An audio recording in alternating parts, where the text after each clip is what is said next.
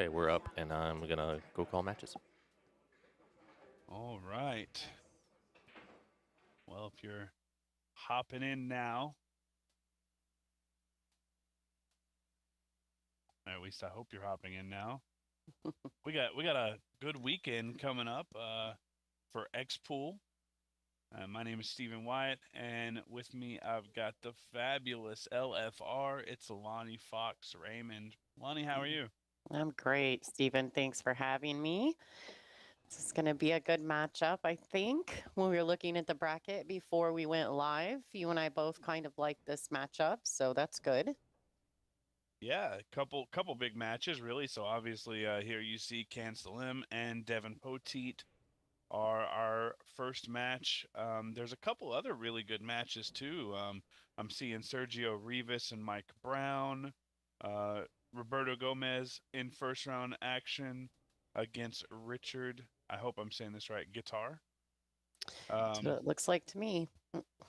and another couple good matches. You got Eric Kraus and Lou Figueroa, um, followed with Paul Age and Lou DeMarco. I think we're going to see at least two matches tonight.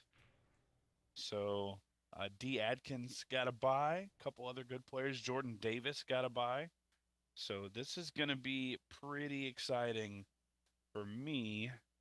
I'm not the best at one pocket, but I tend to learn quite a bit when I'm watching these guys play one pocket. So should be a lot of fun. Absolutely. And what we lack in expertise, I'm sure we'll make up for in comedy along the way. Yeah, if you're placing bets on how many times I get a shot called wrong, bet the over. Whatever the number is, bet the over. Absolutely. Still going to be a good matchup. I'm pretty excited about this. I think both players, we don't see enough of them. And they're both so super talented. It's nice to see that Devin Poteet back in the circuit, playing a lot of WNT events as well.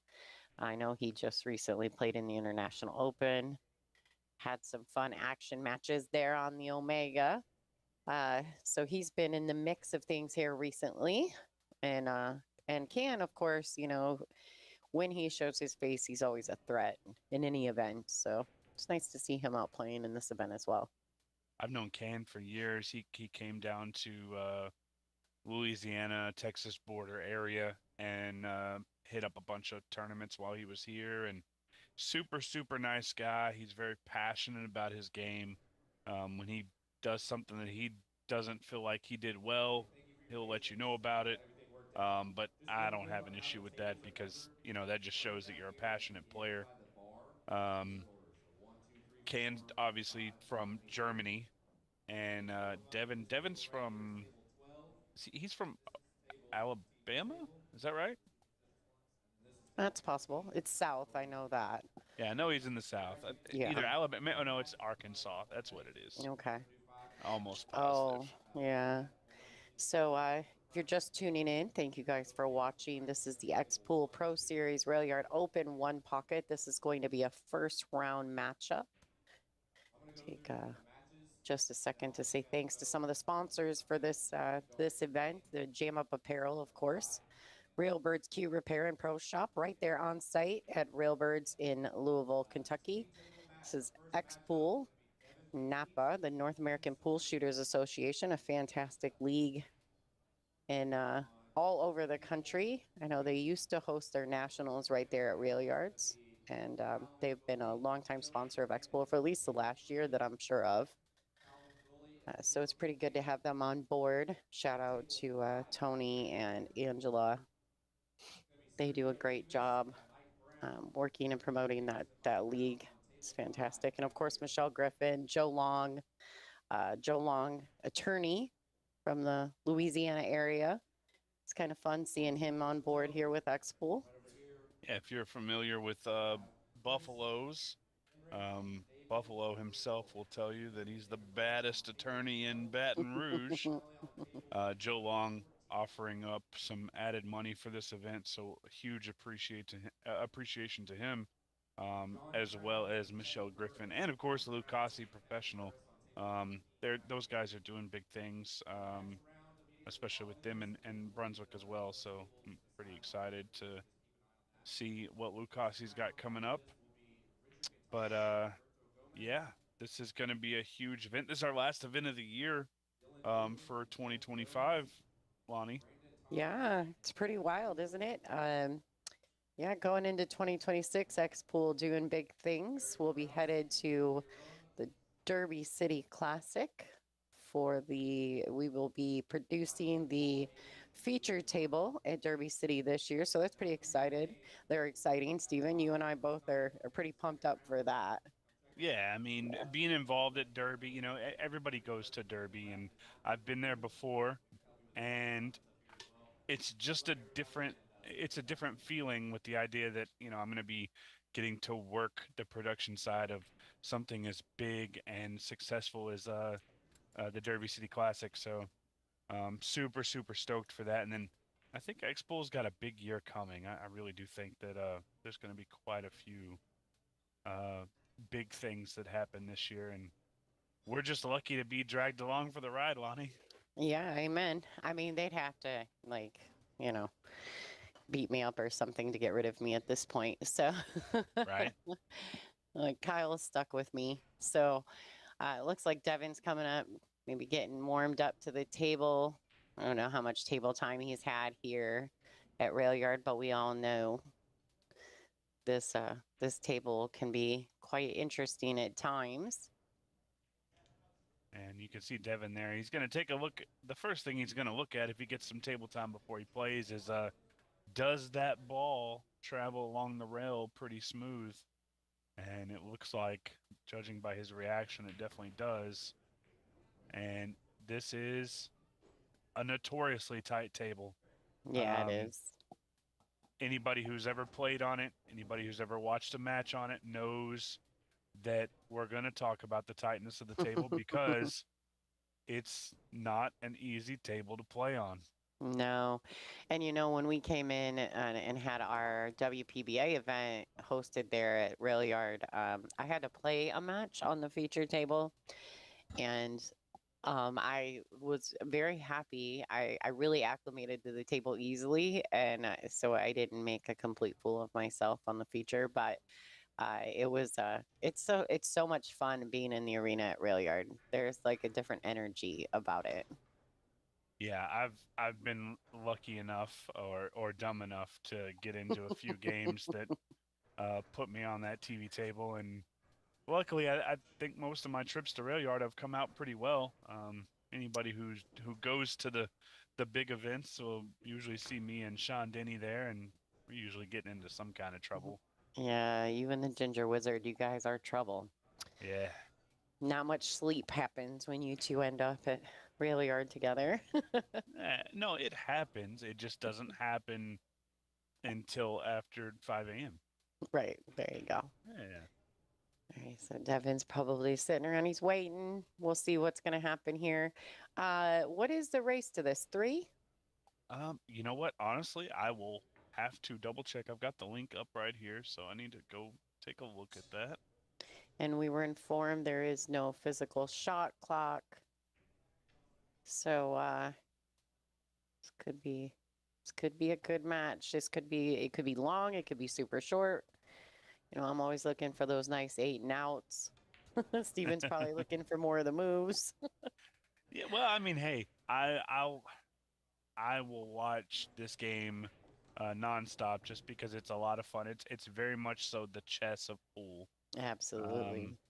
It's a thinker's game, and while I'm not the best thinker, I can definitely sit here and see what the good thinkers are doing, and it's pretty cool to watch.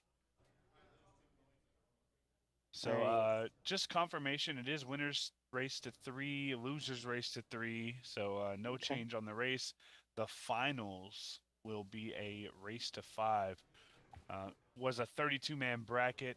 I think it had at one point it had filled up, and then players had to back out for various reasons. We ended up with 27 players in the field, which is pretty strong for a $17,000 added tournament. I mean, that's Yeah, I was crazy. tagging all my Michigan guys trying to get them down there when they only had like 4 or 5 spots left. I was like, come on, fellas, there is a lot of money in this tournament. I was really hoping to see some of those guys come down here and try to take some of that cash back to Michigan. Yeah, not only that, but there was I mean, it's a staggered entry fee as well. So, Yeah. some of the players who might think, oh, I can't hang with the big guys. I don't want to pay the same entry fee as them. And they actually get $100 off their entry for being under a $6.99 Fargo. So that's not too shabby. And the way this is going to work, guys, it is a race to 3 up until we get down to our final 8. That'll be a race to 4. Is what I'm reading here. Hmm. And it looks like Devin is going to be the breaker. If you guys are wanting to know anything about Xpool, please go to xpool.live. You can find out all the information. There's also a place to register for other events. I'm not sure what the schedule exactly will be going forward into 2026, but what I do know is that Kyle and his team, they work real hard. So I'm sure we're going to see lots of Xpool this year. Looks like Devin has won the flip and he will be breaking. And it looks like he's going to be opting to take the left corner pocket. Let me turn my phone down. That was awfully loud.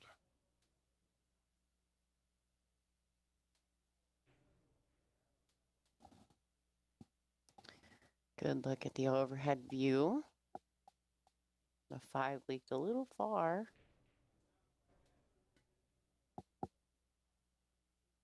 And I do think that we've got quite a few matches coming up across the weekend, but I think we have confirmation already. If you were wanting to see Roberto Gomez, I think you'll get to see him after this match concludes.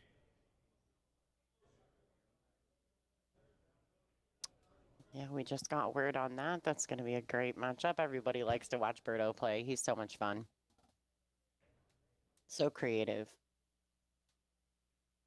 And Devin trying to bank that ball and let it come off the bottom of the stack and maybe go back towards his hole. He got a little bit of a double kiss, and now if can keep the cue ball below the 4, I think we'll see him bank at the 7 ball.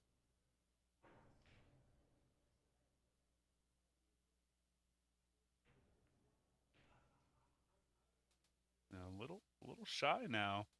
So Devin's going to have an opportunity here if he can bank this 11, even if he's not trying to make it. He may bank this 11, send it across towards his side, and use the 7 as cover.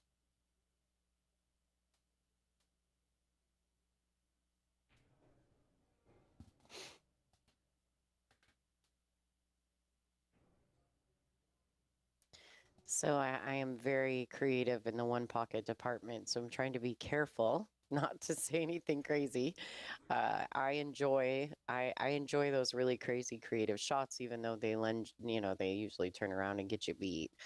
But I do like to get creative when I play myself. So I don't really play it for, competition. So for me, I'm just trying crazy things, seeing if it works. And I think that Devin was actually looking at the 3 ball, and I think that he just decided, that the angle wasn't quite there to do what he wanted. So he's going to kick the 7 ball up table. And Devin's one of those guys that plays, I mean, you could probably call him a one pocket player above anything else. I think he just ended up doing a big match with Chip Compton not too long ago and came out winner there. So you're going to see a lot of very smart play from Devin. Yeah, and that was one thing too. I actually was looking at the 3, and that's why I kept my mouth shut, because I didn't feel like it was the right shot. The cue ball couldn't track in the right position, and if he doesn't make it, then he was definitely selling out a few balls. Devin's just got to try and I think nick this ball. I mean, it, he looks like he's trying to send the cue ball back around there, but I'm not sure. That's a lot of cue ball movement. That's a lot of movement from the 3 ball as well. Yeah, and awkward queuing, you know, over the stack like that. All right, so he got the 3 to slow down by really hitting the 11 into the face, which allowed him to have a lot of cue ball movement, but not a lot of ball movement. It's well played. Oh, look at that. And Ken really played that well. He just barely nicked the 5 ball.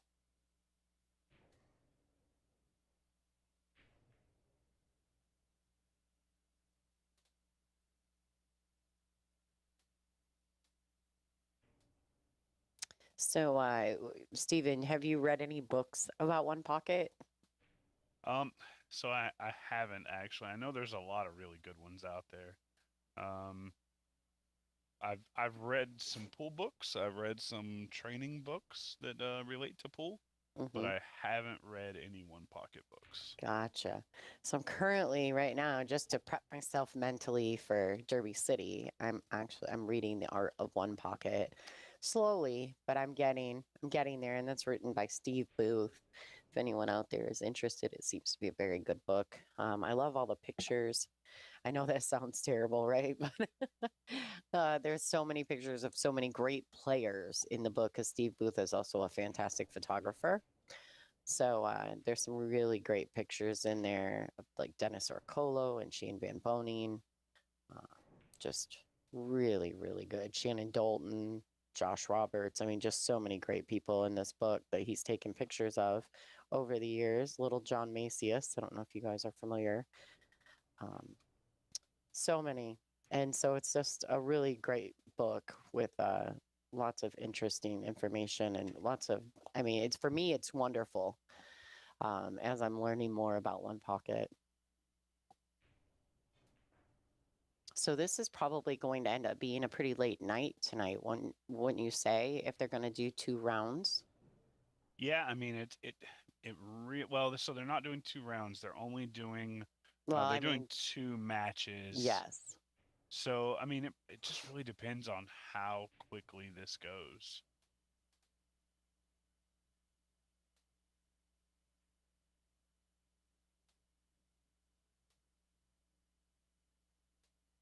Judging by the way this game is going, this one might take a while. So then it would just come down to, the next match between Roberto and Richard, depending on how quickly those guys get on. Could be an early night, or we could be in for a long one, Lonnie. I mean, I'm ready. I've got some caffeine. I've got some water. Wow, look at that shot. That well was played. Not only was that very risky, but it looks like it paid off there.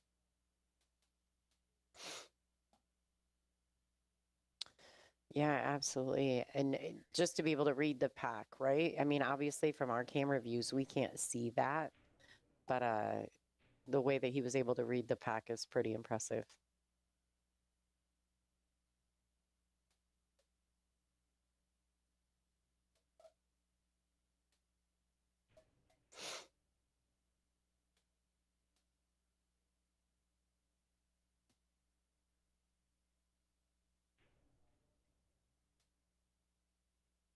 And this is the shot after the shot that's important. You got to make this ball. There we go.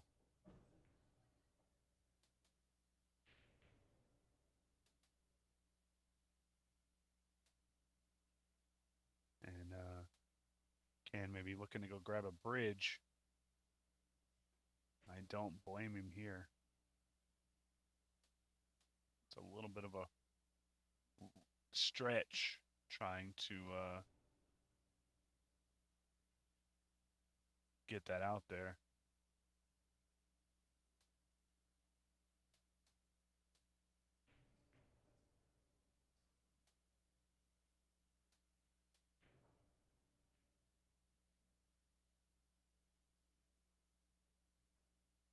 Guys, if you're watching, do me a favor, share the stream, get it out there so people can see that we are live. Can's lost his cue ball a little bit. Oh, wow. So he's going to add a ball to his total, but that cue ball is in a nasty position.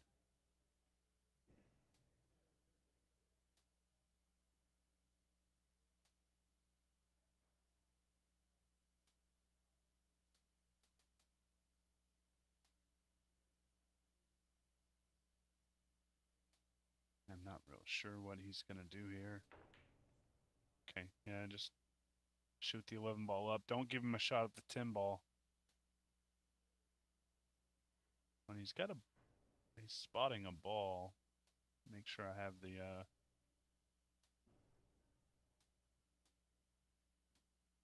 he spotted a ball, but he must have made it somewhere else. I guess I missed that one.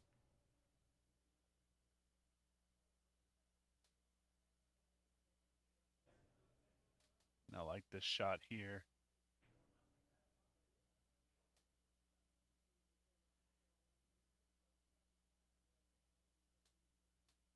Yeah, Lonnie Can had such a good opportunity there at the table after he made that ball, made the two more, and then he just lost his cue ball and got stuck into the corner pocket there.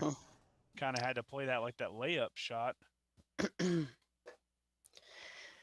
Yeah, that's pretty unfortunate because really he when he made that carry him into that 5, he really blew things up.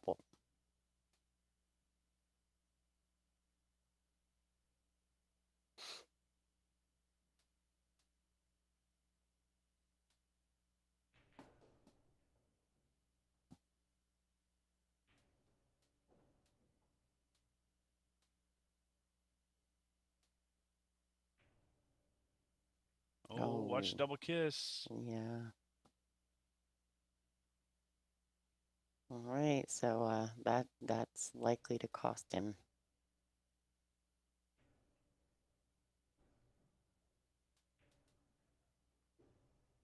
Looks like Devin is a Q-Tech sponsored player.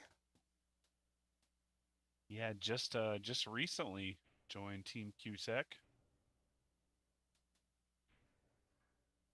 Congratulations to him. He's in good company. I think you're also part of the Q-Tech family, aren't you? Yeah. I'm lucky enough to call myself a brand ambassador for Q-Tech.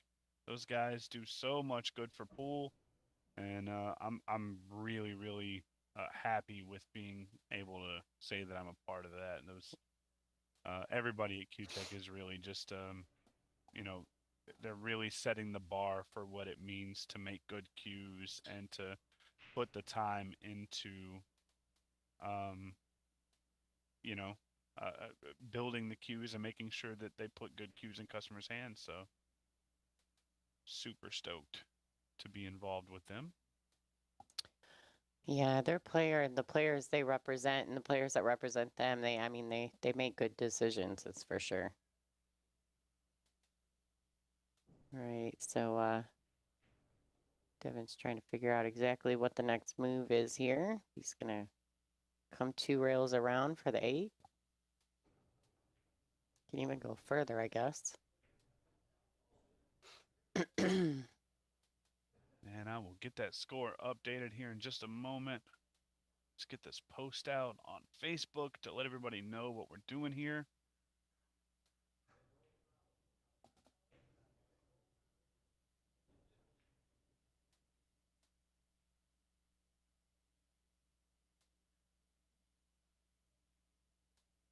And if you are watching with us on YouTube, go ahead and drop a comment. Let us know you're watching, and we'll do our best to enjoy the conversation that we can have with you guys. I love these free streams like this. Obviously, you know, when we have a monster matchup that, you know, really dictates a pay-per-view event when there's a lot of money on the line and a lot of money, you know, being involved.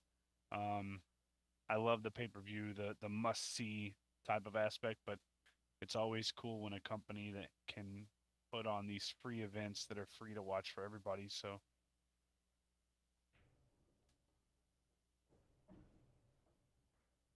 Devin with another good shot there and putting his cue ball in prime position.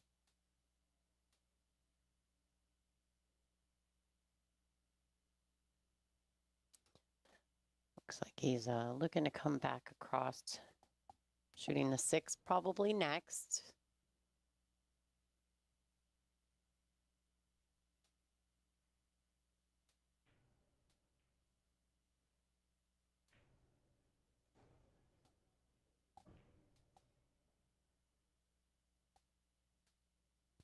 And this first game really moving pretty quickly.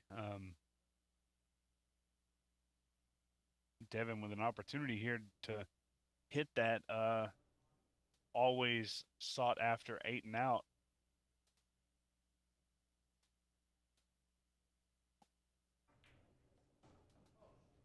And on this table, you don't see that a whole lot.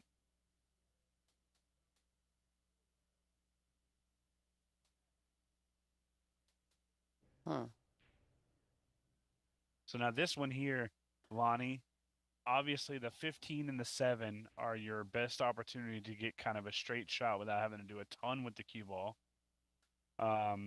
However, you are traveling the entire way up the table, so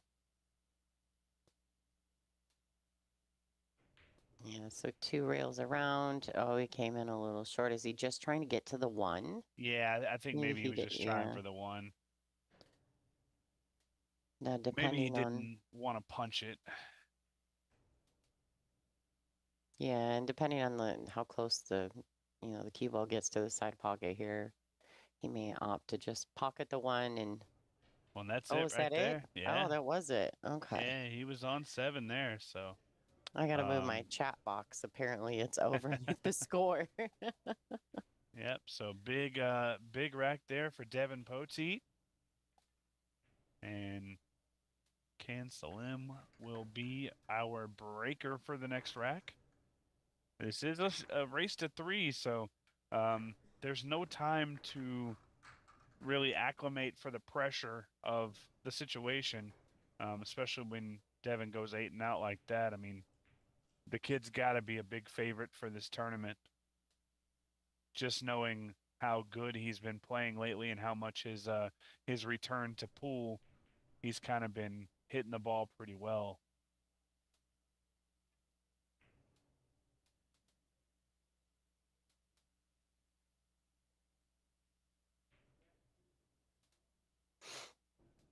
Can's going to take the same pocket.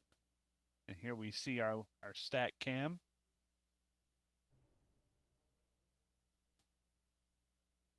Now, typically, from your experience, do you seem or notice that players will pick, when they're breaking, they'll pick the same pocket as or do they tend to pick their favorites? Or, like, say one person tends to go one way, will that automatically, will the player be like, okay, fine, I'll just shoot to this pocket every time? No, I don't. I mean, Because it's their choice, right? Based on where they break from. Yeah, of course. I think most players are going to have the pocket that they like going to. Now, obviously, if they know it won't be the case for this table, but if they know that a particular table tends to roll in or out of the pocket, on one side or the other, that may dictate a little bit. But I know for me, when I play, I'm always going to break from the right-hand side, giving myself the well, from this view would be the bottom right pocket. So that's kind of just what I always go to, and I think you see that there. Devin took the left side pocket, or the left corner pocket, excuse me, and Can did the same thing. So clearly they both have their own. That's where they like to break from, and that's the pocket they like to go to. Uh-oh. Uh-oh. Thought he might have hit it a little firm here, but he's going to come out okay.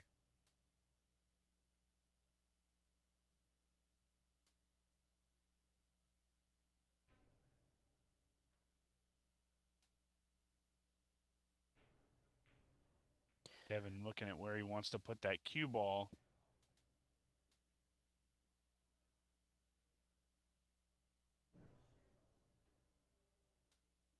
Yeah, I was looking to see if he banks the 8 out of there, if he can put the cue under the 3. Yet I couldn't really tell exactly what. Maybe he's looking at making the 3. No, I think Okay. he's just moving the 7 towards his pocket, but he Got wanted to it. keep the cue ball below that 12 ball, which he didn't necessarily keep it below it, but he kept it out of range. Now, there's a pretty sticky shot here that can play to kind of keep him on the stack, but really I think I don't know. This is a tricky situation here. If the cue ball ends up on the right side of the table anywhere, that's not a bad thing for Can.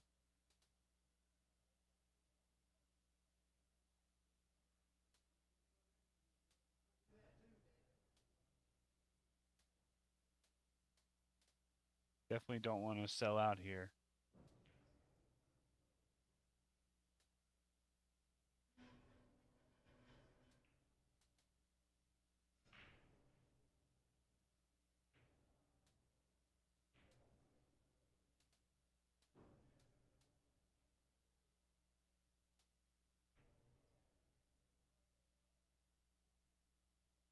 He's going to bank the 1 ball up and then back down and keep the cue ball up high.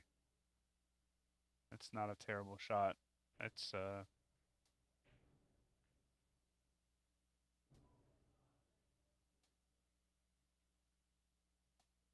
now the question is, what's available for Devin here? And is there anything in the stack? I think the 8 ball doesn't go even if it kisses off the 7. But, well, I might be wrong because he looks like he might be firing. Oh, he tried to really hold him on that stack there. Yeah. So he's put a ball near his hole, which is really nice. And he hasn't left Can any shot. So this is sticky here.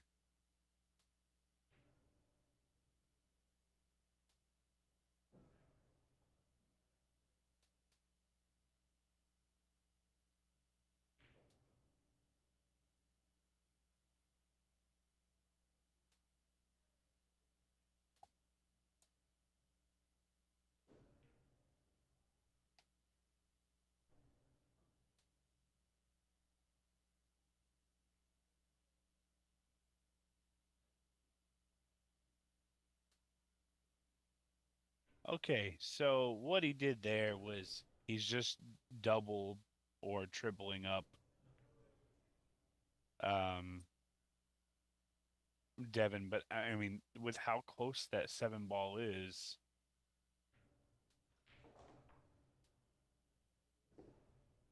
I don't think that it's going to really cause an issue.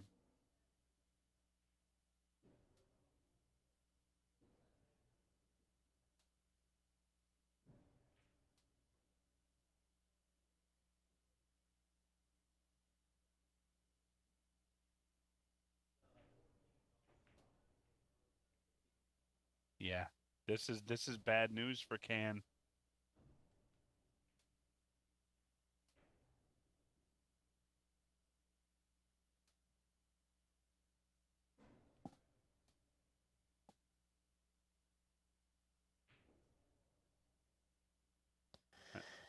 Okay.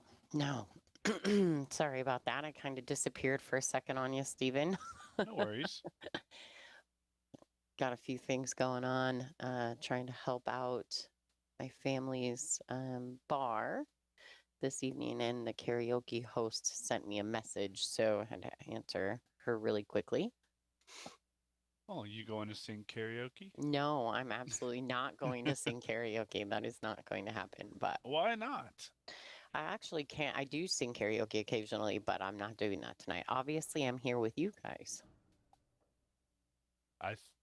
I think I would like to see karaoke. Yeah, no, I'm good.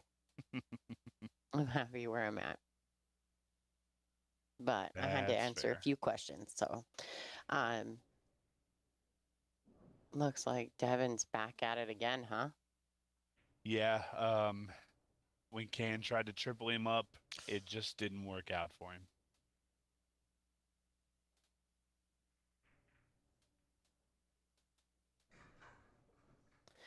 Now here, will he just play the 11 and then use the cue ball to maybe bank the 12 next? Is that the shot? Or does he pocket the 6 and put it back in the stack, leaving Can in his own pocket? I actually think he can kind of send the 6 over. I think he can get away without making it. Oh, okay. Yeah. Yeah, all right. Pushing it right into the stack. That's forcing some balls back towards his pocket. Unfortunately, though, the 14 went low. Yeah, so Kane can bank this ball. The problem is if he does and he doesn't make it, there's a really high percentage that he's going to leave Devin an opportunity. And with a 5-0 ball count, that's not what he Ooh, wants. Oh, he really yeah. overhit that one. Yeah, no bueno. So now Devin 3 balls away, and he's looking here to see if he can get to that 13. If he can get to the 13 or the 2, I think this game is over.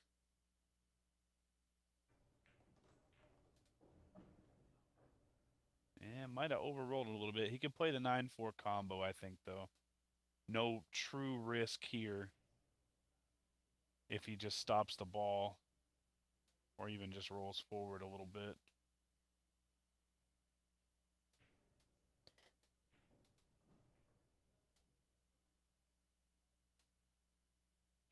So, okay, I couldn't tell the angle that he was going to have to play the combination. I knew the 9 was going to push down towards the short rail, but I wasn't sure which angle he had to draw back from, if he was going to get to the 15 or if he was going to have to draw up table on top of the 6. That's where, watching it from a computer screen changes things a little.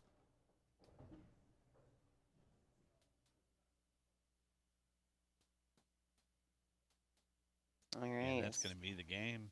That's 8. That's game wreck number 2 for Devin Poteet, taking a 2-0 lead over Can Salim. This is a race to 3. Yeah, huge opening match here for Devin. Coming out pretty strong. Once again, huge thank you to Jam Apparel, Railbirds, Q Repair and Pro Shop, Napa Full League, Lucasi Professional Cues, Michelle Griffin, and Joe Long. Without you, this tournament and all of our other tournaments would not be possible. So a huge thank you. Look at this. Put the 2 ball right in the jaws, putting some pressure on Can right away. Now the split wasn't quite as good.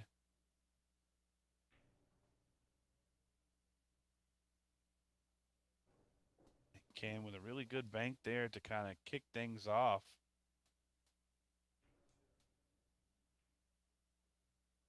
And Can's just going to take that ball out of the equation there. Doesn't want to give Devin an easy opportunity to make that and continue on. So he says, oh, we're just going to even it out.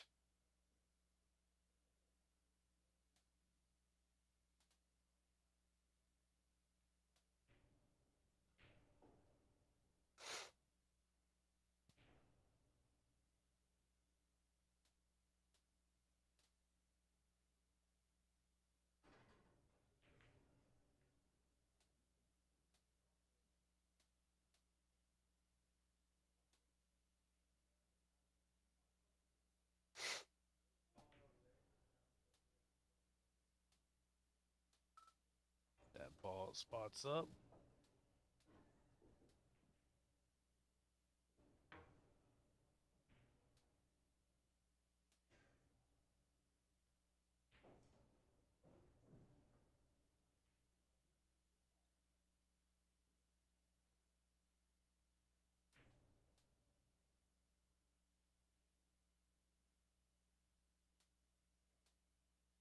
Devin trying to turn that ball into his pocket. Doesn't quite get it there. Can's going to have to be on the defensive side. I like one pocket for this reason. Um, it's it's a lot of offense defense. You're playing defense until you have a chance to switch to offensive. So it's a lot like, I almost put it as the same as like football. You play defense, you play defense, you play defense, and then finally when you get the stop, you get the opportunity for offense.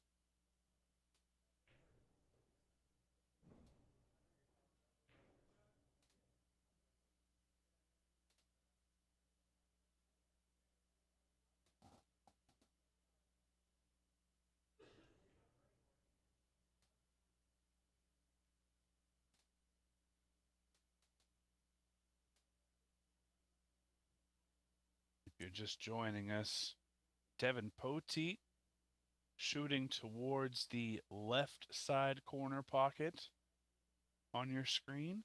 You can tell this by the small arrow next to Devin's ball count pointing towards his pocket.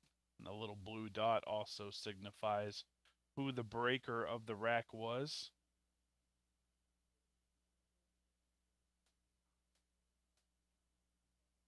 Huge shout out to Xpool for everything that gets done on the back end to make it easier for myself and Lonnie, make it easier for the viewer to understand what's going on here.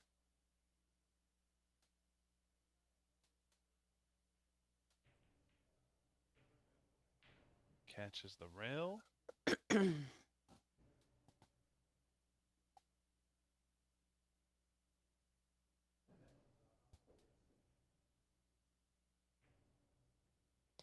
Yeah, that's a big mess right there, that cluster.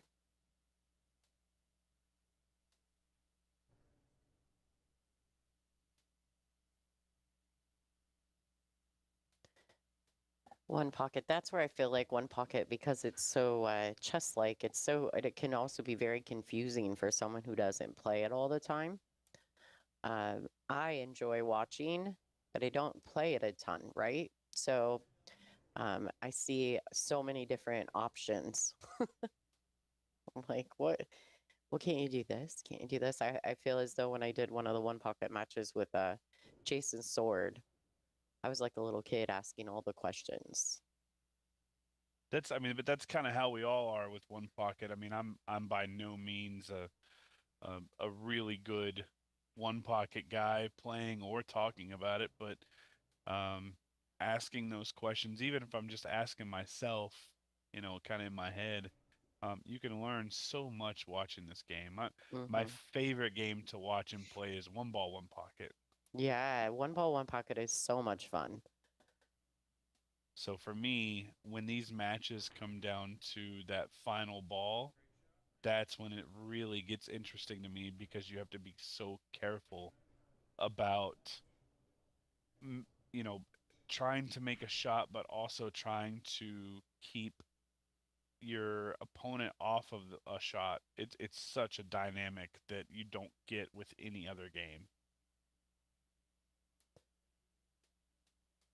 All right, so we're seeing a little bit of that right now. I think Can's going to tighten up quite a bit. I mean, he really needs to at this point. He's way behind in score.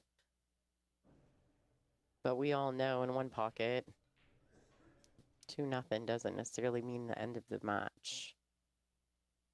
Yeah, and I Seen think in so this many situation, comebacks. sorry, my apologies.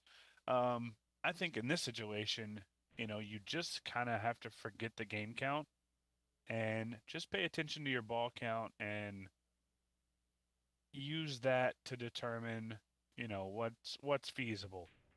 And this right here, that's that's not going to help him.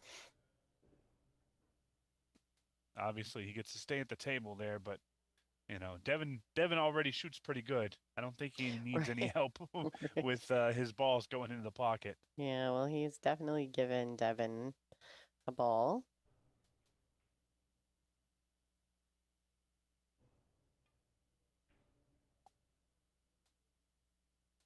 And played that ball with a lot of inside spin.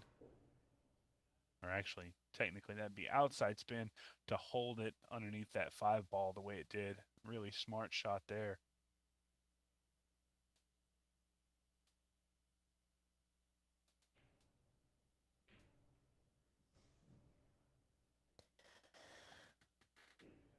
This is definitely interesting. What can he see the 8 to try to maybe cross that to his side of the table? I don't know, because he doesn't want to leave him the 12. Mm. He pushed another one over to Can's side. I think in this situation, if I'm Devin, I'm gonna be pretty particular about what opportunities I give Can. But Yeah. I think I might start pushing balls, towards the top side of the table. I think he knows that currently he's got this match in a pretty good spot, and with the ball count being where it's at, I think it's time for him to move into whatever he feels like his game is. And for me, Devin is one of those guys that does play the up table game pretty well.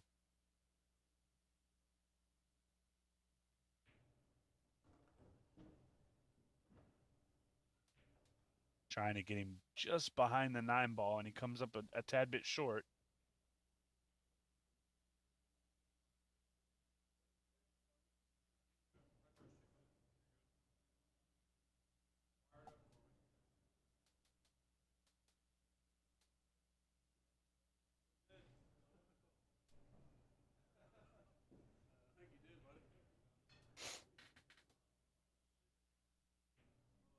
Okay, so Can was able to spot that ball up. It looks like he had to go behind the spot, is it? Looks like, and this is something else too. Devin rocking all his brutal game gear now. Brutal, that's Heather, right? And they're from Texas area. Yeah, so she's in the Houston area. Oh wow, Okay. that ball was Yeah, he wired as read it wired well. can be. Didn't get any love out of it, but he definitely read the balls well there. Yeah, that was pretty strong. Pretty strong.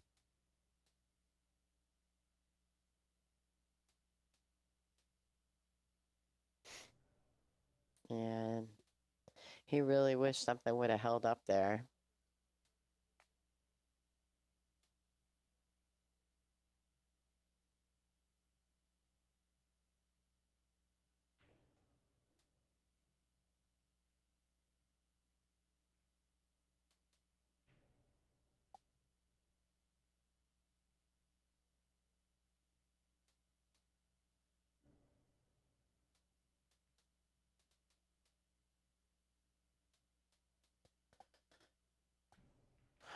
So would that be classified a little bit? I mean, he left him the 7, right? So is that like classified as a sellout kind of?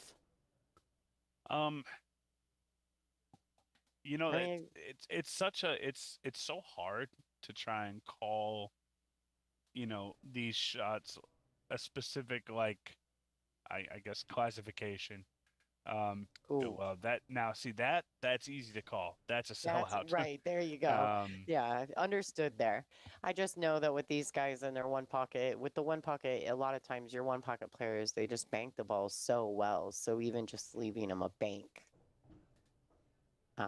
seems as though it could somewhat be classified as a sellout shot. yeah, well, and that may very well be what this is here. As Devin's going to take 2 more balls, he needs 3 to win the match, and very quickly send Cancelim into the B side of the bracket.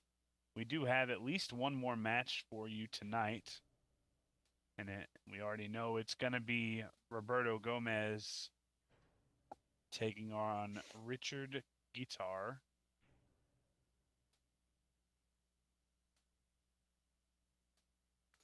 Yeah, and tomorrow there's some great matchups. We're looking ahead in the bracket, and there's some really great matchups going on tomorrow as well. So quite a few good players, Diakins, Jordan Davis, well, quite a few good players also receive buys. So Tomorrow looks to be a really good day of one pocket as well. For anybody who's interested, you can go to digitalpool.com, just search X Pool. You'll find the Railyard Open One Pocket event. You can click on it and follow along right there. That way you know what's going on, what time things are starting. It's, you know, everybody, I think everyone's pretty used to using digital pool at this point. Yeah, I mean, digital pool is, you know, it's such a clean, good bracketing system. If you're not using it, you should definitely look into it. The guys are fantastic over there. Isaac is one of the best. I'm really stoked. You know, we talked about Derby City coming up. I know they're going to be there, and spoke with Isaac a few days ago, and hopefully going to sit down and have a nice little meal with him. Really like what the digital pool guys do for pool. Did that ball go in? It did not. Yeah, it went a bit wide. All right, so we are officially up table, folks. Being up table, I feel like definitely works in Devin's favor. Now, Can played a pretty good shot there because he really held the cue ball to where the 14 is kind of covering up that 12. So it's not super easy to just, you know, get the 12 out of the way. It's also kind of high stacked over that 3 ball.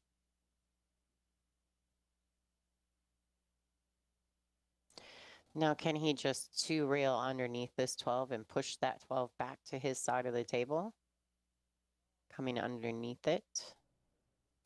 He can if he can get underneath it like that. So he hit the point, and that's actually going to be a foul.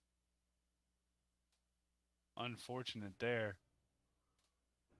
Ball's going to come up, and I think because the pocket is so large with that 12 ball sitting there, I think we're going to see him shoot this 14 ball. Almost pocket speed, nice and smooth.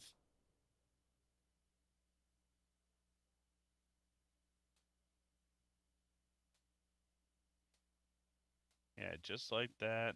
Oh, no. I was just going to say, you do not want to overcut this ball on this table. I've seen those hang up a lot here at Railyard. So Devin's going to give one back to Can. Yeah, it could have been really, really good there for Can had he made that. It's still not terrible because it's an extra ball he didn't have, and he's in control of the table at the moment. He can put Devin on the defensive side of things with a good shot here.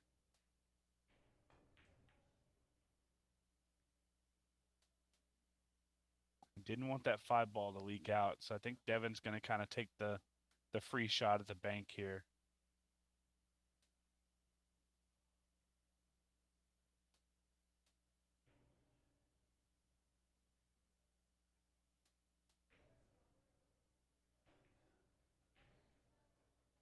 And he overcut that one as well.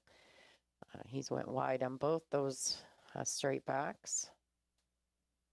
His last 2 attempts at it.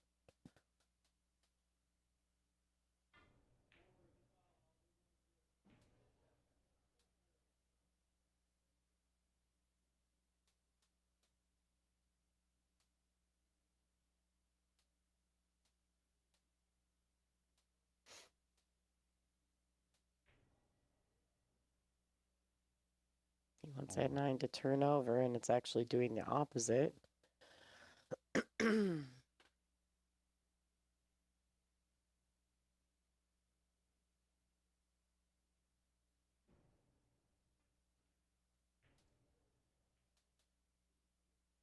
Well played by Can. Little kick and stick there. Well done.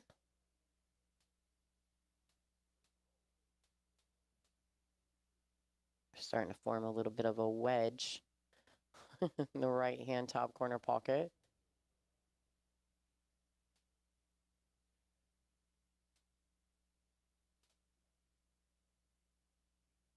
Yeah, this is This is definitely turning into what could be a little bit of a longer game here, just based on the ball positioning.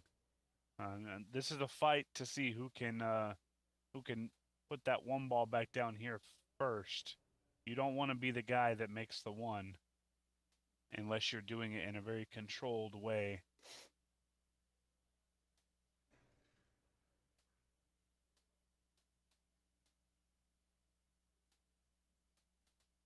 I think you'll see a little bit of the same here from Can. Just move the 9.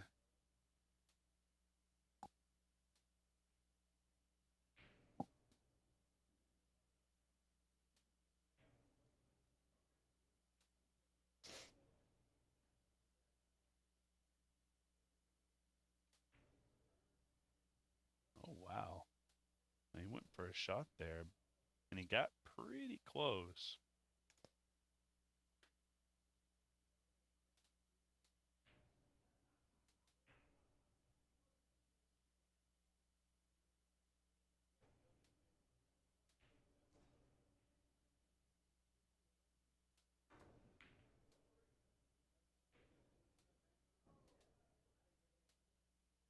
A little more into that than he intended. Now,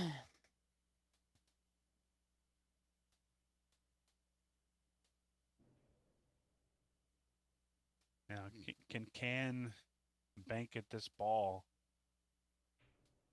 and leave it in a spot where Devin can't really have anything good happen. Oh. Okay, wow. Well, it can if that happens.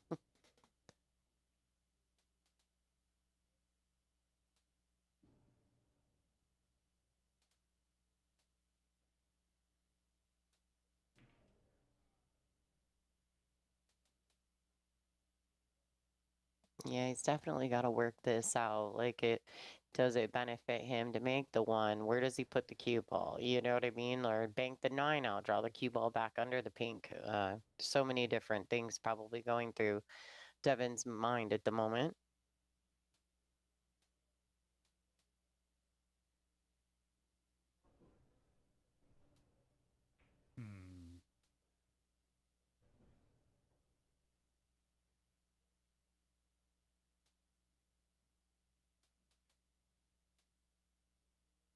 I'm just trying to figure out if there's a shot here. So I talked about not making the one unless it was a controlled way.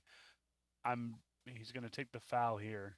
I'm just wondering if he could have maybe made that one ball and really stuck Can on the 8 and 11. Put a ball down here available. But that kind of changes things now. We're going backwards in ball count.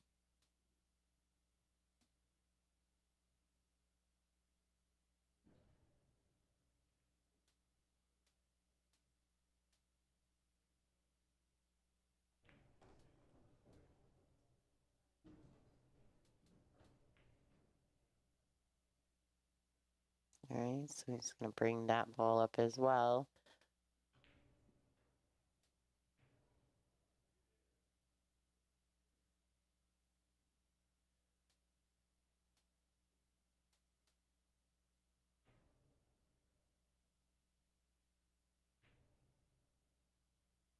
All right.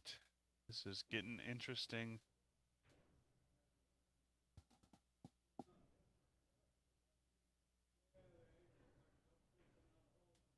And that's kind of what I had talked about there, Lonnie, is just being able to make that one ball in a controlled manner. So now we've got 3 balls in play.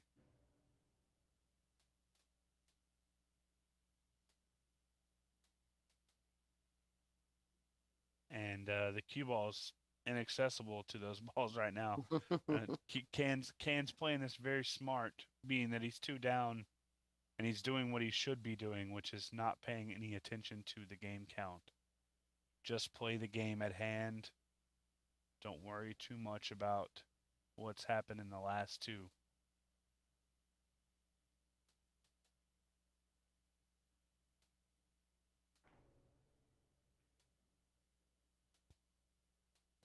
Didn't quite get enough spin on that ball. I think he would have liked to have been able to dig in just a bit more.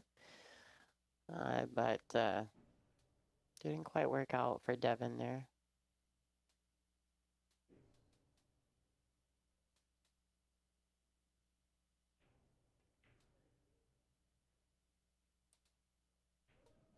All right, so he doesn't make the bank, but he does lay it in his pocket. Not all the way in the pocket, but Devin has a bit better looks now. The last couple of shots, Cans really had him kind of in jail.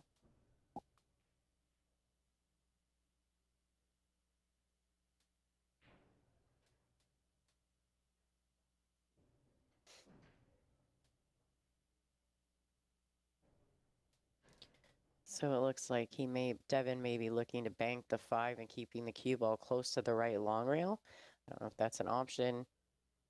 He's kind of looking at it. He just doesn't want to sell it out, right? But I'm wondering if he shouldn't try to get that 1 out of there. All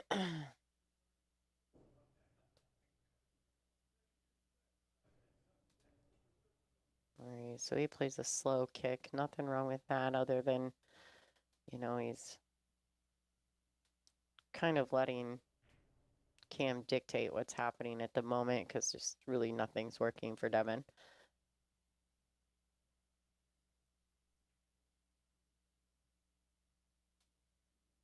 Needs to get some things over on his side of the table.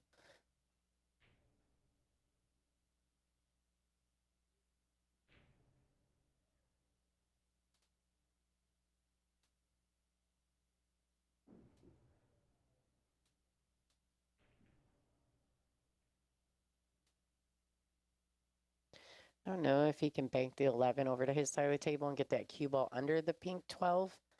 I don't know if that's the right shot or not. Just looking defensively. I mean, he's doubled up on the 10-5. There's just not really a lot. He wants to make sure that the 12-3 are not a combination.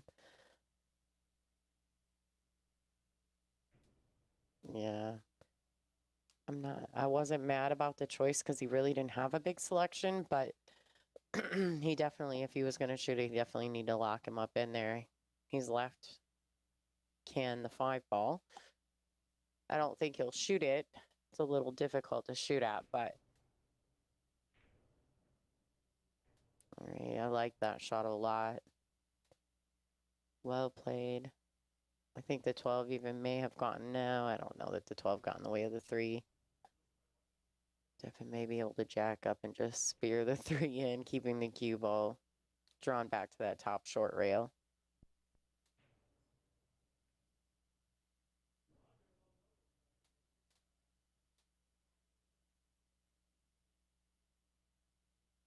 Yeah, this is tough. This is a tough decision to make.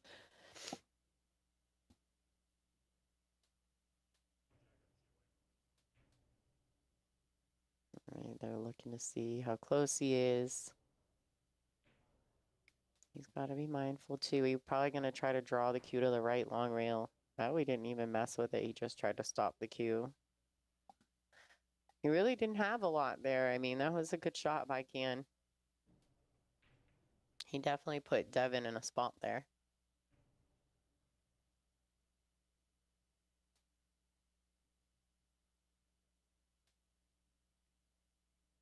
I think Can's kind of looking at the line off the 5. Because ultimately he can get, I don't know if he needs to mess with a 12, but he can definitely get on the 3. Not have to hold the cue ball, but he had to make the ball. He just did a lot of things wrong there. A lot of body movement. A little quick in that last stroke. But he has left it in the pocket. And Devin needs 4. But the 5 is sitting in the pocket, so I don't know if he'll necessarily go after it. He may just opt to shoot the 10. I don't know if he can shoot the 12, but he could play the 10 and then the 12. Yeah, sorry, Lonnie. I had to step away for just a minute, and it looks like we're still kind of in a weird spot here because all the balls are opened up now. Yeah. When I walked away, they were all up at the top of the table with one or two down here. Yeah, a couple moves. Cam played a couple great shots. He left Evan in a bit of a spot on the 3 earlier, and oh boy. Yeah, you definitely don't want to do that. Yeah, that's not good for Devin there. It's very likely he was just more focused on getting position on the next ball, but like and forgot to just stay with pocketing the 10. Sometimes that does happen. I think it happens everyone in 9-ball and 8-ball and all the games, all the disciplines. You forget to go back to once you decide that you need to do something with the cue ball, you forget to going back to just making the ball. That and one pocket is one of those games where when you compare it to, like, let's say 9-ball or 8-ball, the patterns for those games are usually pretty simple. Oftentimes in one pocket, you're forced to shoot a positional shot where it's like a make or break. And that's, every other shot is like a make or break. Whereas in 9-ball, you may only have to do that once. Once you get into, into a good shape spot from there, a lot of times it's easy peasy. In one pocket, a lot of times you're making that crazy shot 2, 3, 4, 5 times a rack. So definitely a different game when it comes to the positional play. Well, and unfortunately here, Can wasn't really precise with the combination, so the 10-ball ends up leaking over to the left a bit, leaving him, he really was looking like he had an opportunity to get, 3, 4 balls in, but with that 10 rolling over, it changed things quite a bit in this rack. Pushing another ball towards his hole. Good speed. Probably could have hit it a little firmer.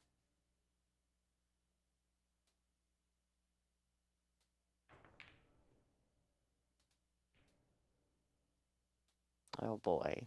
Now that was a really good shot until the 12 ball got bumped. Until that 12 ball made contact with the cue ball, that was a really good shot getting those balls out.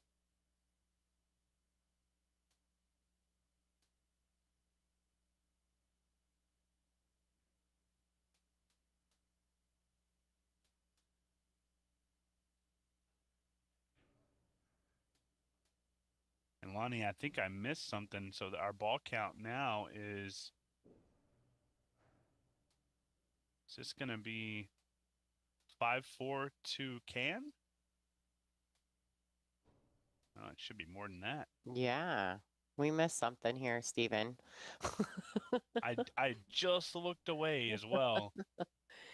Well, we definitely missed something. Well, I was going to say, Can did make 2 balls in his pocket, so that would give him the 5 that I know of. If somebody's watching in the chat, let us know if you know for sure Way off. what the score is. Let me know. Like I said, it's tough doing this. I looked away for 1 second. And because you were the scorekeeper, I usually keep score on a little piece of paper, and I was not sweating it. I was like, no, Steven's got it. And then you went away.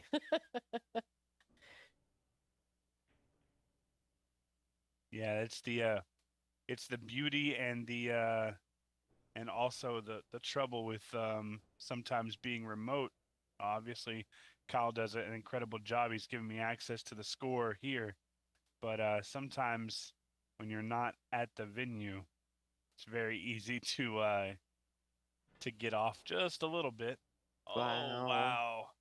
Needs a good bump. He didn't get it. He did not. All right, so they're doing their count.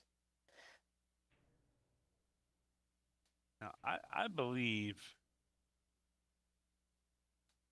he was not playing any type of shape on that shot. I believe that the score count is going to be 7-4. Okay. I may be wrong. Yeah, because he wasn't playing position on the next ball. Yeah, he played absolutely no consideration of position on that next ball. So I have to assume that he was on the hill for that game. This is tight.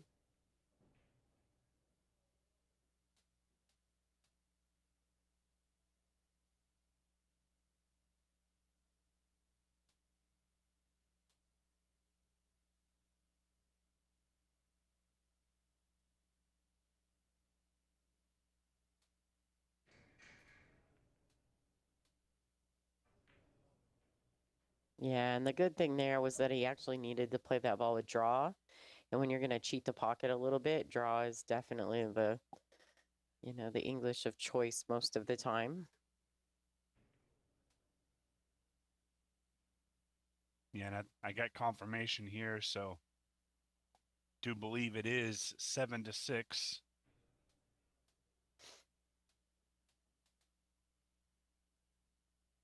And this shot here, not only about making the ball, but also all about giving Devin a good shot on the 8-ball. If he makes this one, we'll be going hill on the game. And we'll be playing a little bit of 1-ball, 1-pocket. Yeah, your favorite.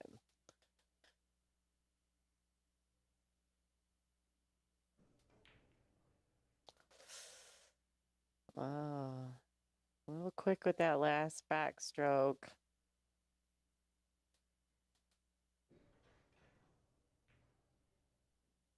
Yeah, Can's going to be playing all defensive here. He's going to control everything to make sure that Devin does not get a shot on his pocket that's easy.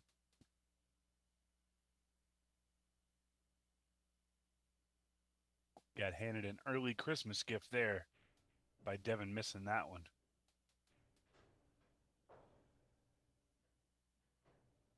I think we'll see him just cross this ball towards the 8. Oh, want to watch for the kiss. And he got it.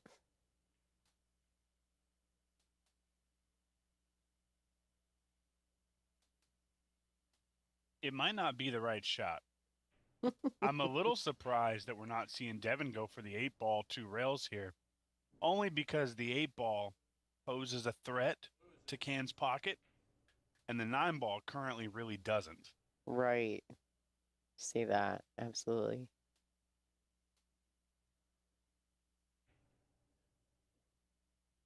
And if he were to make this, I think it plays his cue ball to the 1-rail bank on the 9.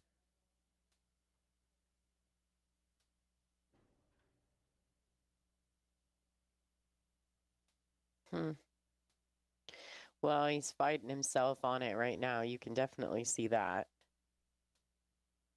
Well, whatever he goes with is what I'm going to assume is probably the best opportunity at it. I mean, the guy plays so good in this game. I think he's just trying to determine whether a shot is safe enough to try. Whatever he was looking at with the 9-ball, it has to be a safe shot. Otherwise, he's giving up the game to Can. Or at least has the possibility of giving up the game. I do like this shot, though. I think this is the way I would go about it.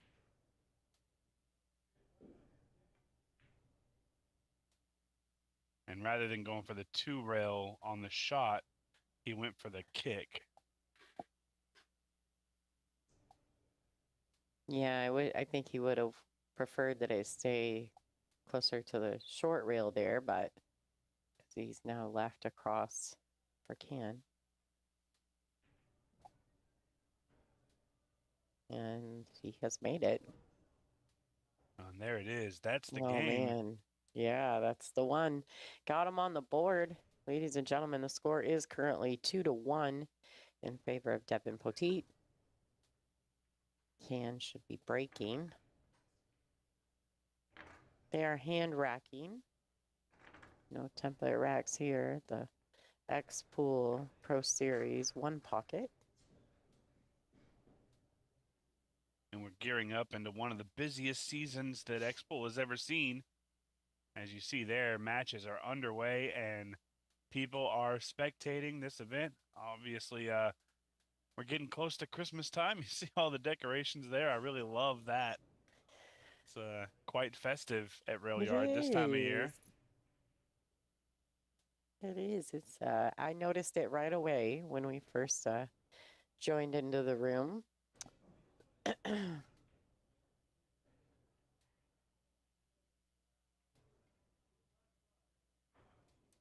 Very festive.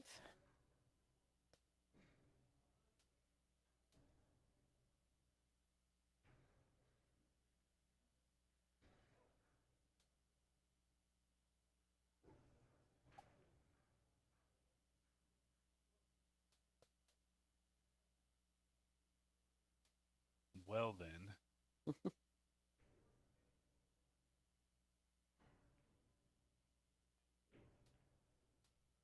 Did he get it? Oh, just Oh, a little shy.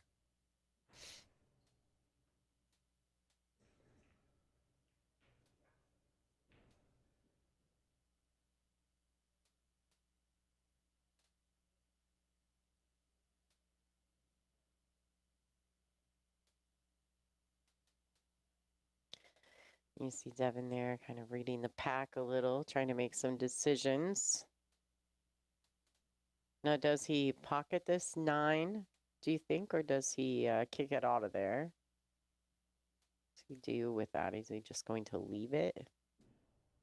I think he's gonna try and make it. Yeah, he tried to use the 3 ball to make it or get it out, one of the two. This is rough shape, rough stuff for Devin here.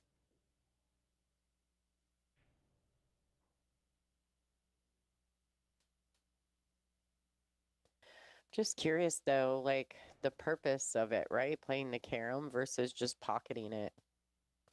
Trying to stay low in the pocket. I don't know. I think maybe his intention there was simply to try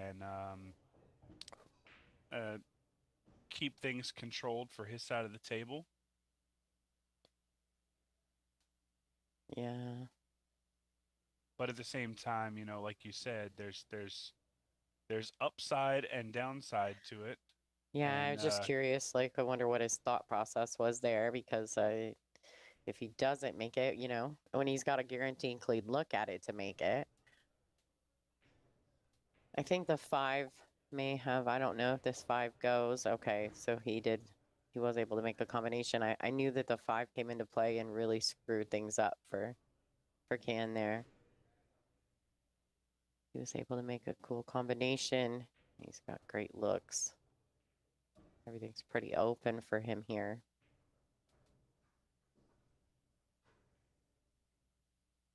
Yeah, and So he's got 3 down at the moment, if I believe I'm correct. yeah, and I'm over here. I'm over here slacking, Lonnie. Sorry.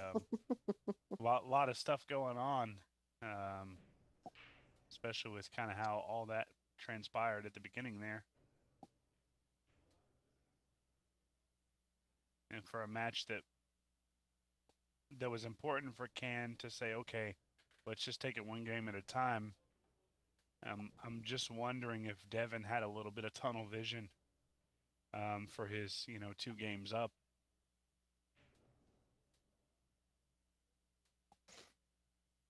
I do believe he's shooting for 3 at this point, and it looks pretty attainable.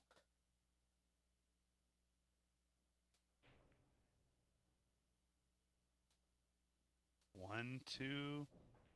His third one's probably going to be the 11 ball. And very, very quickly, how this has turned around. He's going to give it to him. Yeah, he's like, that's good. Moving on, ladies and gentlemen, this is tied up. Hill match 2-2 in this race to 3 first round. Incredible showing there by Can Salim. Came right at it, didn't he? Came right back into it.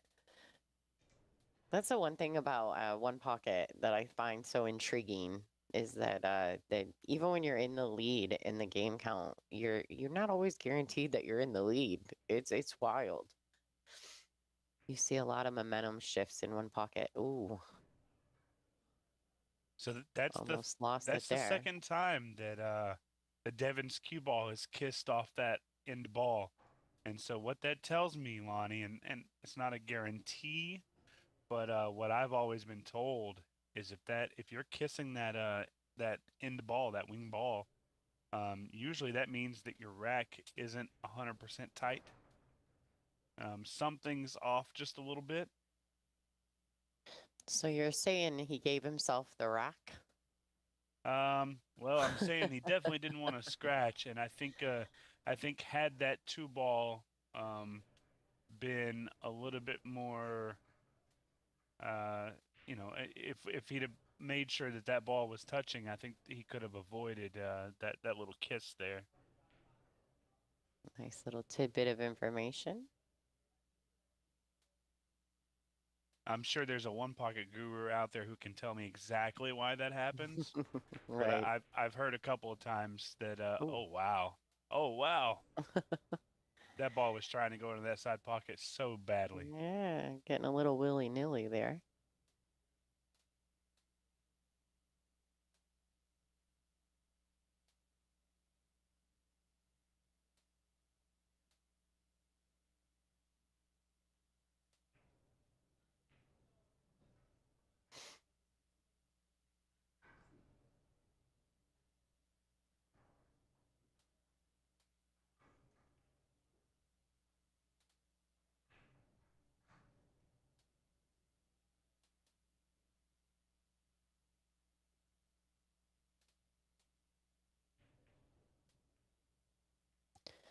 I'm curious. I'm in Michigan and it's snow. There's lots of snow here right now. I'm curious if it's snowing in Louisville. Do they get snow in Louisville? I know they get the rain and the storms that we get. I know a couple years ago at Derby, I think it was 2022. Um, at Derby, I was rooming with Nick DeLeon, and we woke up, went outside, got dressed, went outside, and kind of mind blown to find out that, over the night it had started snowing pretty wildly, and I had I think I had just bought a new car. Oh boy. Luckily, it was an SUV with good good ability to run in snow or mud or anything like that. But it was definitely uh, an interesting wake up when you walk outside and Nick's from Arizona, I'm from Texas, so we don't get to see that kind of stuff very often. So we're building snowmen on my new car and making snow angels and and Right. just doing That's all fun. kinds of extra stuff. Well, yeah, because you guys don't ever see it. I'd be like, oh my gosh, why? Uh, I go down south and I want it to be nicer. I'm actually super excited for Derby for a few different reasons. I have not been to Derby since it was at the Executive West. So Well, I it's am so pumped up. from what I've heard, it's just it's definitely a different experience. Yeah. I never went to the Executive West, so Oh, okay. yeah, I was out on that. But I'm excited. Obviously, you know, Derby's a big tournament. That happens to also be my birthday weekend, so Yeah. get to enjoy Championship Sunday on my birthday. Um, it's gonna be a fun time. It really is gonna be an absolute blast. I can't wait to get out there. I can't wait to see all the people that I'm used to seeing. Um, it's gonna be a lot of fun to be at the Derby this year. Yeah. It's gonna be so different though. I feel like I'm pretty excited for it. I feel as though um I I am enjoying the fact that Diamond is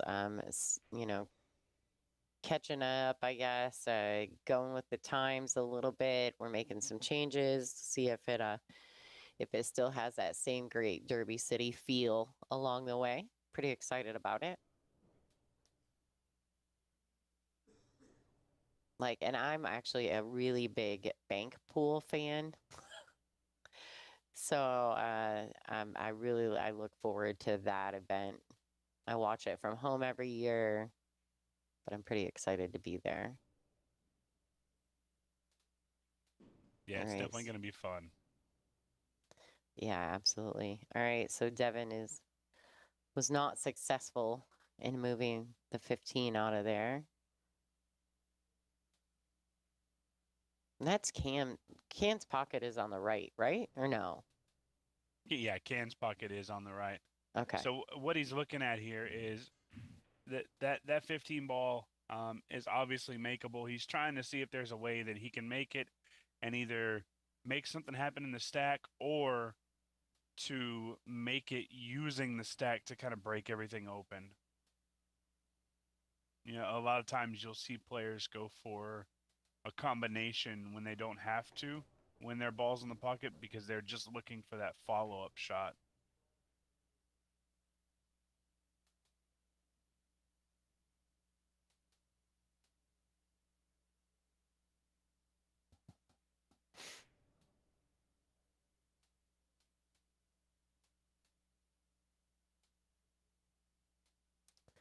I thought the 3 was up a little bit on this, so it looks like he's probably going to thin it and try to the queue into the stack or under the stack. No, he's going pushing everything towards his side. Very smart play. Yeah, I don't mind that at all. And let's go ahead and get this score updated. Yeah, the momentum is definitely shifted. You can almost feel it a little in the match. Too, if everyone wants to follow along with the brackets, you can go to xpool or to digitalpool.com. And then in the search bar for under the tournament tab, just search Xpool and you will find it. It's the Xpool Pro Series Railyard Open One Pocket. The bracket is live and up. Got some good matches slated. We got some great players in the room. Sergio Rivas has made the trip, as well as D. Atkins, Jordan Davis. Some really great players. Yeah, you can't forget about the Berto. always dangerous Louis DeMarco. Yeah. Uh, He doesn't have to travel far for this one, though. no, he doesn't, which means he's comfortable. Yeah, exactly. There's nothing better than being at a big pool tournament and being able to sleep in your own bed every single night of the week. I credit that a lot to why Federer has done so well at Derby the last couple years, simply because he plays so good in this area because he's used to it. He sleeps in his own bed. He enjoys the amenities of home for Derby and any X Pool event. So it makes Right. sense for him to call it his home room, you know? Mm-hmm. And to always have good showings. He's super comfortable.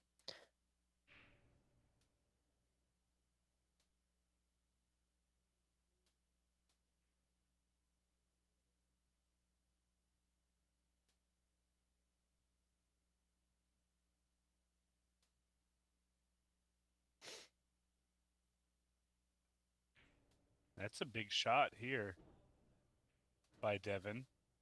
Does it go? Did anything good happen? I don't know. He wouldn't get out of the way. All right. So the one does spot up. All right. So it looks like the ball count is correct. And so what Devin's really done here is he's just got a bunch of balls by his pocket. Nothing really shootable for Can. Can's looking at the 3. This is dangerous. If he makes this ball, it could be the end of the game for his way. If he misses it, it could be the end of the match for him the other way. He came out a little lucky.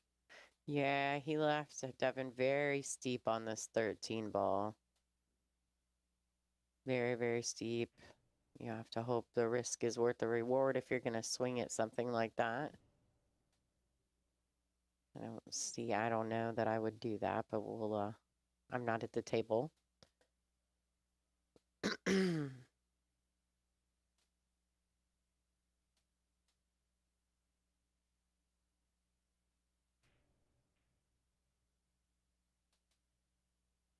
I don't know if he can get underneath the 10 enough to catch the right long rail and make a soft tap on the 3.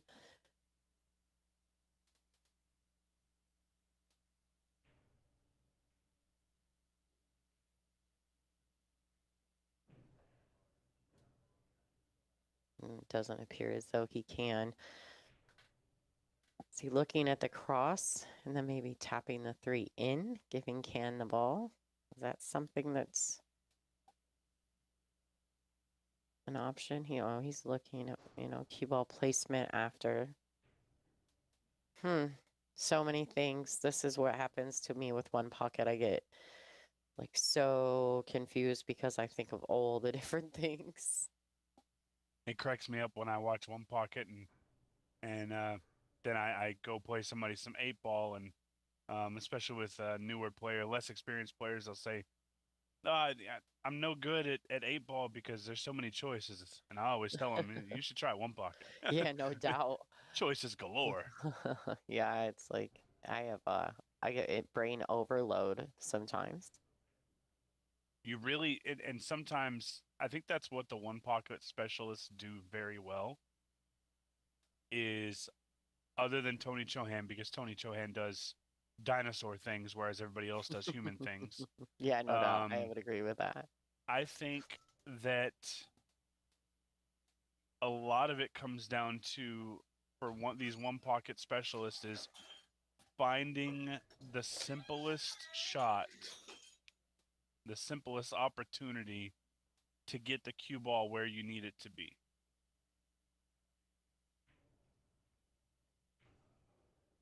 Did he make it?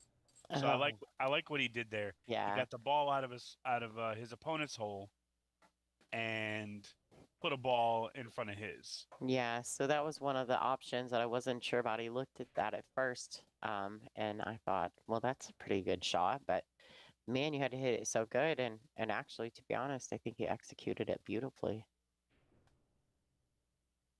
Yeah, not too many bad things happen in that shot for Devin. He's just got to dodge. Really, he's just got to dodge Can being able to do something back, which I'm not sure. Not sure what to think about this one. This is going to get tight. I think we're really going to come down to a point in this match where both players have an opportunity to win the game, and it's just a matter of who can grab it first.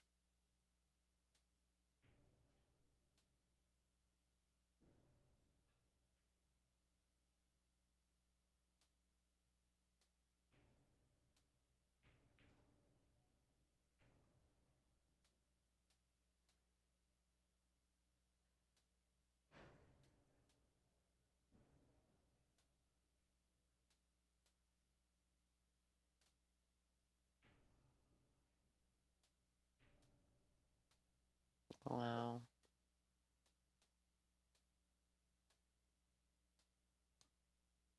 It's tough action right here. Yeah, it definitely is.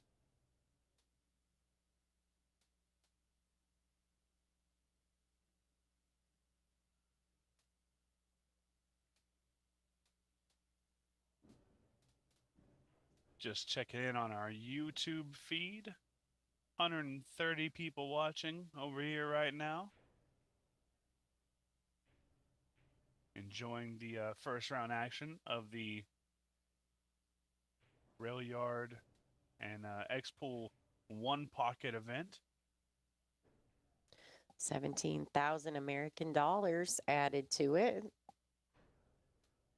And the X-Pool Pro Series this year, obviously there was some events that didn't get quite made onto the calendar, but I believe that everything's looking forward to next year for that. We did see the Louisville Bank Championship, and that was a lot of fun to watch that one. I think between me, you, and Sean, we had a lot of fun, whether it was during the regular matches or the after hours action. We were a busy couple of people. It was a lot of fun. Oh yeah, you guys were a riot. Sure, we probably caused a few riots as well. All right, so obviously for those of us at home who we realize if you're not big one pocket players, like the 4 does go, right? Like can make this ball, but is it worth the risk, or does he keep moving trying to make a few more balls accessible to him along the way. I think the big key is, can you make a ball and keep your cue ball low?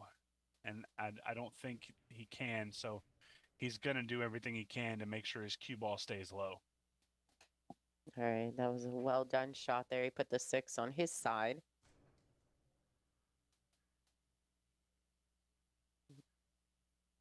Okay, so you can see Devin, he's looking to, if he banks the 6 back towards his hole, he wants to make sure that the cue ball travels around 1, 2, 3 rails, doubling them up. So the 1, 4 are doubled up and he won't have a clean shot on those balls in Can's pocket.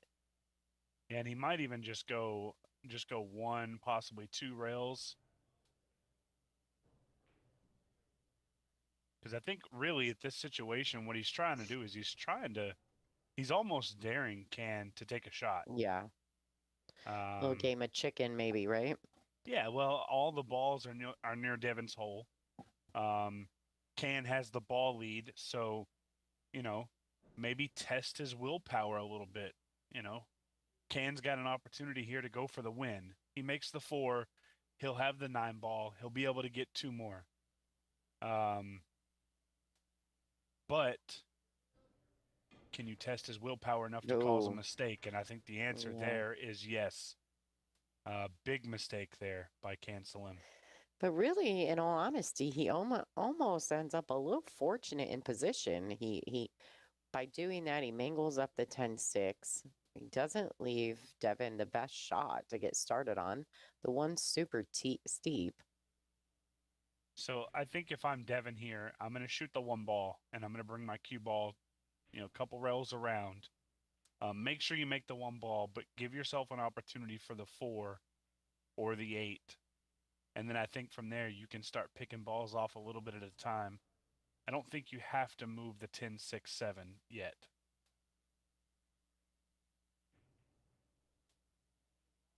No, I wonder too. I mean, he's got a cross here on the 13, but he definitely has to bring the cue ball all the way back down table, kind of by that top right corner pocket, I would think. I don't know, though, because the 11 may bank. Yeah, there's too many things. My brain's going crazy, Steven. This is another situation where you have to weigh the risk and reward. Versus the rewards, yeah. If you make the 1 ball, the reward is you can get 3, 4, maybe 5 more balls. If you miss it, you're gonna lose the game with where the 13 ball is. Right. Which is why I was thinking that he was more likely to go after the cross on the 13, focusing more on cue ball like this. Oh, and it's gonna sit up. Yeah, but even not making that ball, he's put himself in the best position he can to win this game. Yeah, the only thing I was concerned about was potential bank on the 11th and then finding the gap between the 4-1. But I don't know if he's got that or not. So if Can see this ball, he's just gonna tap it in. Yeah. Well, he's ahead in the ball count. Ooh. Oh wow. Yeah. Well done. That was a really good shot there by Can.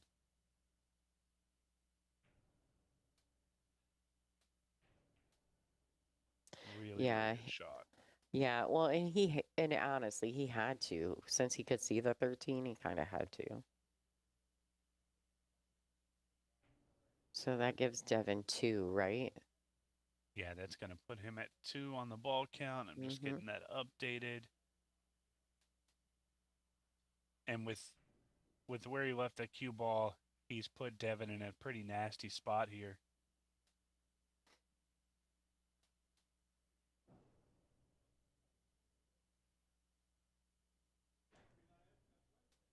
The hard thing for Can is that I'm not sure at any point moving that 6-10 is beneficial for him, because if you do move it, you're going to want to move it up table.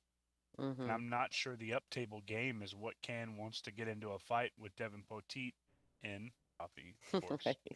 Yeah, that's if that's Cover not in the, Steven's DoorDash bill. Yeah, if that's not in the contract, is it really a sponsorship? I mean, All right, so a little back and forth action with these two gentlemen. This, the ball count is 4-2 in favor of Can. But this is a hill game. This is the last rack of this match. Somebody's advancing on the A side. Somebody's going the scenic route. I like this shot here. If he'd have gone a little bit further, I think Can would have had a cross on the 4-ball. But I think because of where he's at, I don't think that cross is there.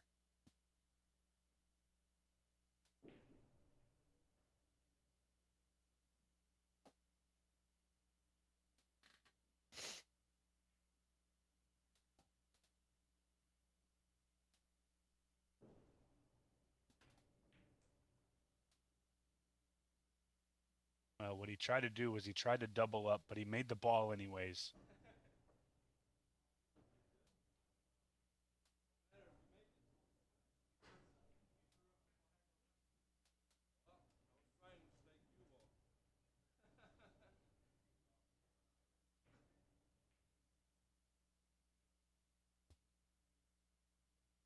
Can has a little pep in his step. Well, and I would too, because as it stands, he is up 6-2 on the ball count. Shooting at the 9-ball is going to make it 7-2 with the 6-ball in sight for a 1-rail bank to win the match. Uh-oh. Did he come up a little shy? He's going to fire at it. Let's see what happens. Oh, and it's not over yet, folks. We're still in it. Devin says, "Phew." I think he could have taken a little bit more time and try and rolled that in rather than firing it, but this is still a tough road for Devin Poteet. This is he needs all the balls, and Can needs one. The one good thing I can say for Devin is that there's nothing that just jumps out as being absolutely available for Can if he misses this ball.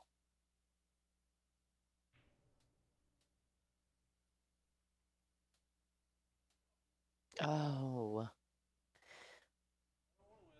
All right.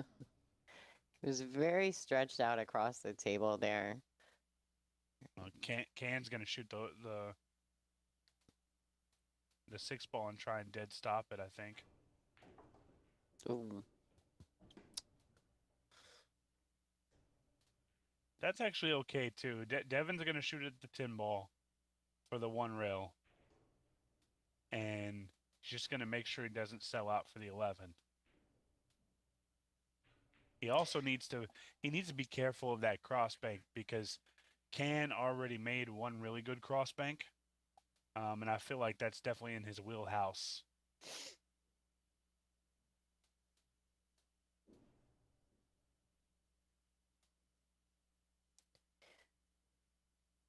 Yeah, this 10-ball though, I think, yeah, it's definitely a bit dangerous to shoot at, but it doesn't really have much.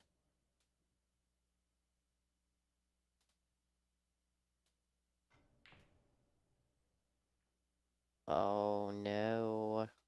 All And right. he scratched.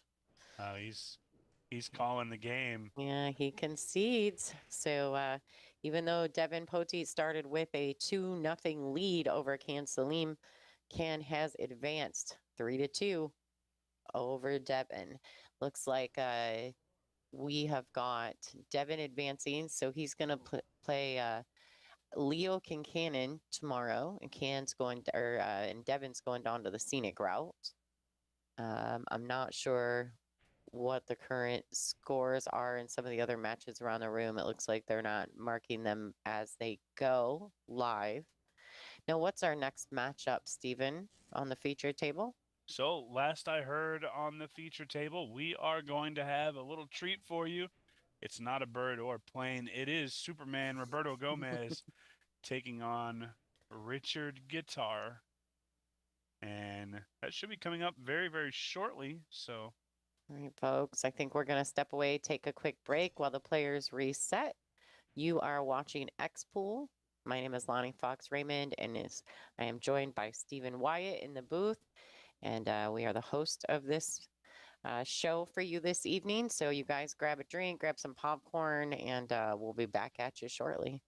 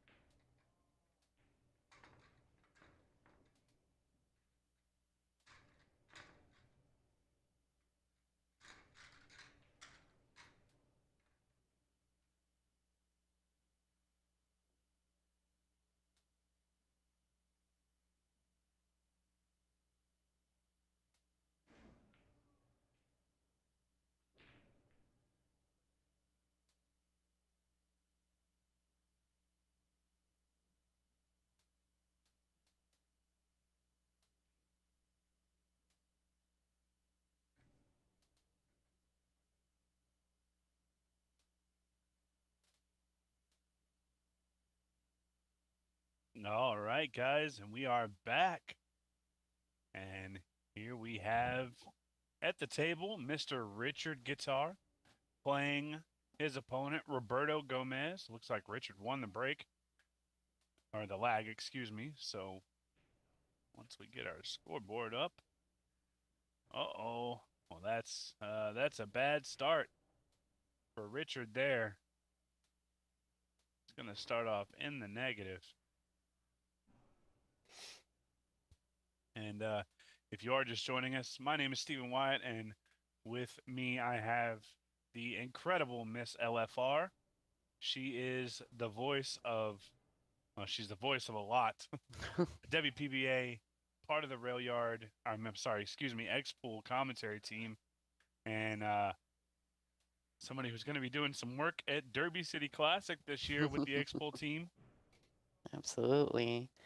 All right, so this is another good matchup. I'm not familiar with Richard Guitar, but obviously everyone's pretty familiar with Superman.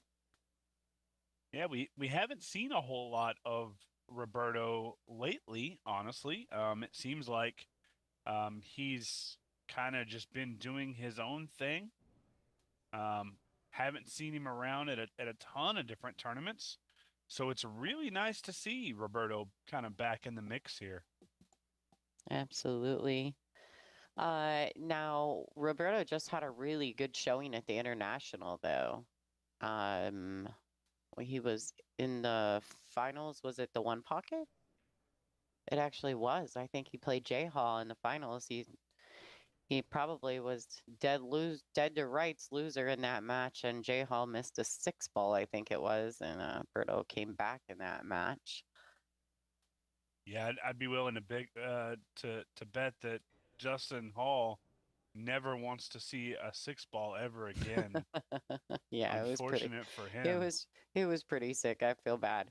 That's just one of those momentum shifts, and I don't know if he could feel it, but I think as a spectator, sometimes you're like, you watch a player make a mistake, and then you go, "Oh, yeah, that's gonna cost him." And you kind of got that vibe when J Hall missed that ball that it was a downhill slide from that point. But that's a whole different match. Congratulations to Berto on winning the International Open One Pocket Division. But here we are. We're at the X-Pool Pro Series, Railyard Open One Pocket, $17,000 added. And this is a first round matchup. So we're going to get our first look at Roberto throughout the event, but I'm sure we'll be seeing more of him throughout the next couple of days. Yeah, when you looked at the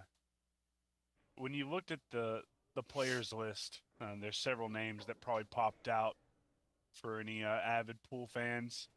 Roberto, Devin, John Mora. Unfortunately, John Mora did not make it. He had to withdraw from the event. Little unfortunate there because I think when you look at the favorites, I think Devin, Roberto, Sergio, John were all probably considered in that top realm of favorites for one pocket. So for whatever reason, John had to withdraw. I hope everything's okay. Yeah, someone else pulled out too. Who was the other person? Do you remember? I Not off don't the top remember. of my head. I know John was one of the big ones. John probably had to be considered at least one of the top 3 favorites in that players list, if not the favorite, with as much as he plays one pocket. Yeah, for sure. I found it like such a great warm up for the Derby City too. I was kind of surprised that a few of the other names weren't on the list, especially with the 17,000 added. It's a decent, like even Tony, who actually made a comment that if he was in better health, he would have made the trip. It almost intrigued him with the added money to make the trip, but instead, we might have gotten fortunate and snagged them up for a little surprise later on in the weekend. But yeah, it's a good tournament. It's a great venue, good location. Yeah, I mean the venue itself is it's on my It's on my top 3 pool halls that you must go to in America. Mm-hmm. I've over the last couple years, I've made quite a few friends with players from different European countries, and a lot of those guys, a lot of the players over there have been reaching out to some of the Americans saying, "Hey, what tournament should I play? Is this a good venue?" Um, and Railyard's always at the top of that list when it comes to tournaments and just the venue itself. So if you're ever going to make a trip over to the United States, if you're not already living here, Railyard's kind of one of those places that you definitely want to go to, not just because of the venue itself, but because of the events that get held here. Oh yeah, absolutely. Best. They have great events there, and they sponsor and are involved in a lot of different things. Also, part of the Ultimate Pool family, as well as Napa, which is one of the sponsors of X Pool, North American Pool Shooters Association. The venue itself is just involved in so many different organizations and supports so many different levels of pool. It's just nice to be a part of that. All right. So, and I think I'm dogging the score line here. You might mainly, be. mainly because I lost my scoreboard. It disappeared on me. There it is. Uh-oh. Did you find it? I did. Okay. So, I believe, I want to say Richard still owes a ball, which means Roberto would be on 4 if that's the case.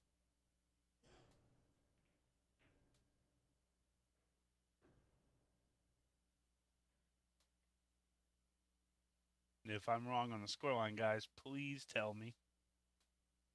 I did not see the ball get spotted up that Richard owes. Roberto went for a little bit of a flyer there. Oh, and actually, you know what? I see the penny there on the table, so it looks like Richard has not spotted that ball up yet, which would make the scoreline correct.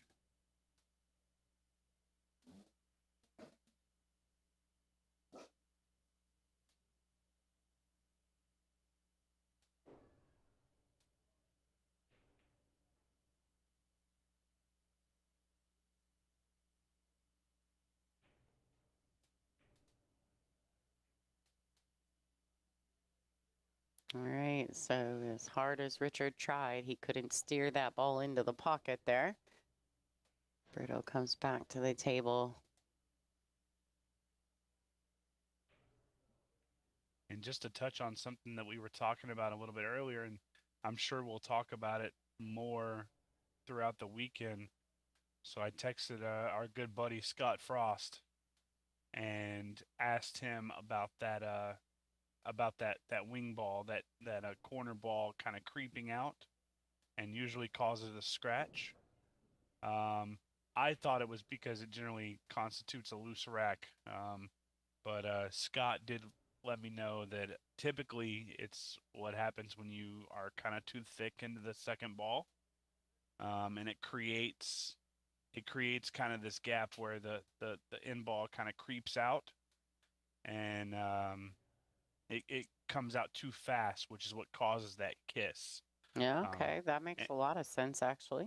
yeah. So, and he actually said on newer cloth, the top players, the elite players, you'll see them move the cue ball closer to the center to kind of keep the pressure off that second ball.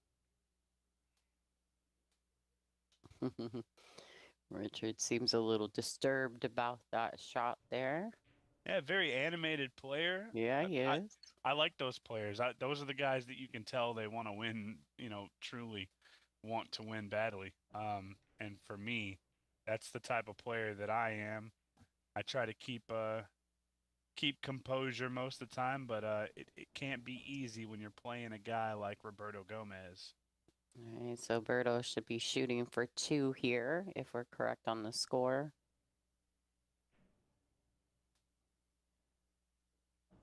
And I definitely think we are. Roberto Gomez, the 13 ball away from claiming rack number 1. And there it is.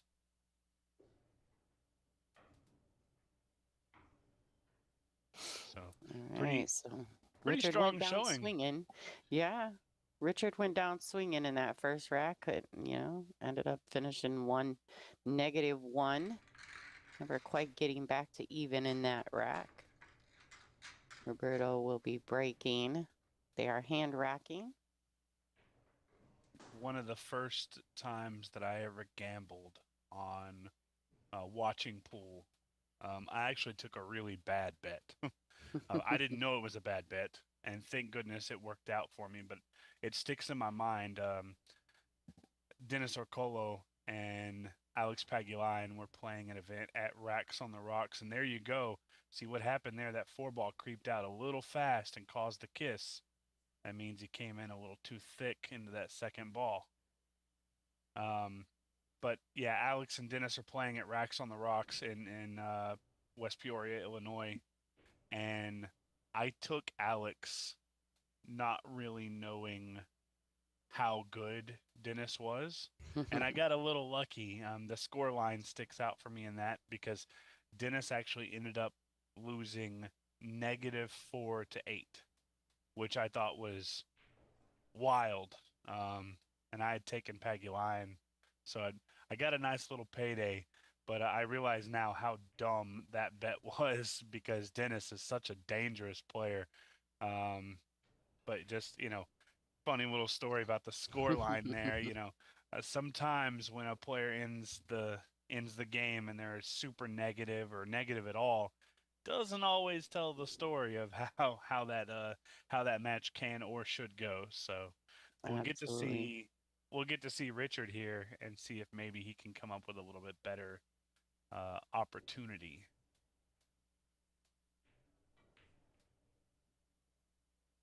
Oh, and he just comes up a little short on that one.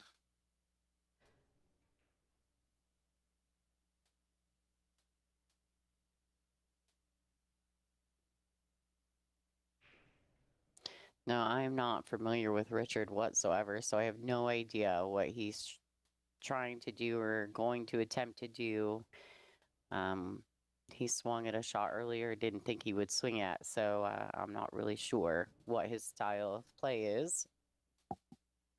Well, it's so funny because there's rating systems out there. I mean, you know what we're talking about. You can look up a player and kind of see how they play.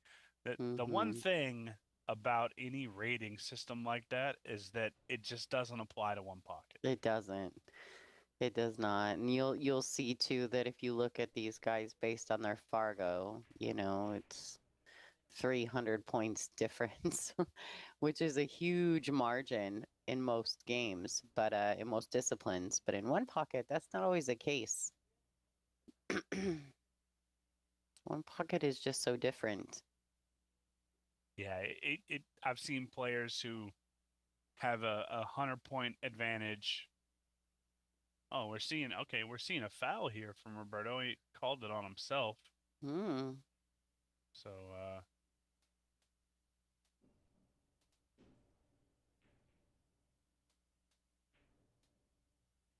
and I'm having just a little trouble with our scorekeeper. So I cannot put Roberto in the negative. Just know the coin on the table there is going to show that. No, because Berto had one, if I'm correct. So he would be back at even, I think. Is he? I think so. I may be wrong on that, but the only thing I'm looking at is the penny on the table there. Yeah. And I'm wondering if that didn't move from before. Yeah, I'm not sure. He may have moved it away from his pocket. I'm not sure, to be honest. I thought he made one earlier.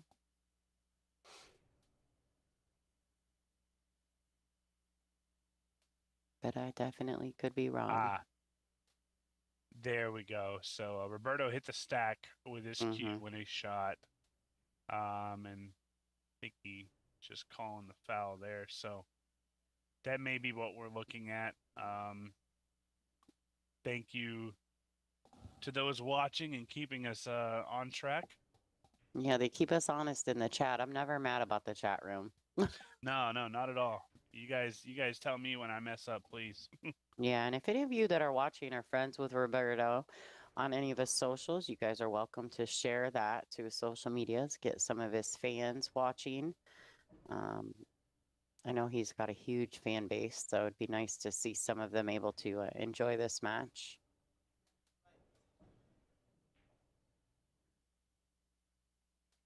Roberto's definitely striking the ball with a lot of confidence. It could be quick. You never know.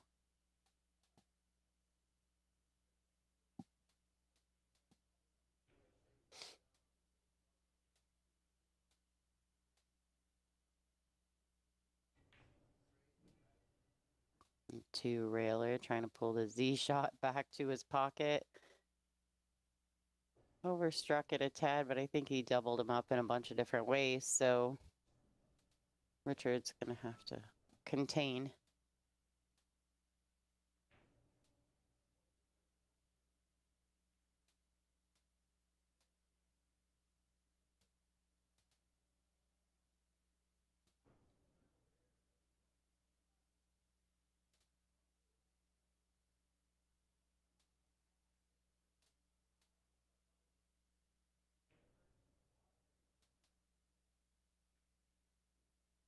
Oh, don't want it to double kiss. Okay, well, it double kissed, but it double kissed in a good way, I guess.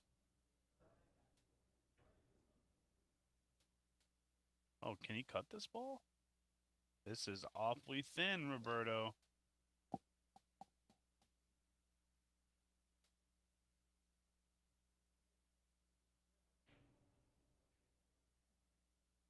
Well, and he's definitely looking at the path of the cue ball. The cue ball will be flying around the table. All right, Yeah. so a couple bumps there, but it finally came to a rest.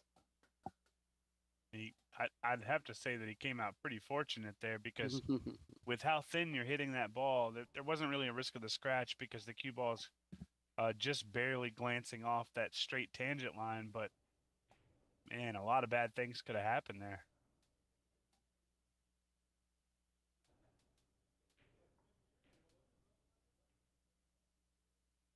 All right, so if he can pocket this 7, the cue ball slides over nicely. Got a little rammy there, a little quick in his delivery, and he has not played any type of defense whatsoever there.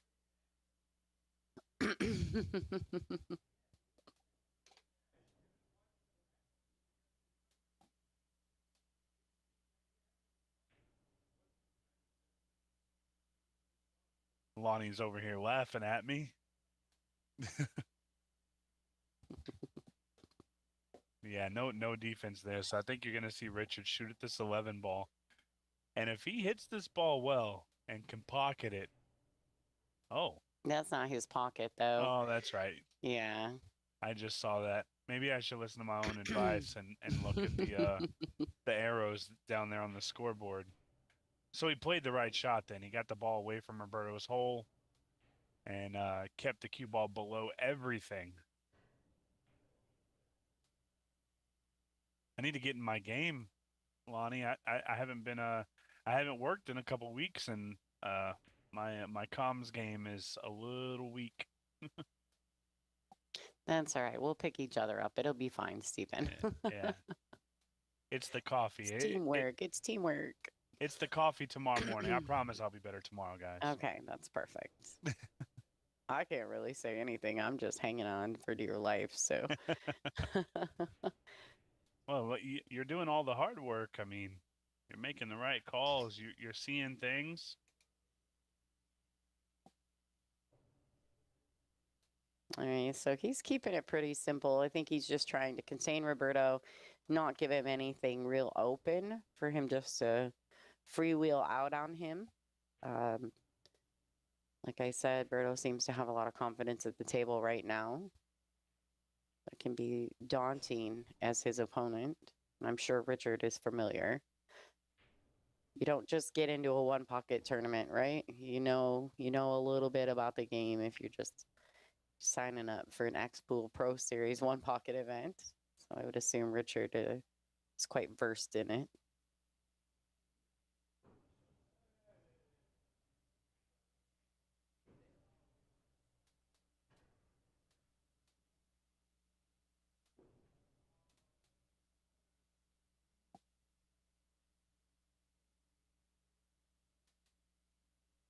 This is tricky.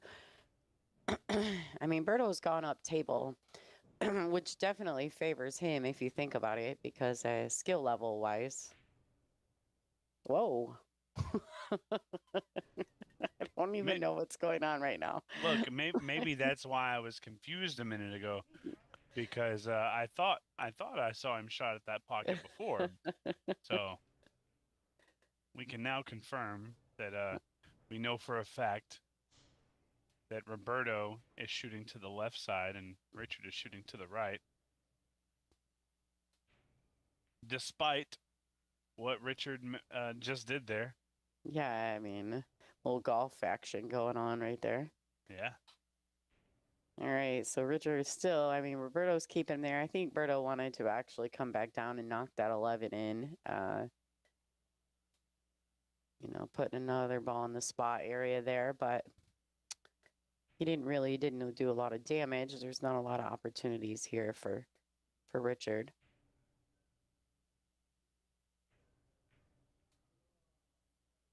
Uh-oh. Oh, trying to stick him in the wow. pack there.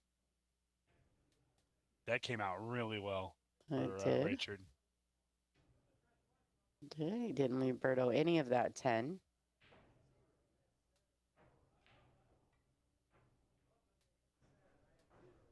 And that's a nice little shot there by Roberto. Being able to thin it off and knowing that he's going to put the cue ball where he did.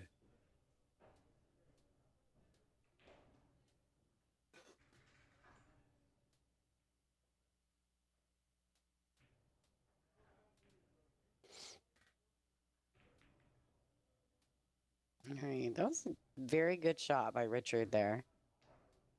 Yeah, move 2 balls away from Roberto's hole. Force him to do something. Can he see the 4? I guess he can. I thought he had forced him to do something with the 7. Oh, he's kicking.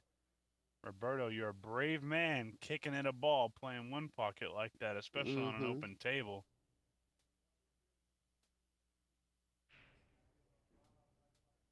Now, the big question here, can Richard get something going for himself without selling out to Roberto? I'm just wondering. Obviously, it's a little bit of a stretch, but I'm an aggressive player. Can you make the 8 ball and send your cue ball to the side rail, come out and hit the 12 and just keep the cue ball where it's at? Oh, you mean like catch the gap between the 5-1? Yeah, I'm just wondering if that's possible. I guess it's possible. It looks like he may even know. Is he doing that? He might be doing that, Steven. Yeah, I think he's doing something with the 1 ball here. I'm not Maybe sure he's what, trying to do though. kind of the same thing with the 1 with the cue ball. But I don't think the 1 ball. I mean, the 1 ball's not going to threaten the pocket. If you're going to shoot that shot, you got to threaten the pocket. For sure. I'm not the best 1 pocket player, so I'm going to be aggressive. I'm not sure this is the answer either. No, he's got him doubled up everywhere. So everywhere except maybe the 5. I think the 5 goes, and the thing about it is, if the 5 ball goes pretty cleanly, he's got enough. I think the 11 ball might actually have a gap as well.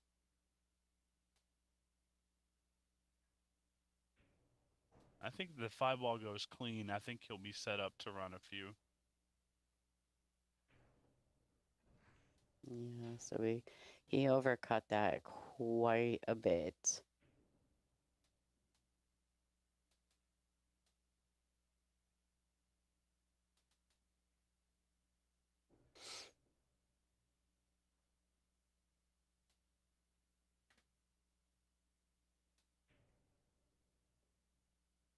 I'll put him on top of the 7 ball.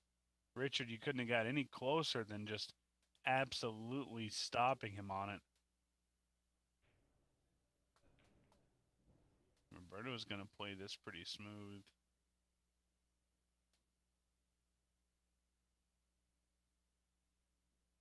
Got some Richard guitar fans in the chat. If you're in the chat, feel free to chime in. Oh, and he takes the foul there. So Roberto's back on 0. Oh. And guys, the score line is absolutely 0-0 on the ball count. Unfortunately, I'm having an issue with our score tracker. I'm unable to move the negative. Maybe I can reset, actually. Ah, there we go. That works.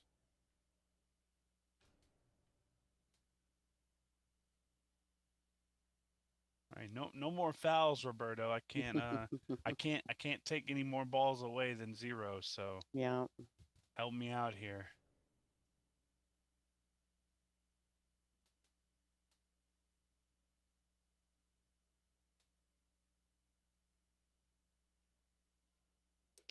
I don't know if I like pushing this 12 away from the pocket.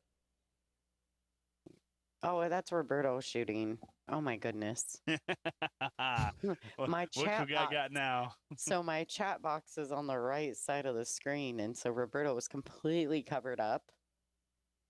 And I thought it was Richard shooting. And I thought, what is he doing? All right, so now that we've got chat boxes moved, and I'm going to get back into this match a bit here.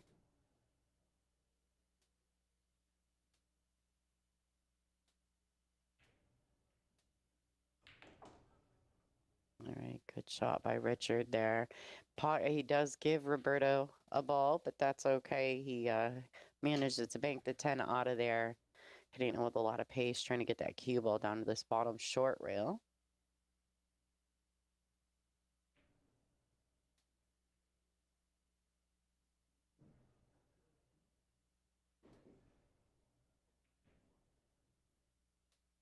So Roberto keeps trying to open him up and keep Richard doubled up where he can't really get anything going towards his own pocket. But balls keep moving up table. I feel his own up table game is definitely going to favor Roberto. Oh. Now, That was an accident.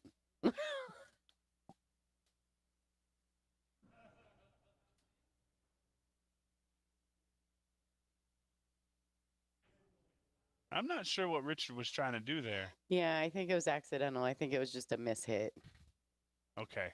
I do, because I mean, there's no purpose in him just pocketing Roberto's balls for him. Yeah, I keep looking at the pocket indicators and all that because I feel like that's the second or third time I've seen Richard shoot something towards Roberto's hole. I know it's giving Steven some issues on the commentary side. It's like It is. I'm having PTSD here. yeah, it's a little odd, but Berto's making quick work here. I think he's on 3. Yeah, going on 4 here with Or this he one might be on ball. 4. Let's see. 3, 4, 5, 6, 7, 8, 9, 10, 11, 12, 13, 14. Yeah, he's on 4. Now it's 5. Put him at 5. He come up a little short on the 8 ball here. He needed to have a better shot at that. And I think with just the shortness of him being on the 8 ball is taking away the shot on the 14 as well. He's going to have to cut this 8 ball very thin.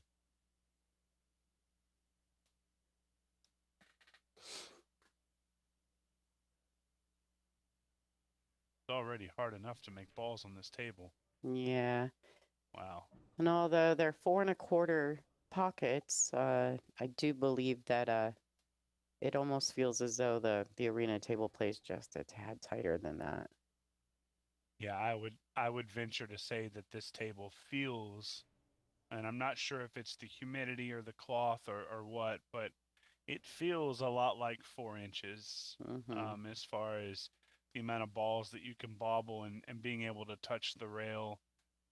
It just doesn't quite play the way you would think a 4-2-5 table plays. All right, it's headed back down there, but not going to make it for the fun four railers. So here we are. Richard's back at the table.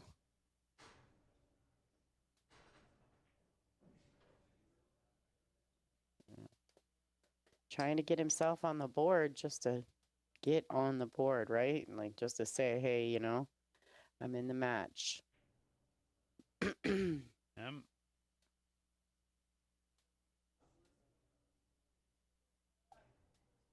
not sure what Richard is looking at here.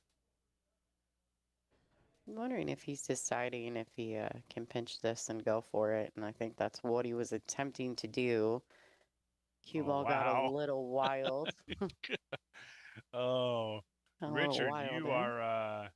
you are really good at squeezing that cue ball into some tight spaces, buddy. That's right. That's about the one spot on the table where Roberto couldn't make something. He's looking at a two-railer on the 13 ball.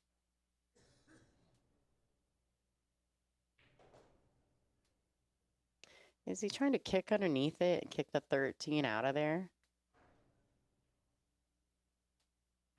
Or is he just using that to like kind of put his finger where he'd like the cue ball to land?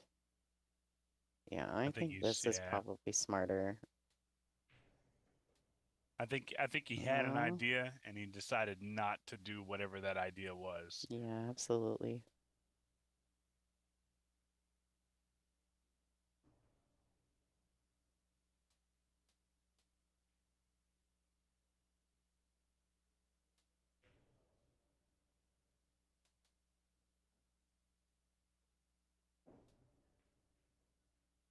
You know, Richard reminds me, and I don't know this gentleman, but he reminds me of, you know, at every pool room, and I know everyone knows what I'm speaking of, in your local pool hall, if you go in the mornings, every guy in the pool room looks just like Richard.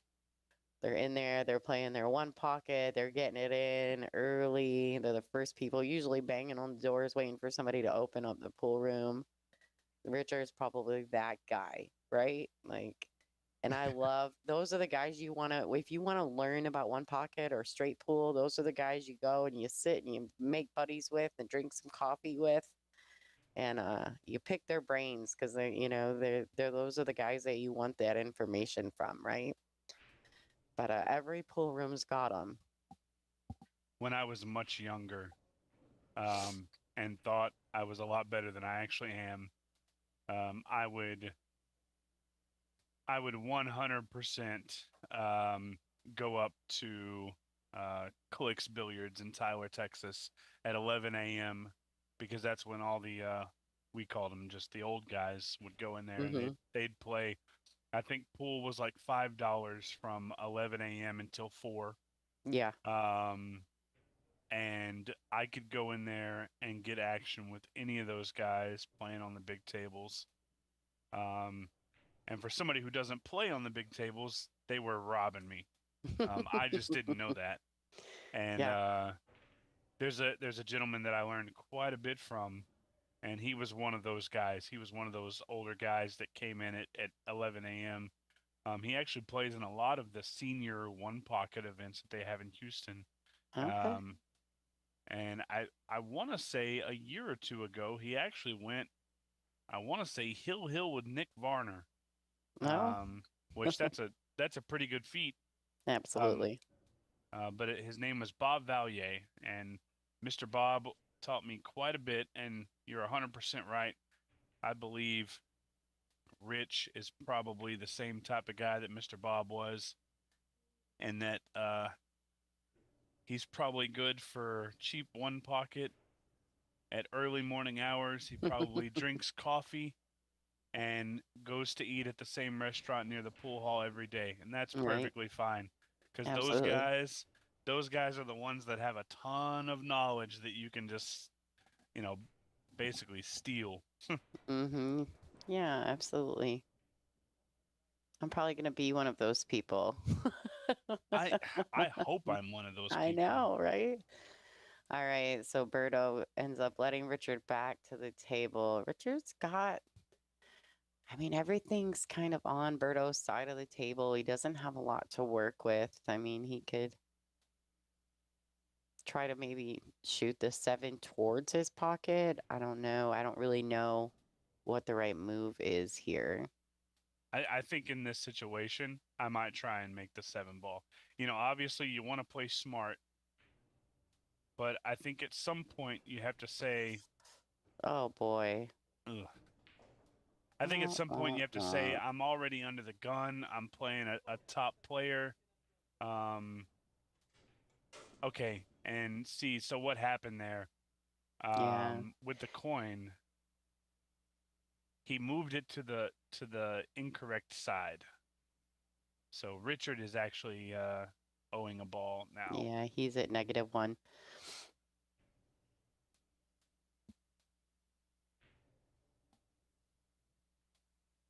And I think that may be what happened earlier in this match when we had the confusion about the negative. I think maybe Richard had moved the coin to the wrong side there. All right, so that should be rack number 2. Yeah, that is the rack. In Roberto's favor.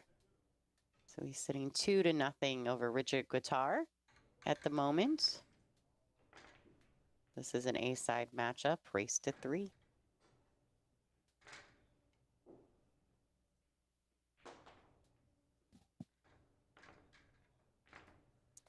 Yeah, I don't know. I like the guys like Richard are like my favorite guys in the pool room. So I'm sure some of his friends and family are probably loving the fact that he's playing on the stream.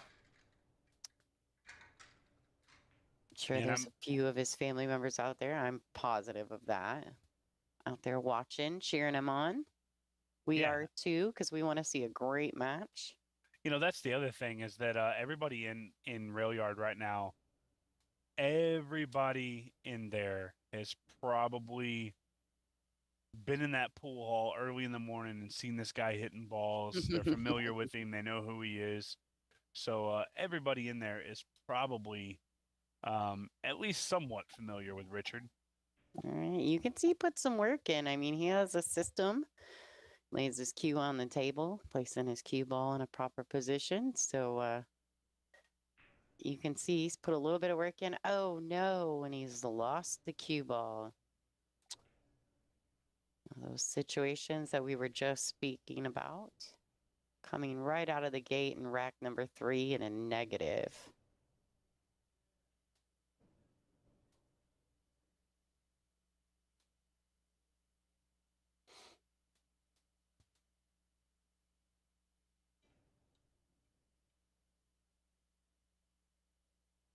All right, so Berto's got bowling hand behind the line.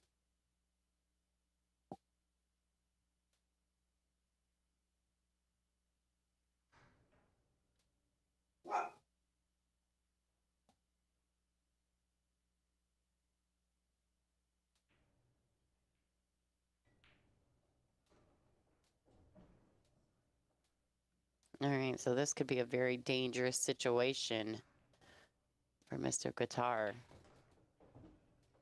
Yeah. Berto needs a good look. I think One Pocket Kid in our YouTube chat called it. I think this might be game over if he can make a ball here.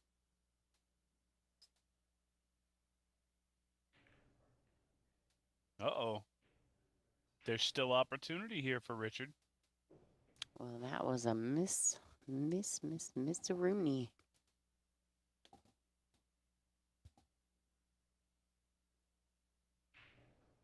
So Roberto are able to make a point off of that.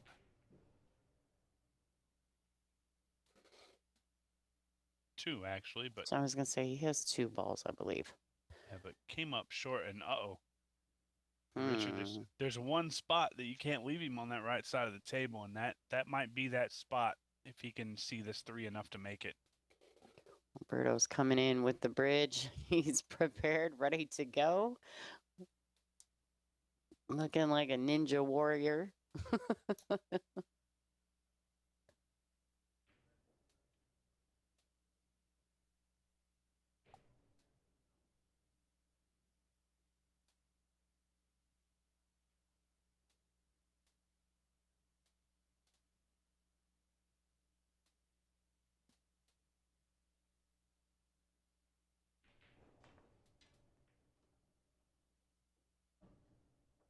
All right, so Roberto falls a little steep on the 12. Should be fine, but definitely steep.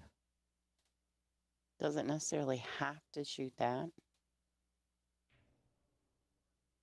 But he's going to. Think he'd want to stay above this to shoot the 6 next.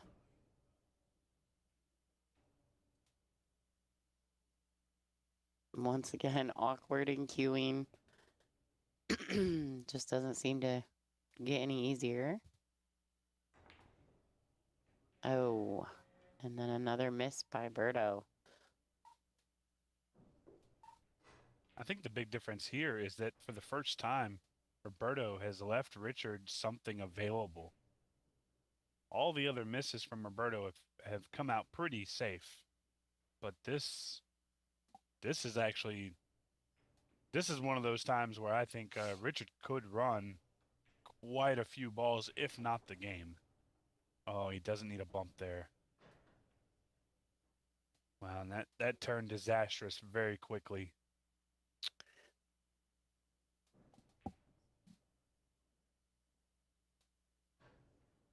The tough part about that is that Richard is just getting even there with that ball count. So you're just trying to keep him under. It was a pretty creative shot there. I wasn't opposed to the shot. He just hit it a little too thin, actually. So the cue ball traveled much further. Oh, he did remember to spot his ball. Yeah, that's a big ball there in the middle.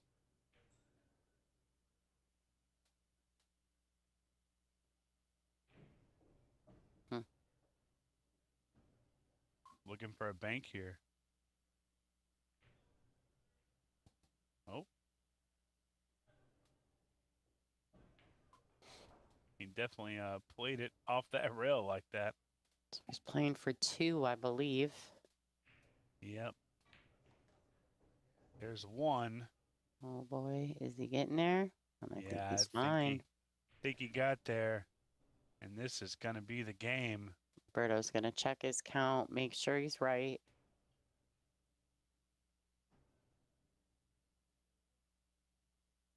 Got to do a double count here. Oh, and with a little style points on the line. Going behind the back. And there it is. Game number 3. And Berto seems so unimpressed with that. Did you know? Yeah. Unfortunate for Richard there. Not able to get the showing that he wanted against Roberto. But when you're playing one of the best in the world, what can you really do other than try your best there? Roberto Gomez takes it home 3-0 and advances to the next round. Yeah, so if we take just a second to look at the bracket going forward, it looks like Canceleem has ran right into Leo Kincannon. I'm not sure if I'm saying that right.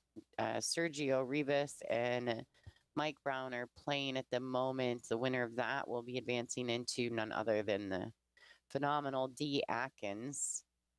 David Brengel has advanced into the next round. He'll be playing Heath Reynolds. And then, of course, the winner of this, Mr. Roberto Gomez, is advancing forward. He'll be playing Jordan Davis, the young gun from Indiana, tomorrow. That's going to be a really good match. I think so, too. And I also think the matchup, I also think that there's a couple good matches going on for the second round on the A side tomorrow. So we'll just have to keep our eyes on the bracket. For those of you at home that are wanting to follow along, you can go to digitalpool.com and look up in the tournament bracket. You can search X-Pool, or you can search Railyard. Any of those words will get you to the X-Pool Pro Series, the Railyard Open One Pocket. $17,000 added. It's a great event. Got 3 days of pool coming your way. I don't know. I think this is the last match of the night, Steven? I'm not sure. So I'm looking at the bracket, and it looks like there's 2 matches that haven't started yet. It looks like Eric Krause and Lou Figueroa, and then also Paul Age and Lou DeMarco. So if those matches haven't played, then there's a possibility that we may have one more on Okay. the tab for tonight. Okay, guys. So I do want to let you know I just went back and looked through. Oh, it looks like Lou's coming up. I went back and looked through some of our messages between the production and Stephen and myself, and they were going to keep the cameras on after that match, but that match did get done quickly. So there is a chance that we're going to go ahead and put Louis DeMarco and Paul Age on the feature table, guys. Stephen, I'm going to step away and take a quick break before this next match gets started. But it looks like if you guys stay tuned, we got another great match coming to you this evening. Absolutely. We'll be right back.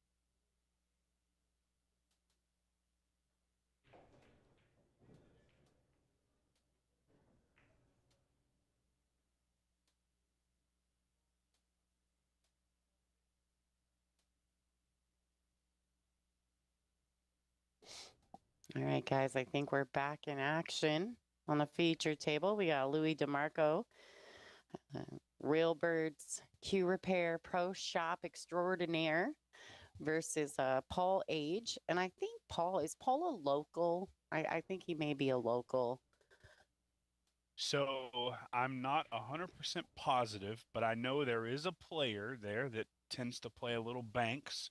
His name is Earl Age. And I Okay. know that there's Earl Age the second or senior, and then Earl Age the third, which I guess would be junior. Sure. Earl Age the third actually ended up playing either Skylar or Billy a couple years ago in the Derby City or the mini Derb, Yeah. mini Derb championship. And I believe Paul may have some sort of a Familiar connection, yeah, I think so. whatever that is, however you say that. All right, cool. So I just knew that the name was familiar to me. All right, so Louis has currently got 2. Jacked up and speared that ball in.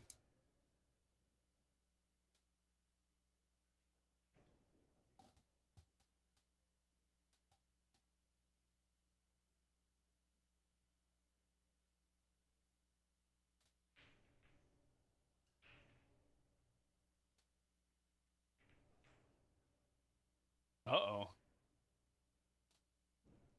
That's an interesting miss there. All right, well, we're going to get our first look at Paul Age since the break.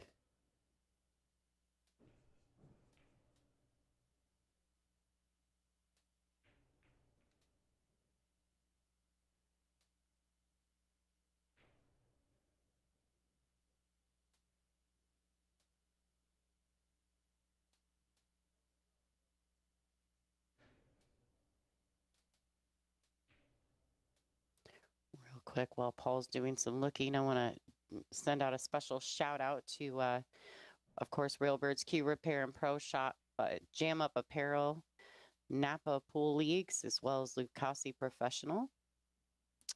Extra special thank you to Michelle Griffin and Joe Long for their sponsorship and involvement with this this event.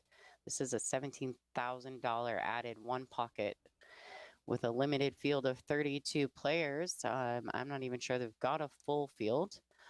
And I mean, all that money up for grabs. I think there's some people out there probably kicking themselves for not being at this event this weekend. Yeah, 27 players in the field. I'd be really surprised if some of the bigger players, obviously there's other big matches going on around the same time, so I think I know why maybe a couple players didn't come over here, but yeah, I mean, who's which one of the big guns is passing up on a 17K added one pocket tournament? I was like, what is wrong with you guys? That was my mindset. I was like, Derby's just in a few weeks. Like, this is a great warm up opportunity.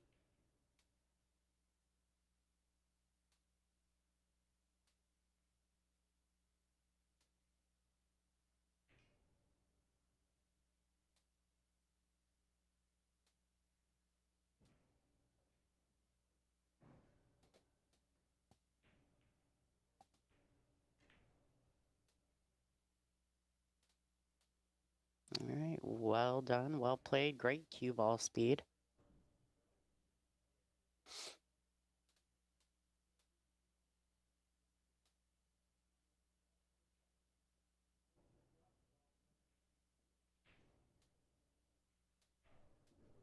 So, a little story about Louis DeMarco. I was very young. I hadn't been around pool. It's like a heavy action pool. And I went to this women's tour regional tour stop at the Louisville Q Club, I believe is what it was called at the time. Um, and I was with Little John and Jerry Slifka and a few of those guys, and they got there and they told the pool room owners, yeah, we want to get into some action. We like some one pocket, whatever. And they of course sent Louis over. And that was my first big experience watching someone gamble playing one pocket. And I was so captured. I remember I just found a high top table off to the side and kicked my feet up Indian style and watched. And I was just so amazed at their cue ball precision. And from that moment on, I was always a little intrigued by one pocket. Not a lot of room in my area to play it, but I always really enjoyed the game. So Louis had a little piece of something to do with that, my interest in the one pocket. Although I can't remember who won. I know isn't that weird how that happens? You tend to forget who actually won the action match then. That's weird because I was just thinking to myself, so my dad owned a pool hall when I was younger, and I was probably I would say 10 or 11 the first time I saw two people gamble for, any type of money.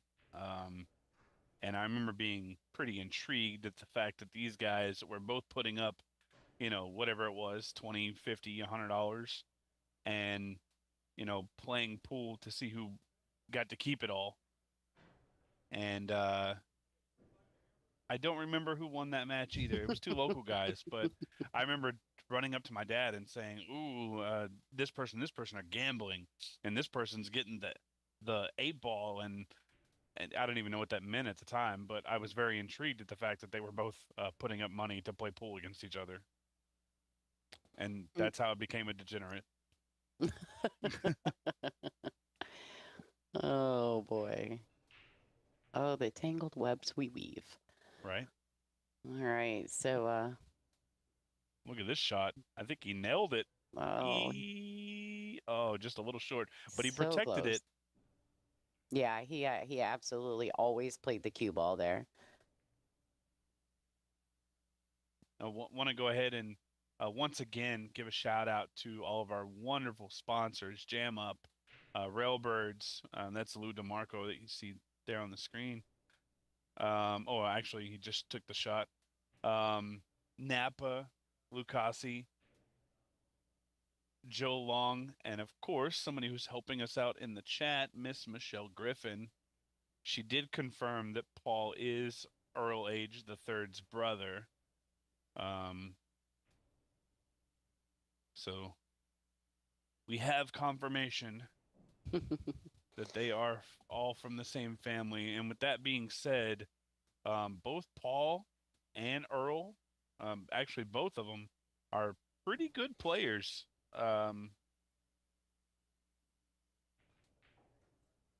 So it's not a far stretch to think that Paul could make a little bit of an upset here against Lou.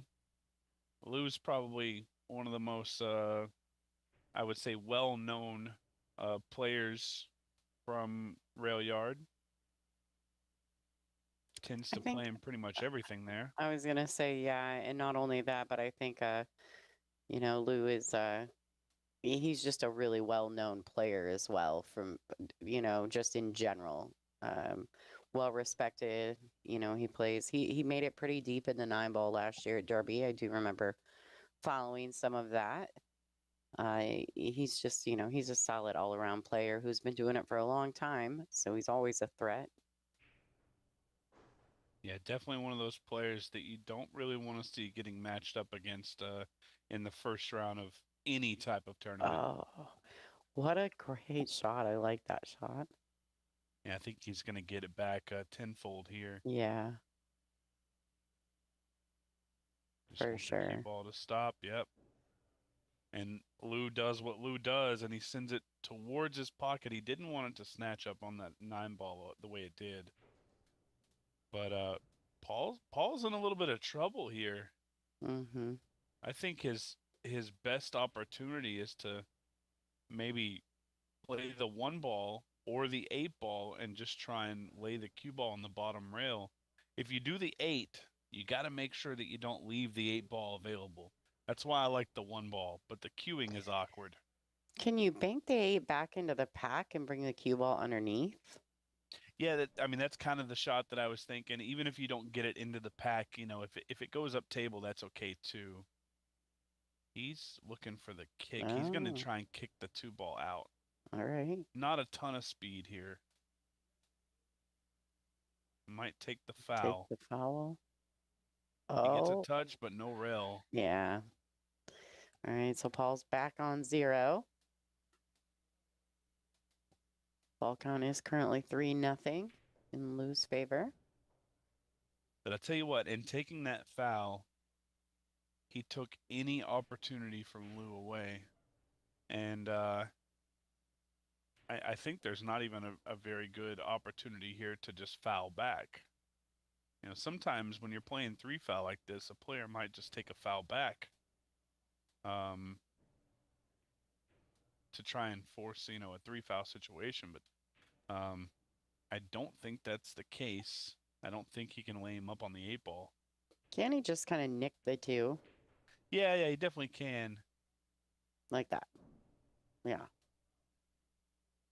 And he doesn't really remove the 2 from his side of the table, forcing Paul to do it if he wants to do it and find, safety in the cue. And I think here, I think I might just jack up and try and control my cue ball around that area. Anywhere in those first 2 diamonds, get the 2-ball away.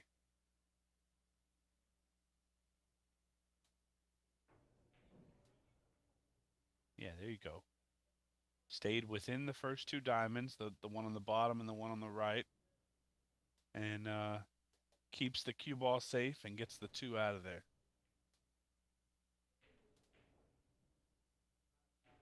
These guys here, whereas our first 2 matches, we saw a little bit more of the firepower side of One Pocket. I feel like this is going to be much more of the moving game. I'm glad that Lou did his hair today.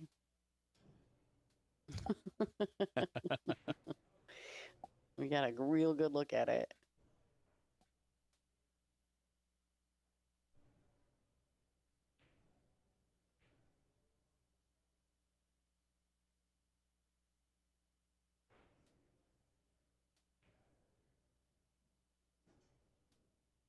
Now he may opt to, because I'm not sure if the 14, 15 are kind of wired up towards Lou's pocket, but Paul may just go ahead and nudge that 12 in there and try to mess that up a little.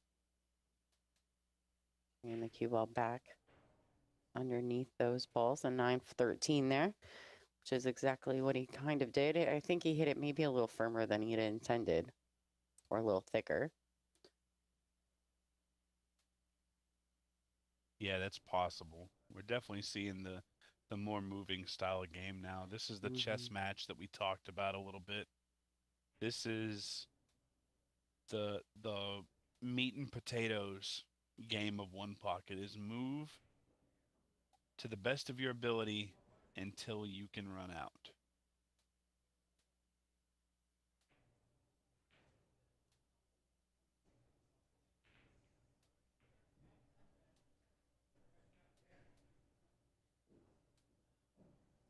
You all know the moving game in one pocket is absolutely huge.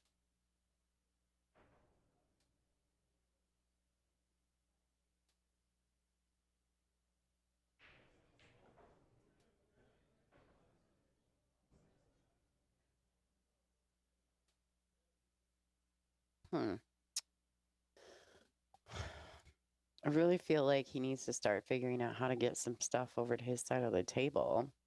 But there's still a little pack of balls there. I don't know if that's too soon to be thinking about those kinds of things. Well, I think the big thing is the reason we haven't seen the 13 and 9 moved yet is because, only the 9 ball was accessible. I think now, I think now we're going to see those balls moved so he can try and start moving stuff to his side. Yeah. And I think, too, he would have liked to gotten the cue ball, one, down on this bottom short rail a little closer, but also doubled up on the 7-11 or the 7-2. But instead, he's left him full sight on the 2. Not saying that Lou's going to go after it. It's not quite time for that, I don't think. But he could. I actually like kicking at the 8 ball or the 1 ball here. You can actually kind of catch both. Send the 8 ball to your side of the table. He saw something else, so he's kind of moved some stuff towards his side of the table, but he still kept the shot off. That's a good call by Lou there.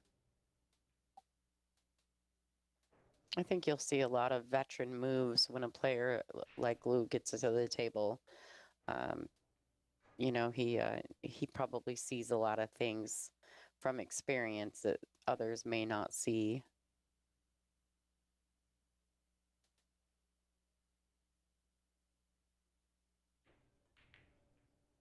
And Paul's showing a lot of patience as well.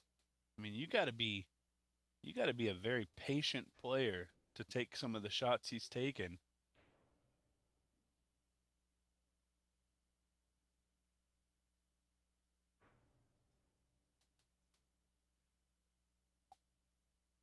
I think this game is definitely going to end up table. I think we're going to start seeing balls getting moved if Paul feels like he has the tactical advantage by going up table.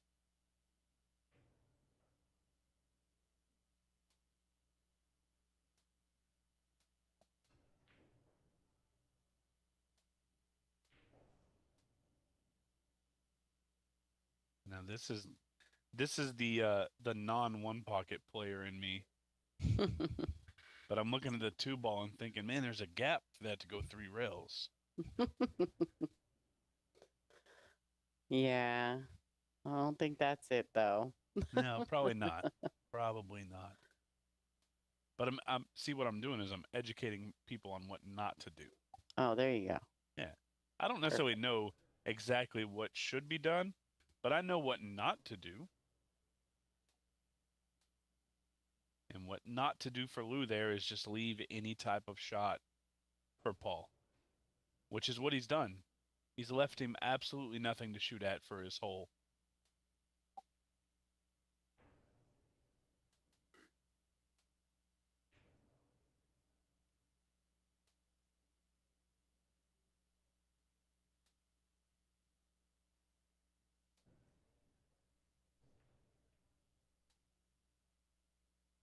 Oh, Oh, nice touch there.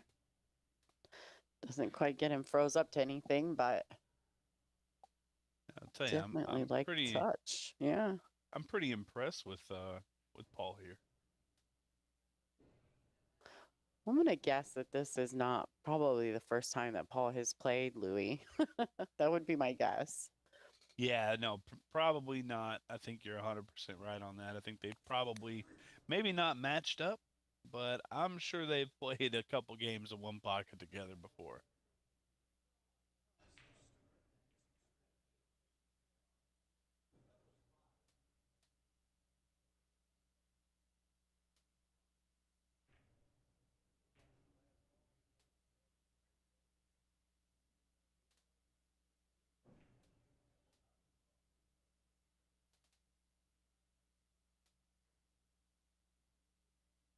And again, you see that very, very patient play.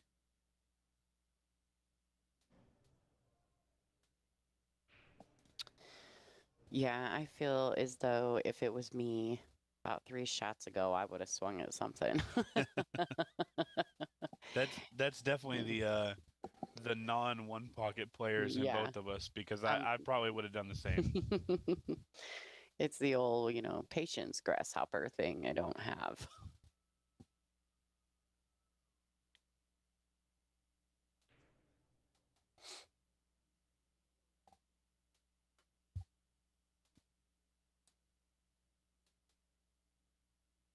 And there's nothing wrong with that either.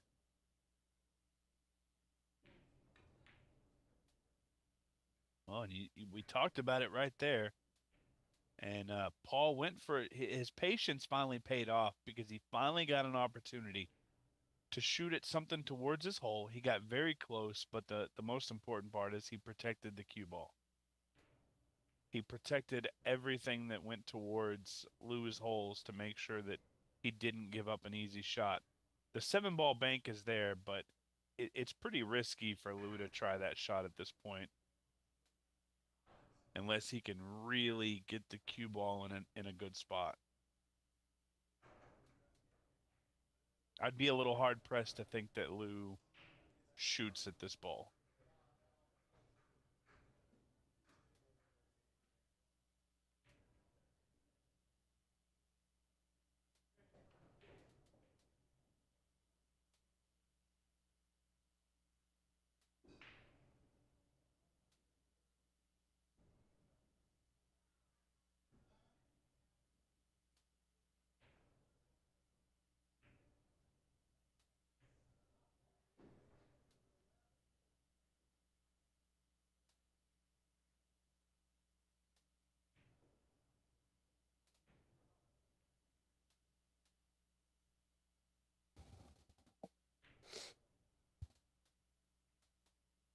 Takes another decent shot. Oh, and Lou very quickly realizes he can see that 2-ball, and he's 1,000% going to be shooting to get that ball out of there. Yeah, did not take a genius to figure that one out. He was right after it. All right, well, so he wasn't happy with the kiss off the 13 ball. Pushed that 2 back towards Paul's hole.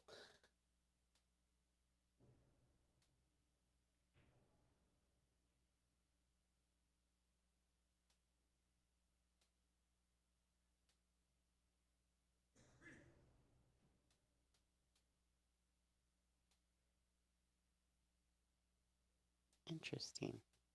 Now this, I'm just wondering.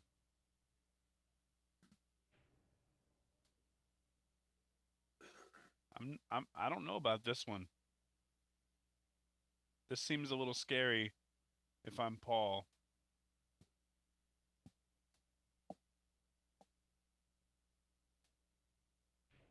Yeah, Lou's taking a minute. He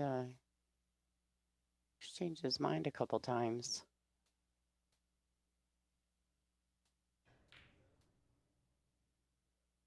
Okay, it worked out. He was trying to play the combo on that ball. Luckily, he didn't leave anything.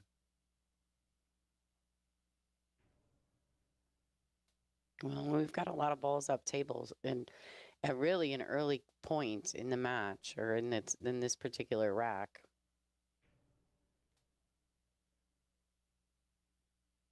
This could make for a long game. Yeah, we could definitely be in for a marathon here. Oh, and tried to make something happen. Yeah. I think as though, I don't know if he forgot about the cue ball or he just didn't hit the mark with the cue that he was looking for. I also think, maybe it's a possibility that he is okay with putting the cue ball there, because if Lou misses this ball and the cue ball doesn't get on the bottom half of the table, yeah, he's not even shooting at it. No, he's shooting at the 9. Because he can keep the cue under, under Paul's corner there. That was always the key, is he wanted to keep the cue ball safe.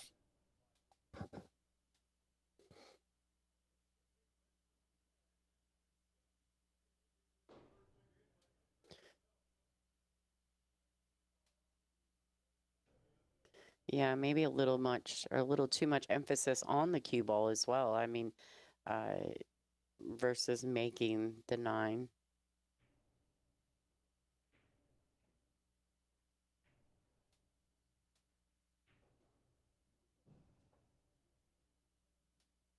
All right, nice touch by Paul there.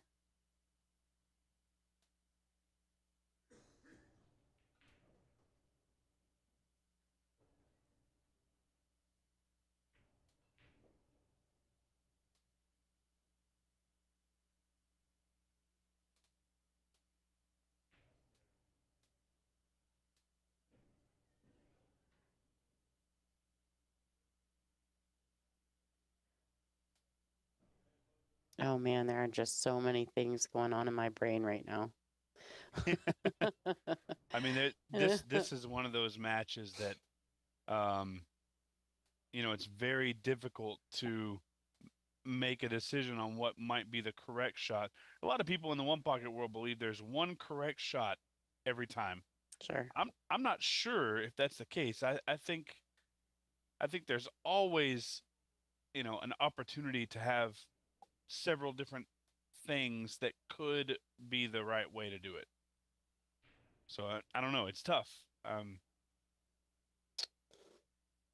Yeah, I'm not sure how I felt about that particular selection. Not that he had a lot to work with, but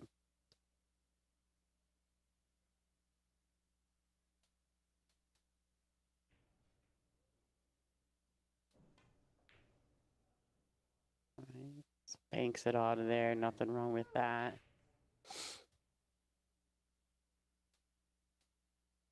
I think for Paul here, eventually you need to try and move the 8 or the 14, because right now neither one of them is shootable.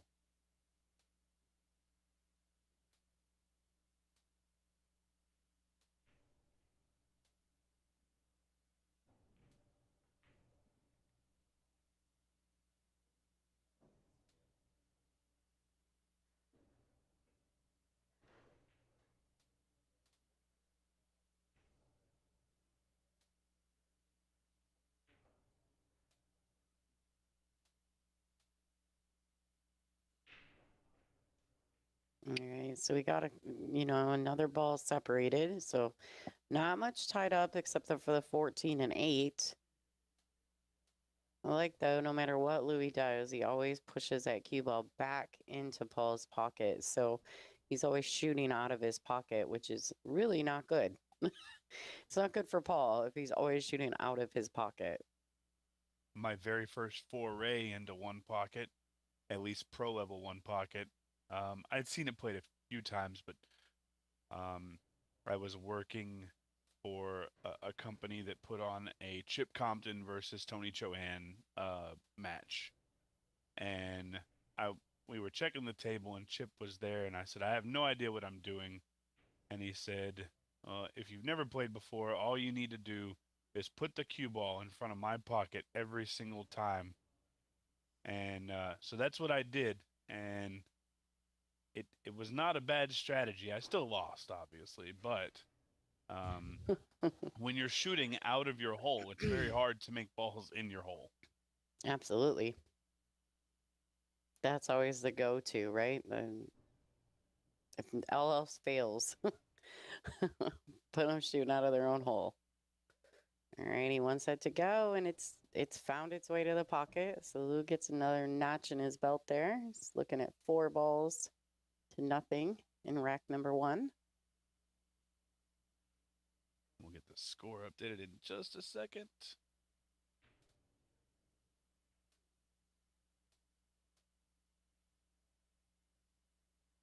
Looking at another one here. I'd like to get that cue ball across table for the 2 or the 9, but unfortunately, Lou has missed the 11. So you really didn't leave a lot. I mean, Yeah, he may be able to make the 8-15 combo. Maybe. It's an optical illusion.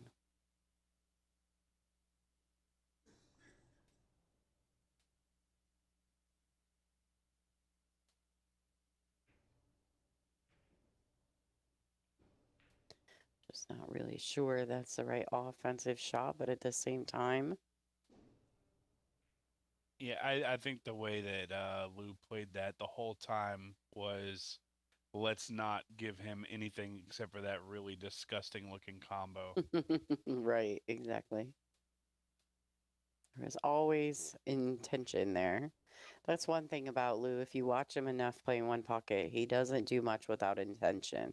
Always, always protecting the cue ball. He's going to get an opportunity to do the same thing here. He's going to move to 15, which is the right shot.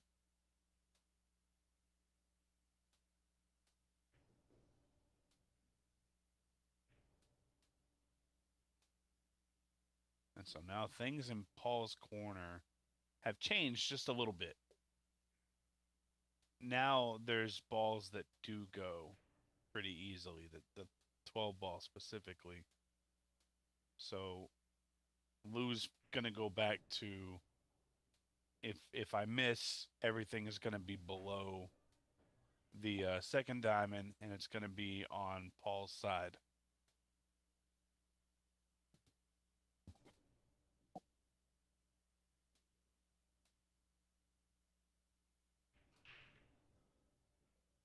Yep, just like that.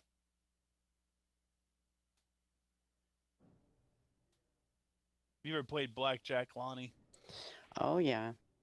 So we both have played blackjack, clearly, and I think we both know that there's kind of like rules. People say, what would the book do? What does it say in the book about this hand? Lou plays the book of one pocket very well. Yes. It's a great analogy. Whatever the rule at hand is for this particular situation, he's usually going to play it by the book.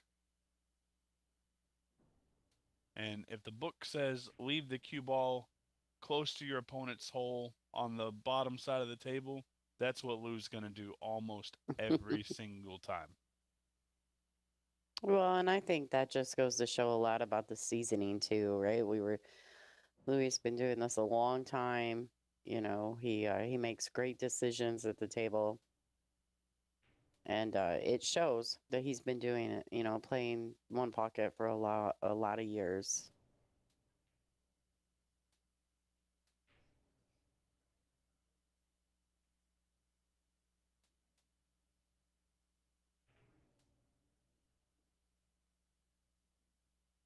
I like seeing the balls come back down table because I feel like the game won't take as long. But I have a feeling they're going to go back up table soon. Well, Paul's going to keep trying to play that where he's moving balls towards his pocket and leaving. I mean, they're just playing they're just playing the game. Lou says, "I'm going to leave it bottom left." Paul says, Mm-hmm. "I'm going to leave it top right." Yeah. And they're just going to keep playing that until somebody makes a mistake.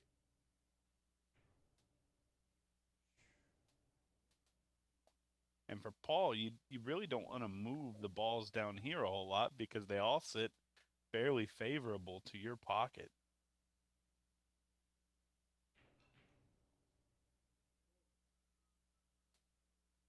Can he turn this 2-ball to send it back down table towards his hole? And can he keep the cue ball in the top right without giving Lou a shot?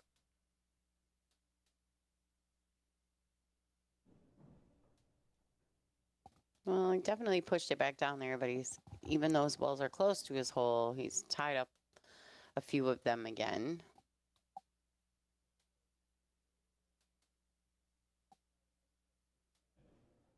Yeah, this is not easy any way you look at it.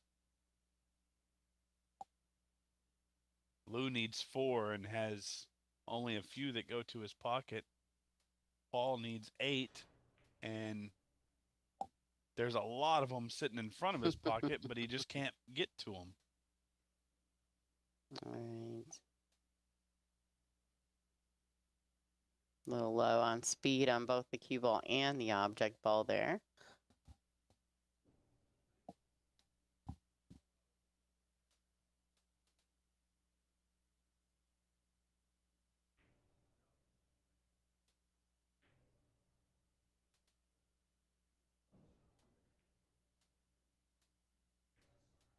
A little cross bank action from Paul Aged. Gonna lose the cue ball, or is it going to stay up? And it stayed up.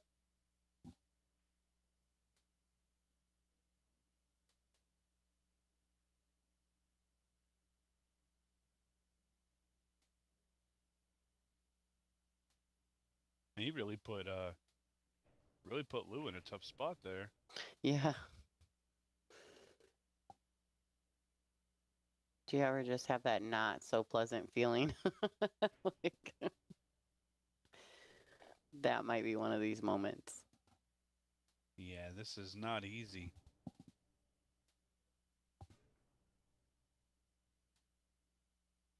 Definitely not easy. Yeah, and this time Paul has been able to protect the 9. So Lou cannot see the 9 as in other situations. Yeah, he's had to kick it out of there as best he could. Kept the cue ball and kept it on the table. That's a good shot by Lou.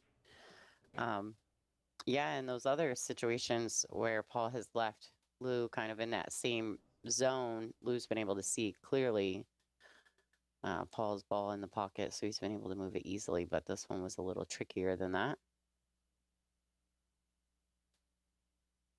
Oh. Very patient. Mm-hmm. Very, very patient.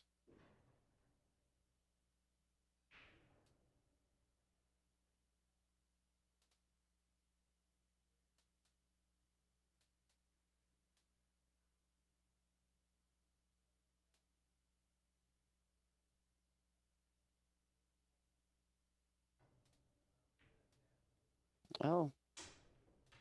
Yeah, Lou wasn't happy about that. He accidentally pockets Paul's 15 ball into his pocket, so Paul's on the board.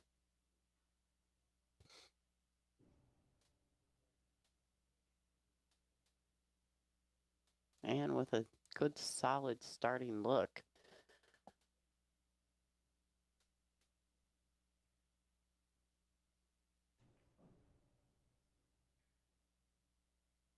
A lot of work left to do here. He may just come back out for the 5 or the 6. See if he can't get himself into a good position to get above. I don't know. I believe the 1 goes. And correct me if I'm wrong, Lonnie, but this is going to be putting Paul at 3. Yeah, he just shot his 3rd ball. Okay. So moving towards 4, he needs to keep the cue ball very close to the rail or get a little touch on this breakout here. Yeah, he doesn't have to get crazy, but he just needs to bump them a little bit, which he did, but he actually could have probably done it a tad firmer. Or came in between them and tried to push the 2 out, but regardless, he's got to look at the 12. I like that play there because he was trying to make something happen with the 2, the 14, and the 1. That way he would have a shot after this 8 ball. Mm-hmm. Yeah. Should have 5.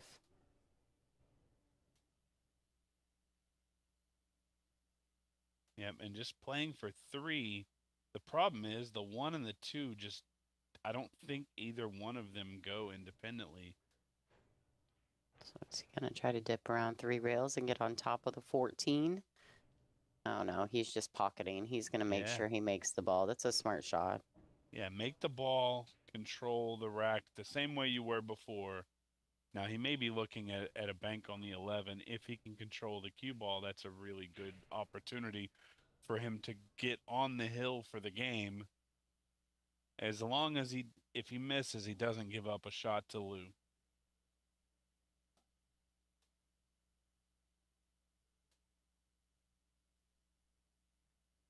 The bump on the 13 is going to matter. Yeah, he barely nicks it, so that's great. He played that perfectly. The only thing I don't like here is I think the 2 or the 1, one of them will cross and one of them will leave him an opportunity to leave the cue ball down, but he's not going to shoot it. He's just going to cross the 11. Oh, swish. And he wants the cue ball to slow down, smacking the table. Yeah, 6-5 on the ball count here. Very, very important few balls.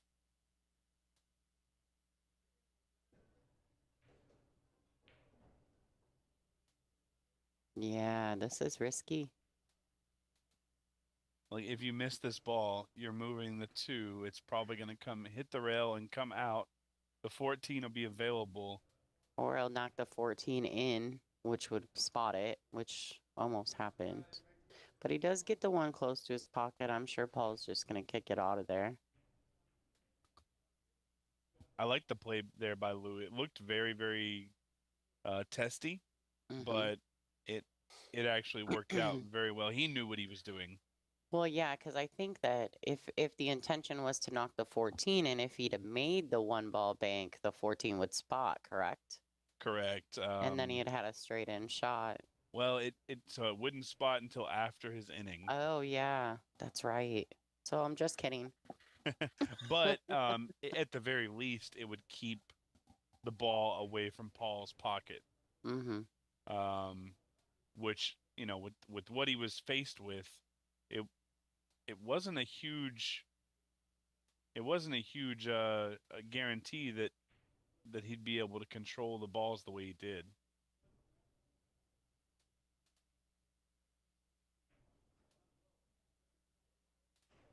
We're going to see him kick at this? Or, okay, he's just going to cross it to his side of the table because the 214, I think they're touching, which means the first person to touch the 2 ball is going to send the 14 ball back to the spot.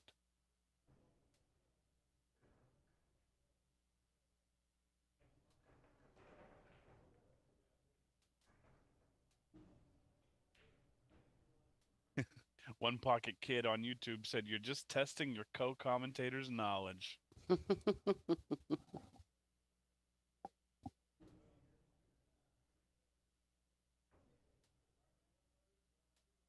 Once again, thank you guys. If you're watching on YouTube, we definitely appreciate it. 100% free stream for a 17,000 added tournament is not too shabby.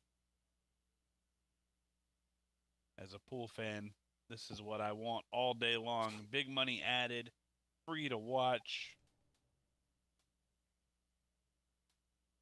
What's Lou looking at here? Is he going to try and bank this ball? He is. Watch out, cue ball.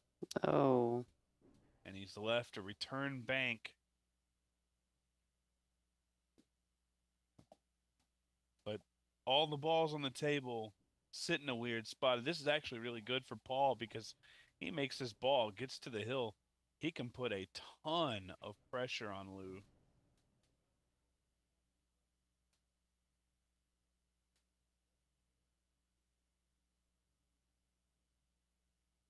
no. Some indecisiveness there. Came back up off the ball.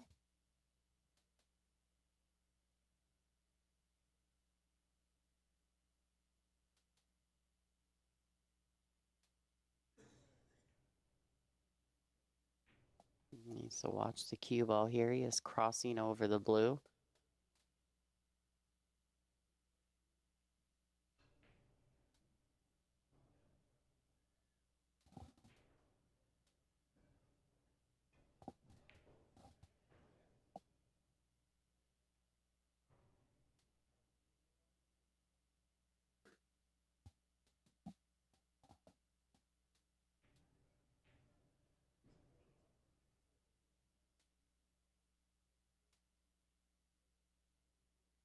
So Paul just going to try and make this ball and leave the cue ball down low. Oh. Well, he didn't make it, but I don't think Yeah. I don't think that's going to bother him too much.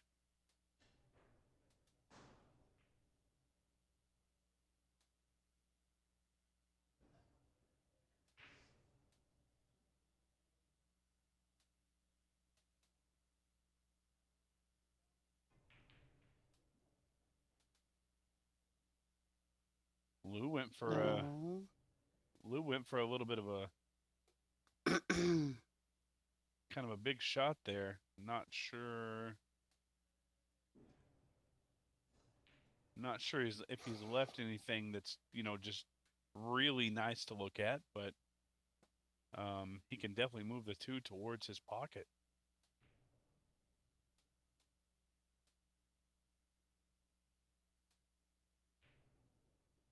To be fair, I'm not 1,000% mad at him banking this ball towards his hole.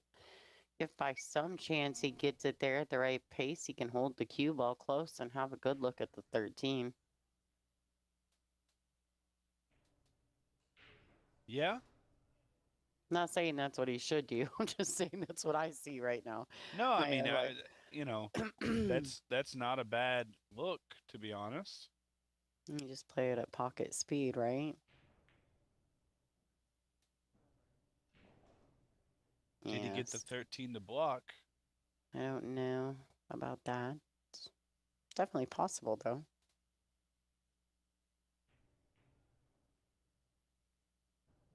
He's going to be able to go to the rail first and kick it out, I think. Oh, he's going for the cross. Sends the cue ball all the way around. Yeah, and a little low on pace in the cue ball. Last few shots at the table, last few innings for Lou, I do feel like he's lost the pace of the table just a tad.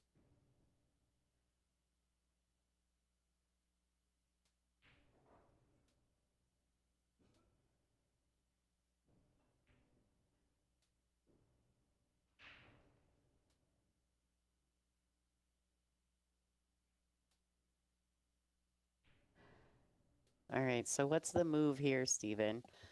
What do you think? I think first and foremost, do whatever you can to protect. I mean, that's not a very definitive answer, but I think the key here is just to protect. You have to protect your hole and make sure that Lou doesn't have a shot on his. That's not a terrible play.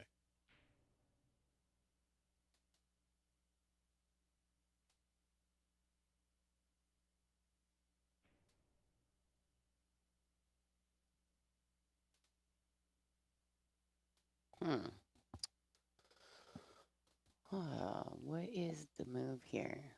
I think if I'm Lou, I'm moving the 2 ball. Find a way to move the 2 ball with some speed. Get it back to your side of the table.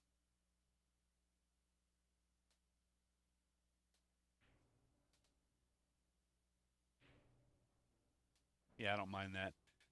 I think his shot was more about controlling the cue ball, which Hmm. again is very, very smart. Um, he's put it in a spot where, once again, Paul just doesn't really have anything to shoot at unless he wants to take a little bit of a flyer at the 13, which is likely going to give up a shot on the 8 ball. So again, just go back to tried and true, protect your hole.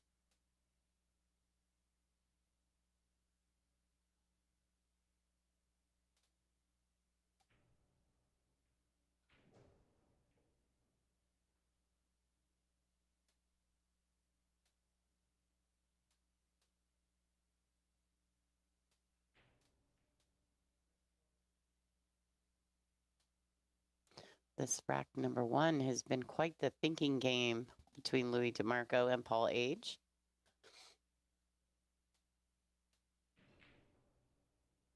Yeah, it absolutely has. And I think this is kind of the game we expected.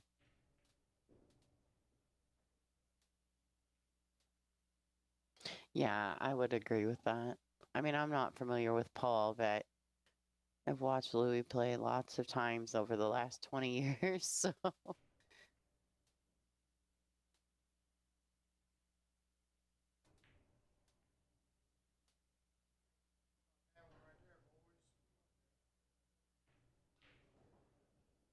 hmm.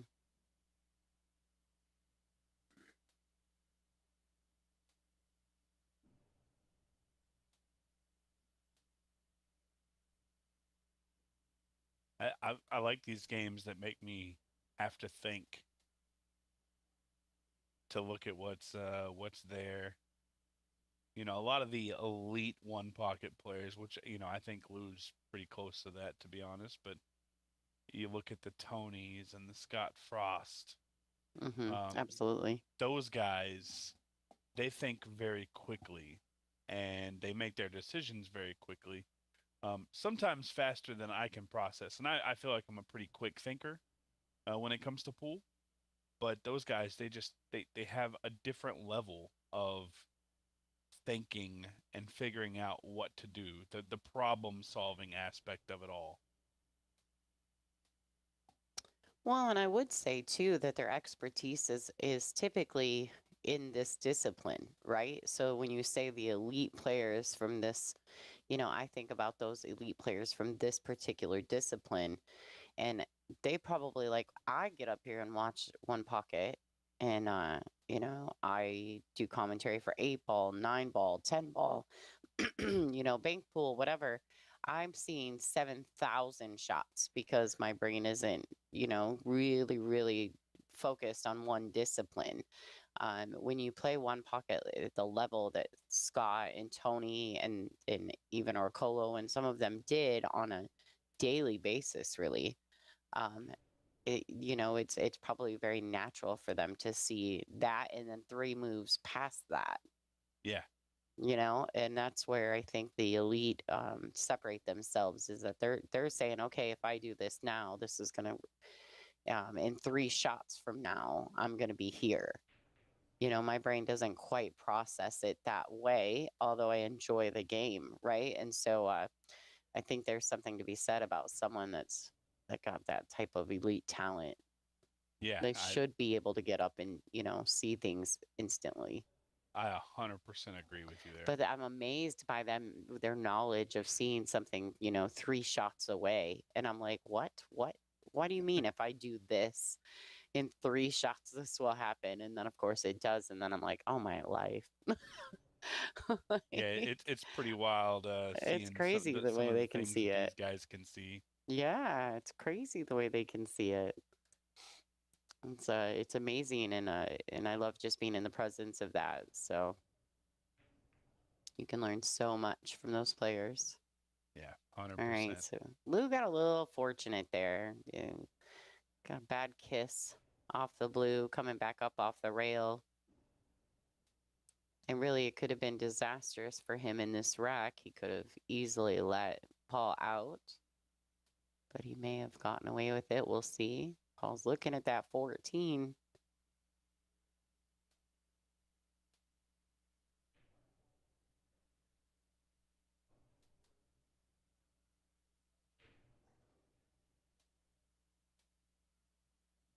I was wondering when we might see this 14 ball get moved. Mm-hmm.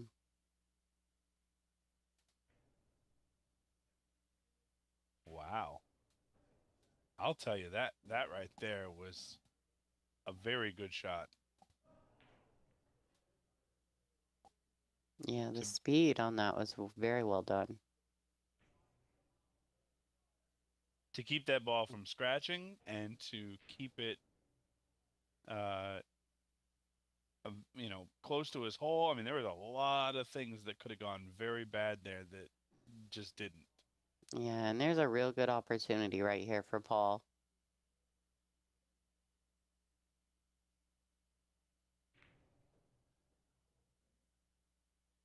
Again, tried and true. Yeah. Play the book, protect your hole.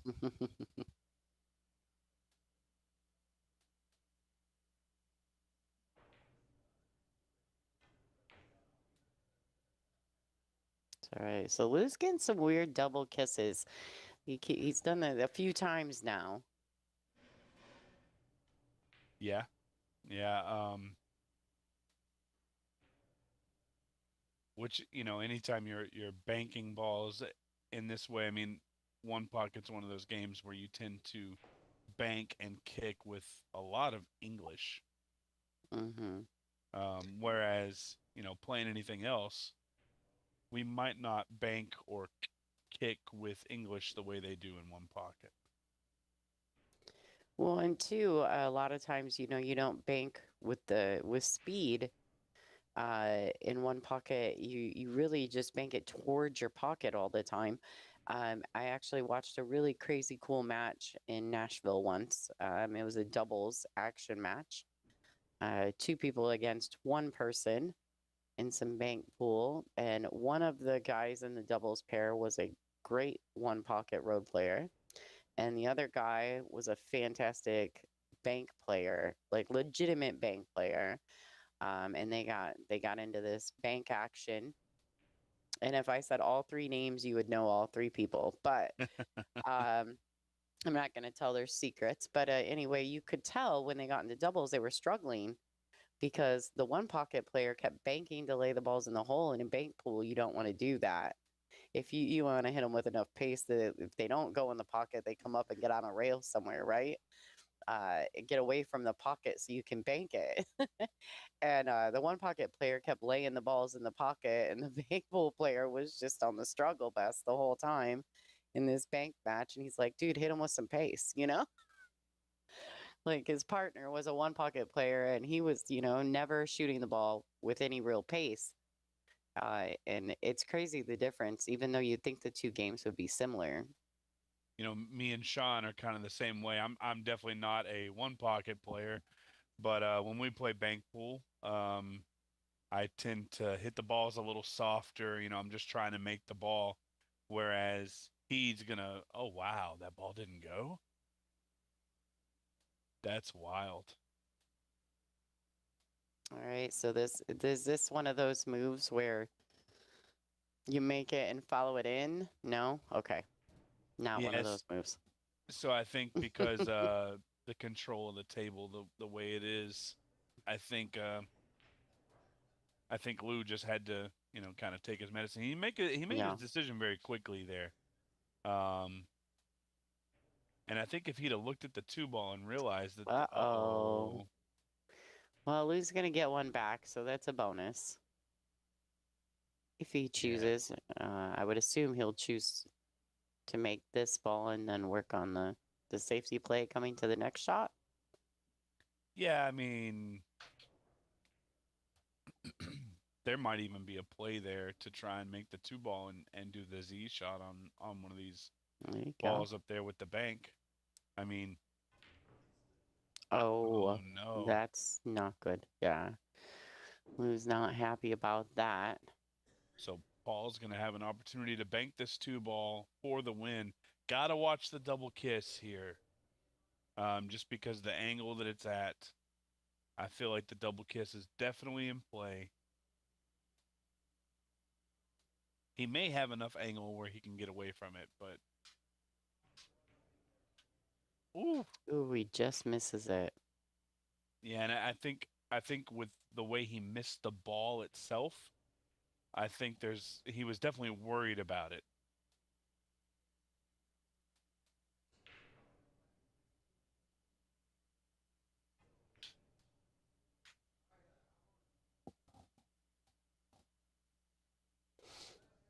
Lou, another one of those very animated players. I love to see it.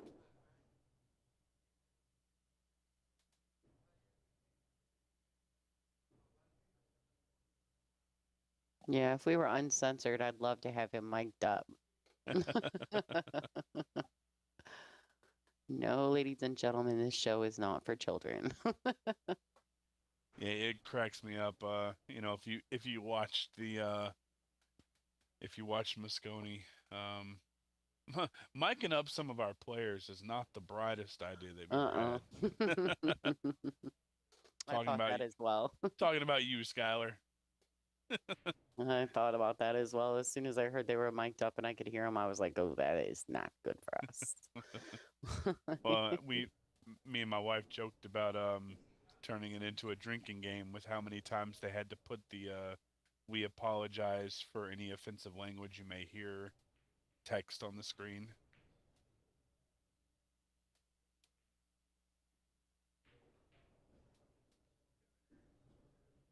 All right. We are in a battle here, guys. This is rack number 1 of a possible 5. And it's going to come down to the absolute wire on game 1.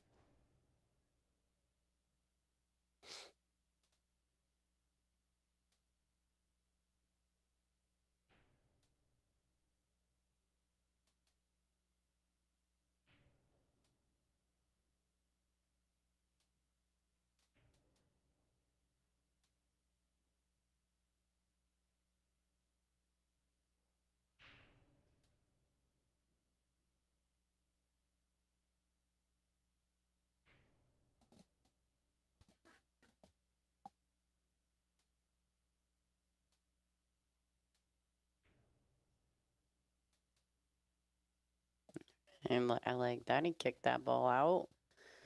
Try to keep the cue ball down here on this end of the table.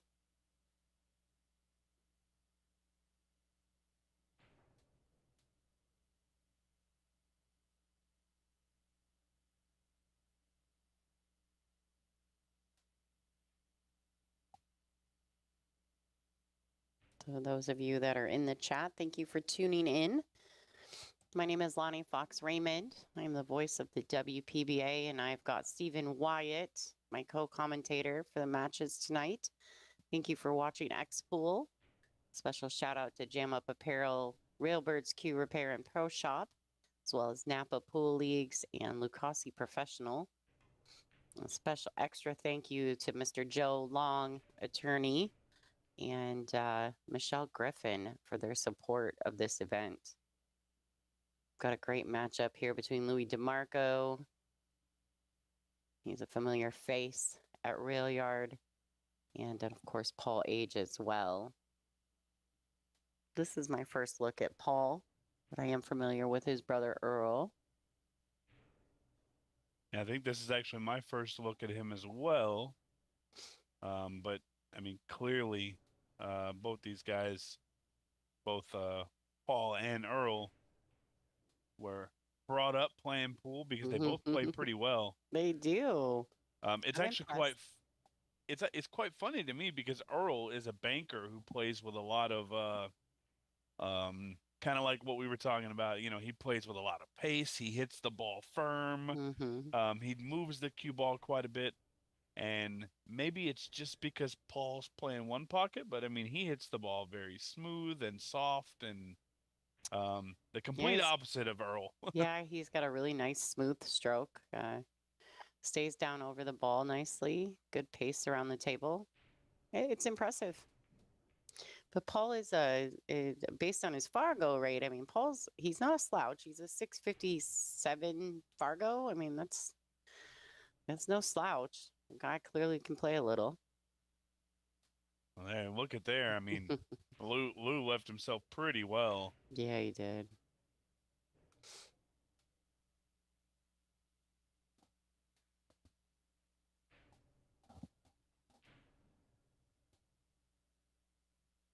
Can you dig this ball out by going into the rail first?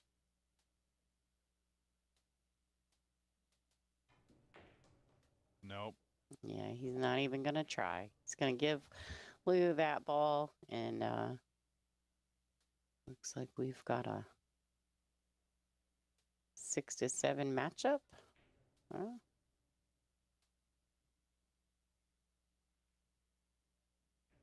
We're coming right down to that last ball this match, or this rack. This is a race to 3 A-side matchup, this first round for these gentlemen.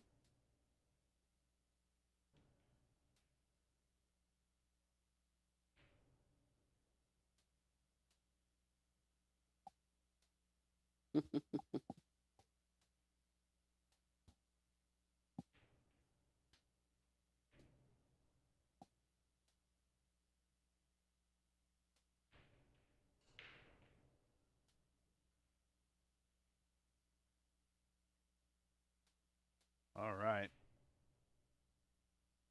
What are we doing here? Okay. Keep it to his side.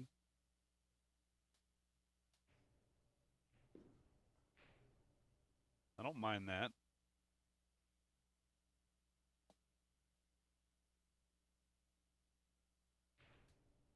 Yeah, this is a tricky spot.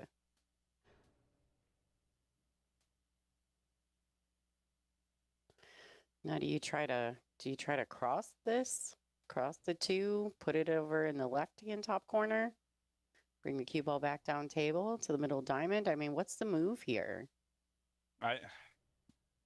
I've seen Chip Compton play the cross bank like at this angle so many times that, you know, that's my first thought.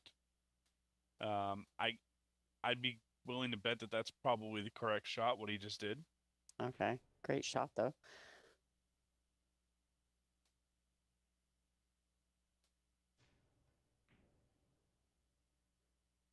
Oh.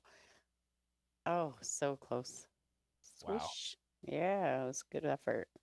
So Paul's now gonna get this ball out of there, whether he's crossing it or kicking behind it, I'm unsure.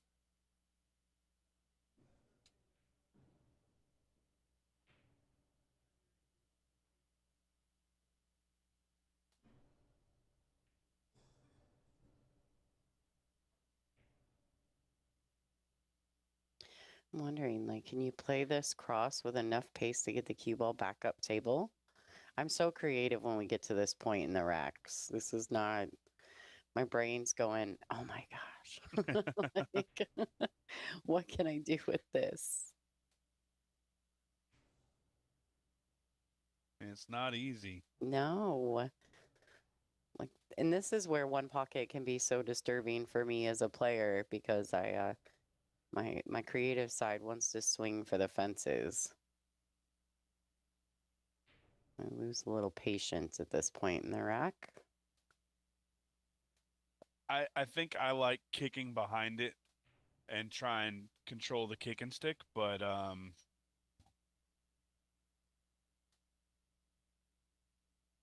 just not. I'm a little worried about the cross.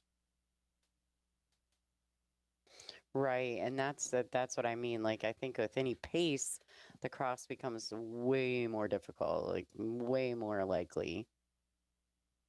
Yeah, Yeah, well, just a little, I don't know about. okay, no, that's not bad. That's a really good smart shot. Yeah, I mean, he kept him in his pocket, right? He's underneath his ball, shooting away from his hole. Rule number 1, right?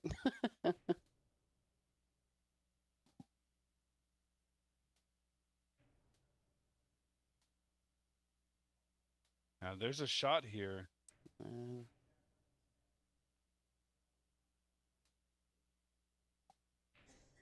hmm.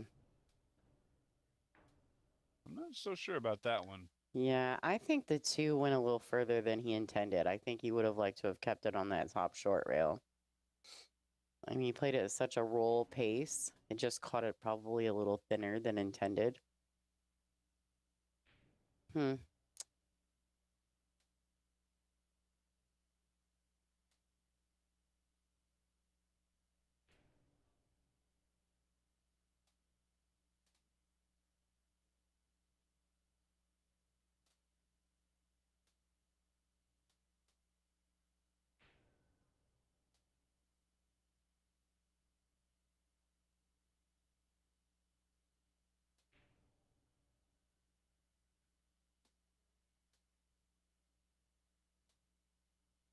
Wants that ball to go a little bit further.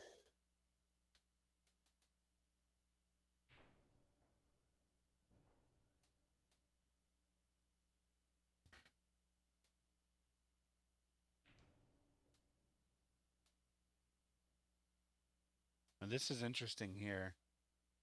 I'm wondering why he doesn't shoot for the 2 ball there.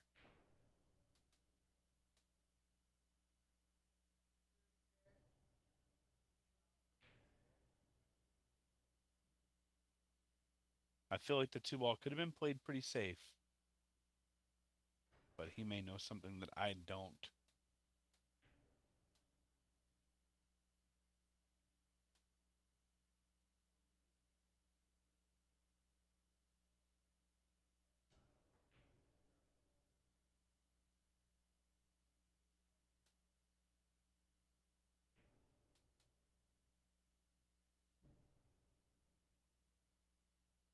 Two rails towards his pocket.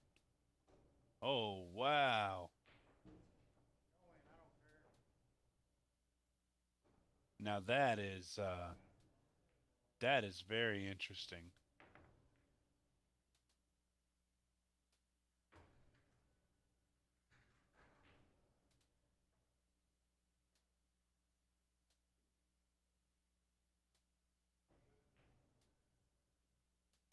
I thought for sure he was going to 2-rail that ball. And all of a sudden, this is way more in favor in Lou DeMarco's spot.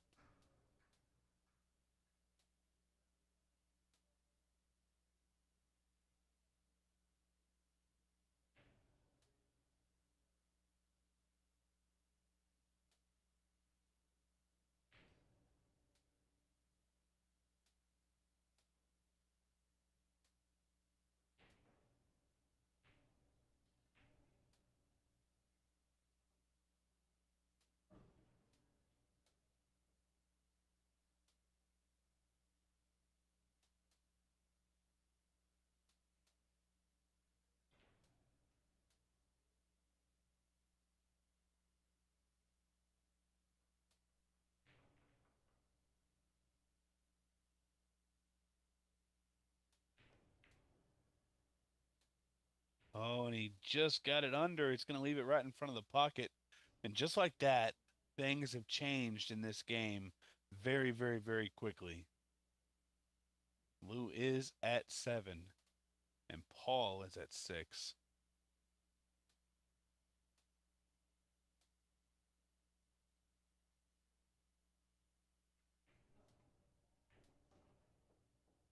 Oh, no. And he tries to go for the game ender, and he does it the other way. It's going to be Lou breaking up 1-0 after that marathon match of a game. And yeah, they're going to take a little bit of a break, and so will we. We'll be back momentarily.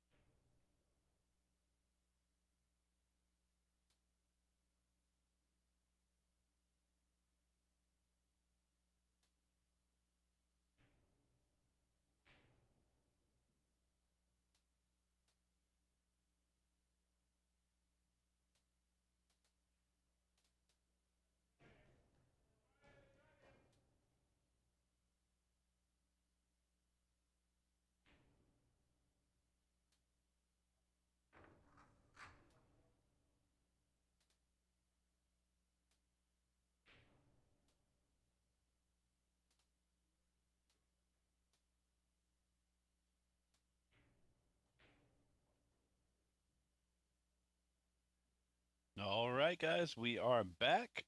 Lou breaking, and he's going to be shooting for the right side pocket.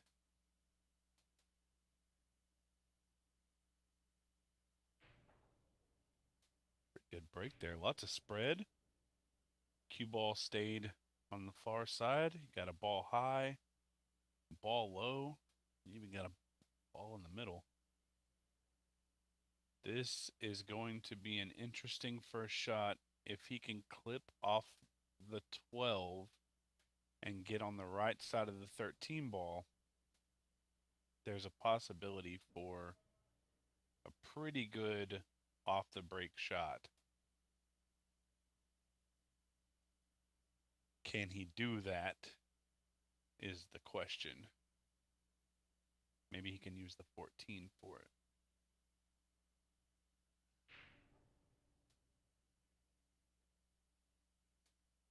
Okay, he got the touch on the rack, and so he's going to leave the ball in the hole for Lou, which is the exact opposite of what he wanted. So Lou's about to go to work.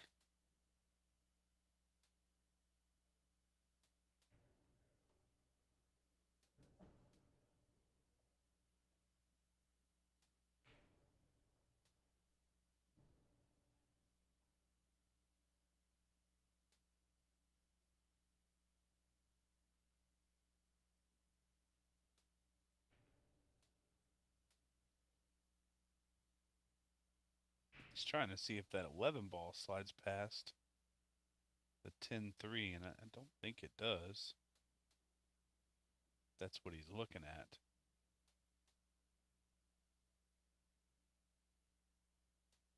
Trying to leave himself an angle to get his cue ball up in that little pack there.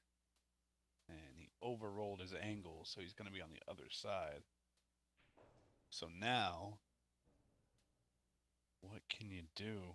Can you pull back for the 7?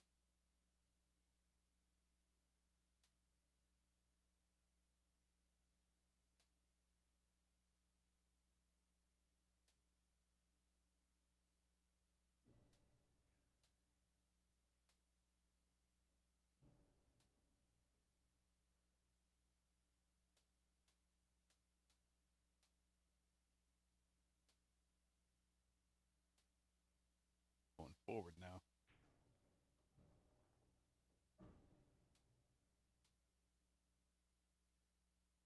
Ball in the hole. Does the 4-ball pass? It must. The way he's shooting at it. Be careful here. You're going to be moving a lot of stuff towards. Okay. That's a good shot. He shoots with any more pace than that. He's moving stuff towards Paul's pocket. It's the last thing you want to do.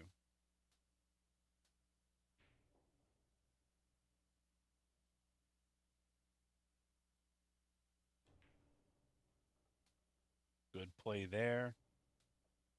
The 11 ball will be makeable. That puts him at 6 once he makes the 11. Is he going to drift up table for the 1 ball, or is he going to try and make something happen for the 10 or the 7 or the 12?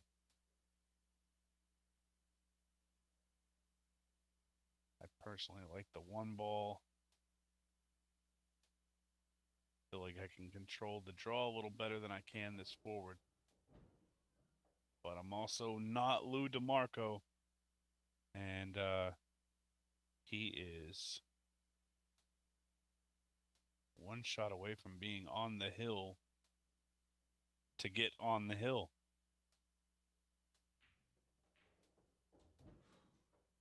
Really good shot there.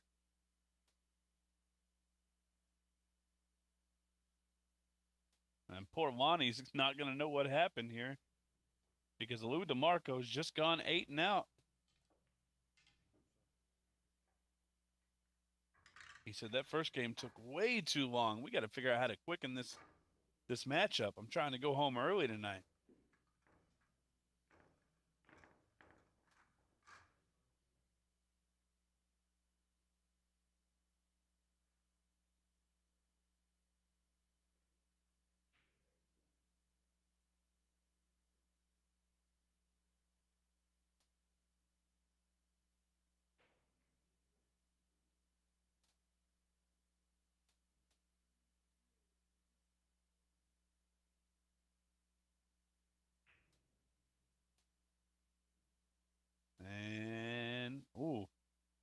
didn't make the ball, put it right in the pocket. That's a really good break there by Paul.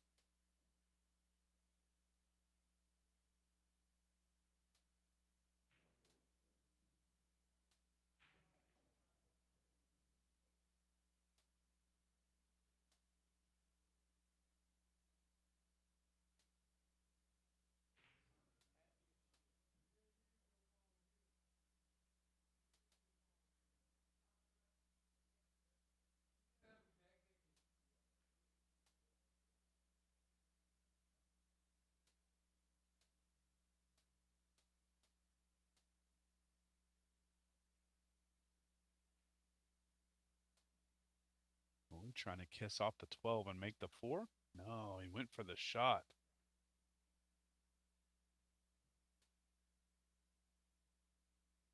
What is he left for Paul here? I think we can all bet that Paul's going to get at least one ball down, but what's he going to do afterwards is the big question. Can he see enough to bank the 3 ball? Is there enough angle to be able to throw that?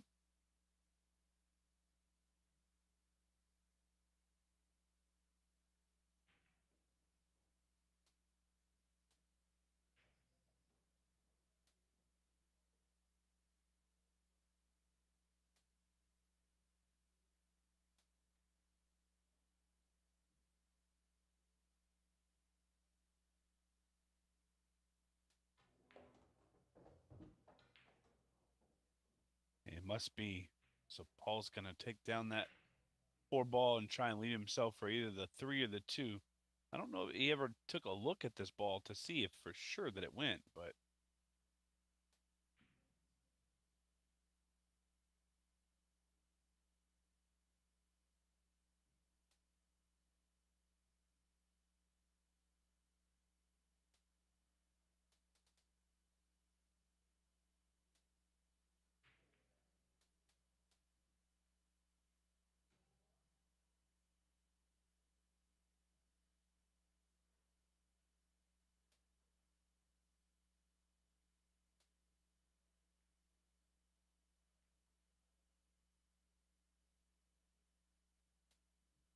he misses the shot. Doesn't leave much for Lou. I don't know if this ball cuts or not.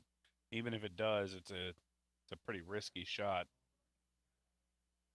Need to have good control of the cue ball there.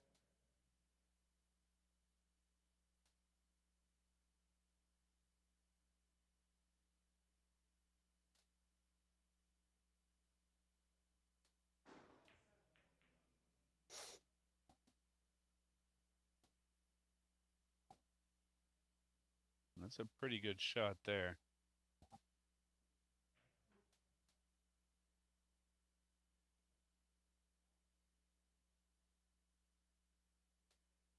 All right, Steven, I'm back in. Can you get me caught up? I feel like I missed a bunch based on the scoreline. Well, you missed.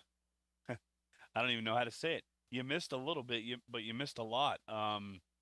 Lou put a good breakout. Paul played a shot. And then Lou went 8 and out.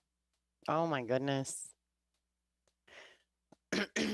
Unbelievable. Yeah, that's that. I was telling everybody, like, you're going to be so confused when you come back because we were just in an hour plus long game. Yeah, just that first game. And I really thought Paul was going to come out winner on that rack. Yeah, and I mean, he held the lead for so long, and it very quickly changed. And then I think the 8 and out was a little bit of a. I'm not going to say it's a fluke. I mean, Lou had to play a very good shot to start, and then he continued to have to play good positional shots, and he hit every single one like he can. So I mean, it's not like it's not like he was just given anything for Christmas. I mean, he had to work for it, but yeah, very very quickly how things changed from 30 minutes ago when Paul had a 7-5 lead in the ball count on game 1. Just unreal. Completely unreal. I mean, I literally walked away, and when I came back to the computer, I was like, "What? What just happened?" It happens like that sometimes, right? I know. So fast it can shift too. It's crazy. All right. Well, I'm sure Louis is in a much happier position than when he was when I walked away then.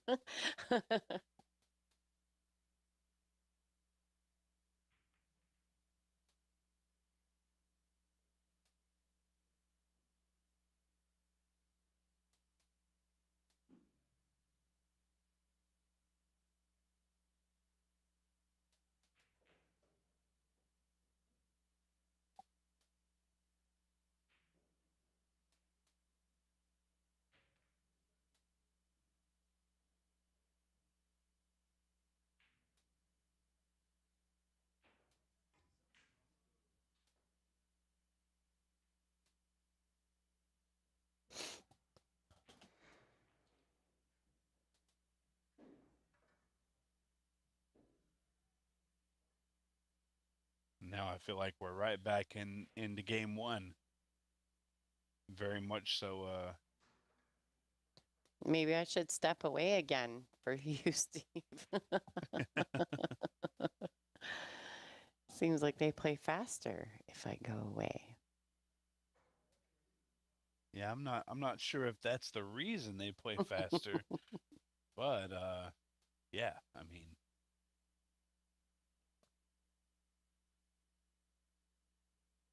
I think it also plays a little bit to Lou's break. I mean, he really did put up a good break. Kind of put Paul in a spot where he didn't know what to do. He had an idea, and there was definitely something available for him, but his execution just it didn't work out for him. He left Lou one shot, and Lou was off to the races.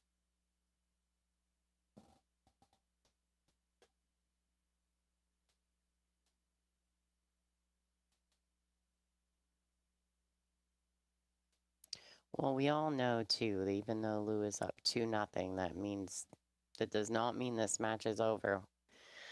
Oh, there's a little jail time. Yeah, let's go back to about 6:45 when Mm-hmm. the first match of the day started.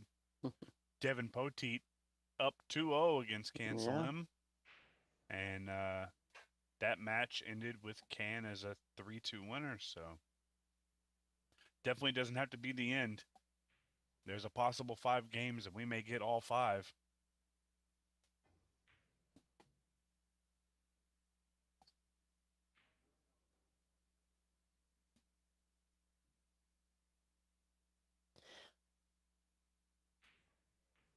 Good little shot right there.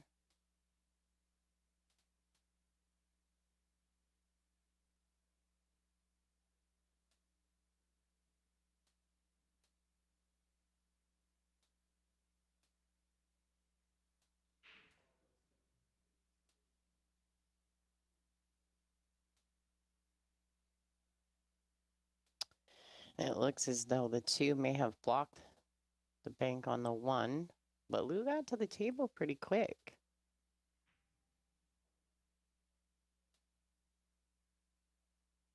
Yeah, I just didn't think he had enough there.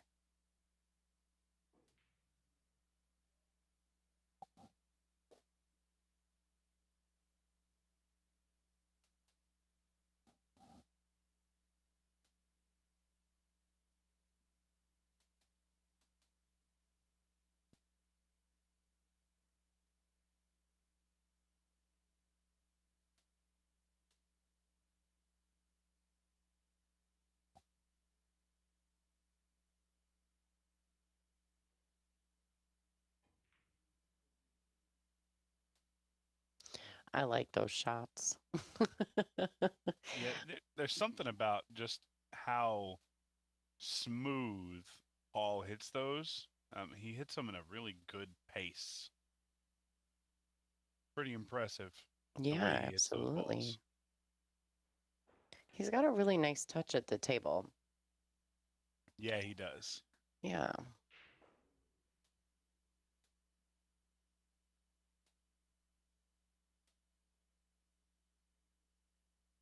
Yes, he does. All right, so is he going to try to bank that 14 back at him, or is he going to bank it at the pack and try to tick the cue ball on 13? I don't know. It Oh, yeah, looks he's like crossing he's over gonna it. cross it, but there's a lot of things that can happen Oh, that are no wow. good.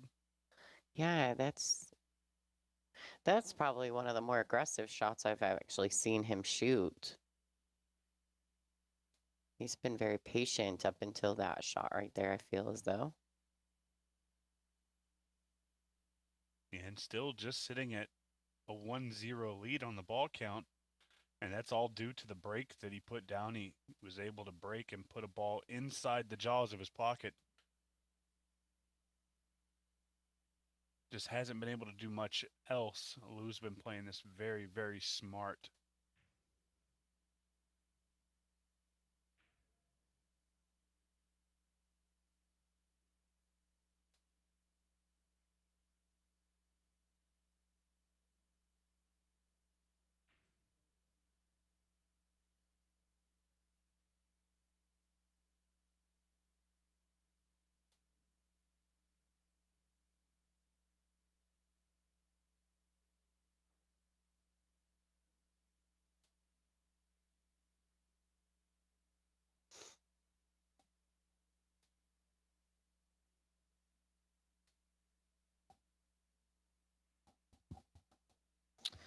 It must just be a me thing.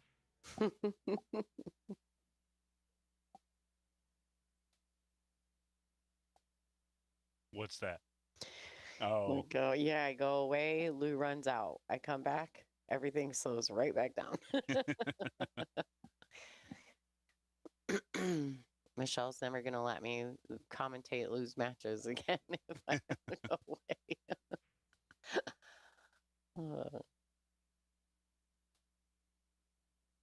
Michelle Griffin, one of our amazing sponsors, a lady who does so much for pool.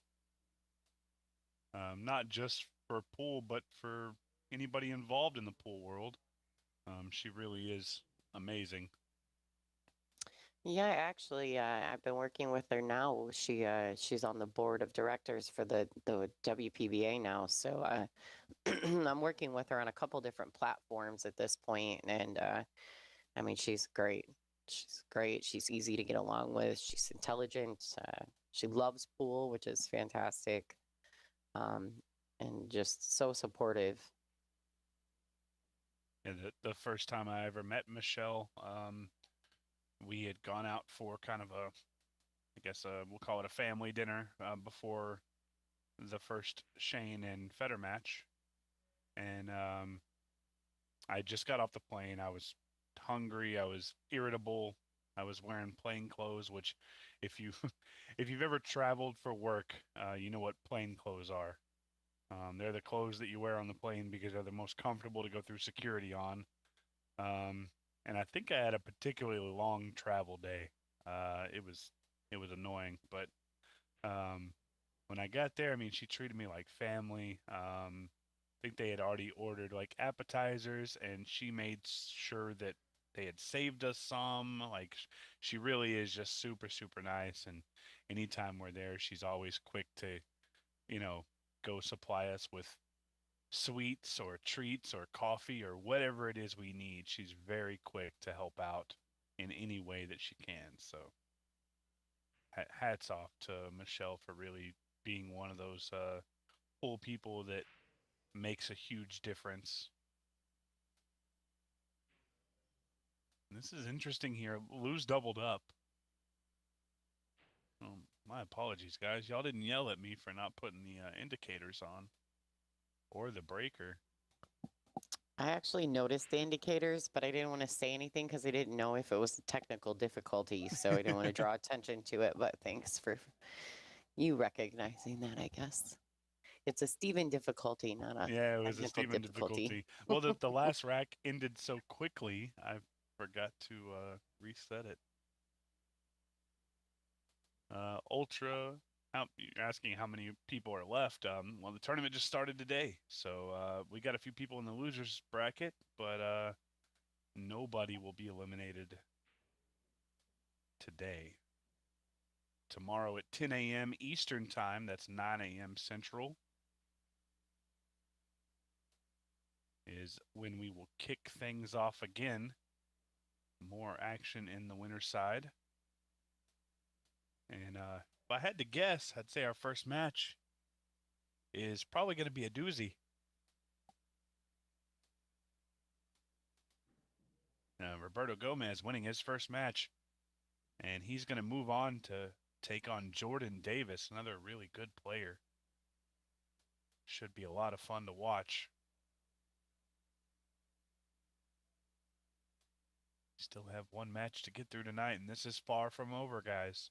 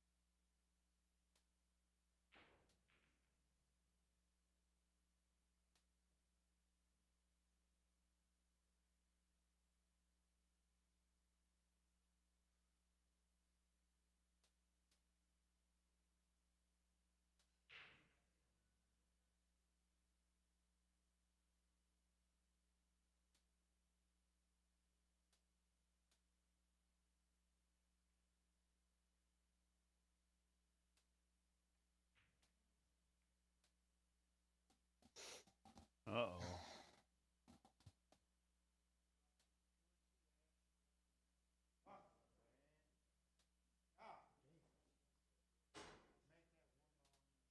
Well, one ball down for Lou, but you would never know with his reaction there, not happy missing that ball. I probably wouldn't be either. And Paul is going to go right back to the book. Protect your hole, protect your balls, and make sure Lou doesn't have a shot. That's the key right here.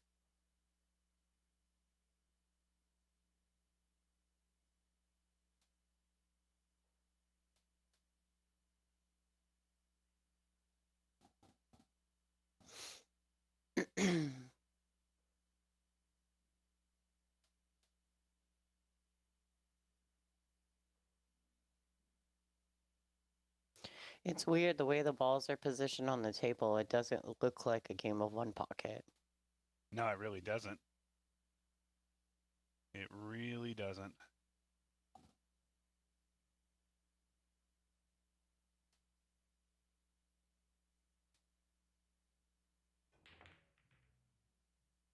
Uh-oh, what just happened here?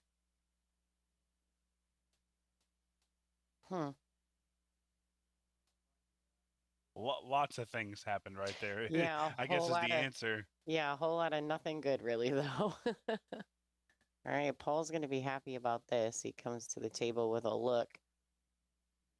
Gets one down to get started.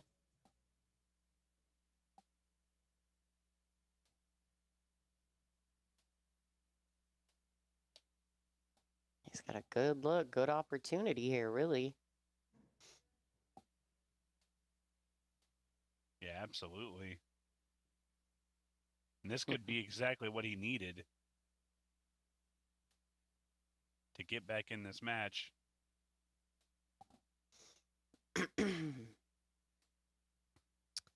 So there was, yeah, that's a weird miss after he makes a good bank to get started. Lou was going to be real happy about that. There was a question in the chat about the mic on the table. So typically we do have, with X-Pool, we do have a mic for over the table. But when we're only streaming free to YouTube, we cannot have background noise or we get copyright nailed. So, unfortunately, guys, there's not probably going to be a lot of spatial noise per se, or pool room noise or balls clicking or any of that because they're in a public facility on a Friday night. So, we can't, with the background music, rightly play the overhead camera or the overhead microphone. I apologize, but it's go to the pay-per-view platform or bring it to you guys free at home. And this is the only way we can bring it to you guys free for you to watch at home. So just, you're going to have to listen to me and Steven talk. I'm sorry. Imagine, just pretend you hear the balls making connection. Yeah, and that's really the best way to put it, right there, Yeah. Lonnie, is that unfortunately they do not like it when we have any type of music, and they will absolutely cut us off. Yeah. So in order to keep that from happening and for you guys to miss out on important stuff, we just have to Oh, good shot. keep from doing that. All right. That's right. Who's making quick work here? Jukebox is ruining streaming since Yes. 2010. 1, 2, 3. I like that.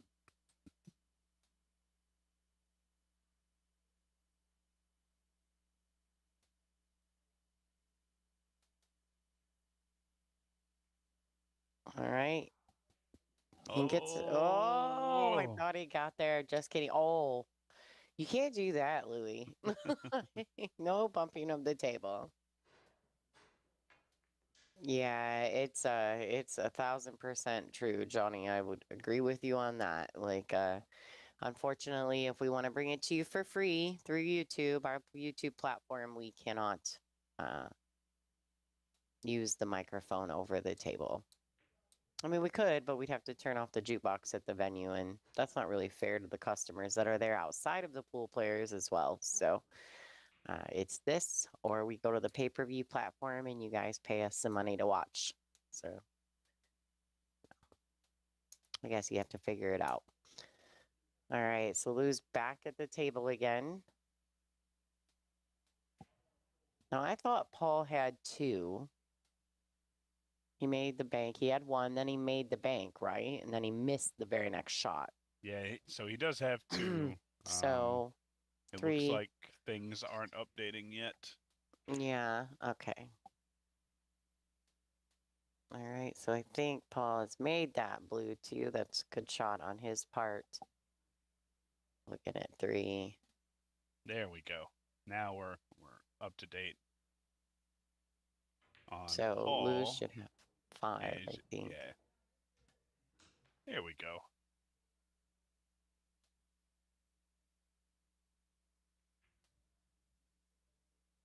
This looks short. Boy. Yeah, so okay. So now that we've got it figured out, I do believe Paul has 4. Lou has 5. And then really Paul needed, I mean, if he was going to shoot at that ball, he needed to make it for sure. He's going to kick it out of there. Oh boy. Ooh. Well, and Paul's just going to do the same thing here, I imagine. Send the 6 ball up table. He's not even looking at it. No. I thought for sure he'd get that 6 ball away from Lou's pocket. Yeah, because he keeps leaving him this shot, and Lou's just going to keep pushing those balls back to his pocket. Interesting. Yeah, so now there's a little bit of a room for error. If Lou overcuts this and misses it, pretty low, he might just make the 6 ball instead. I think that might have been a misstep. I'm not a one pocket wizard, but I think I would have tried to move that 6 ball away from Lou's pocket.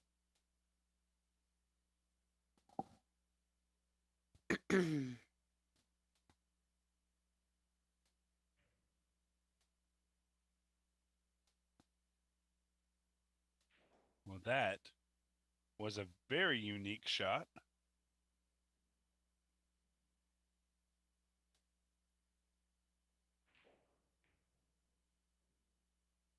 And there's a good shot there. And the ball goes, and he really sets himself up good on the 3-ball. Absolutely. And now we got a tied ball count in this game.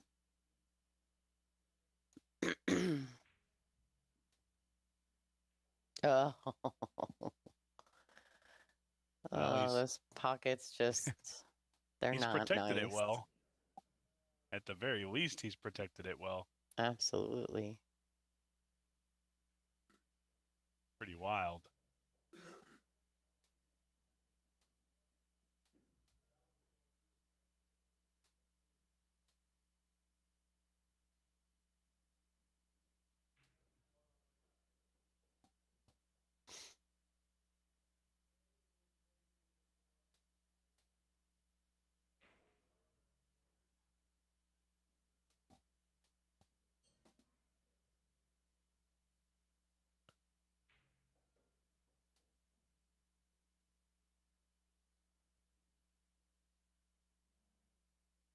Oh, So I that was kind of weird.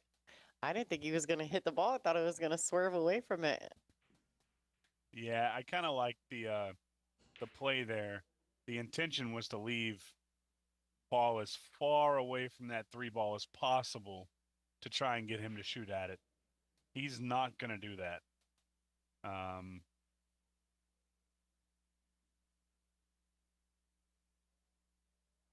Ooh. Oh my goodness.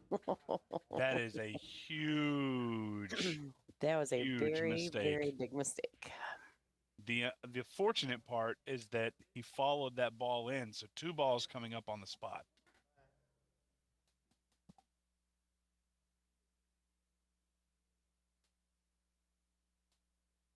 So we are back to 5-4 on the ball count. I mean, the play was so smart, trying to get the cue ball behind the 8-ball. It's like the spin just grabbed and sucked the cue ball into the pocket.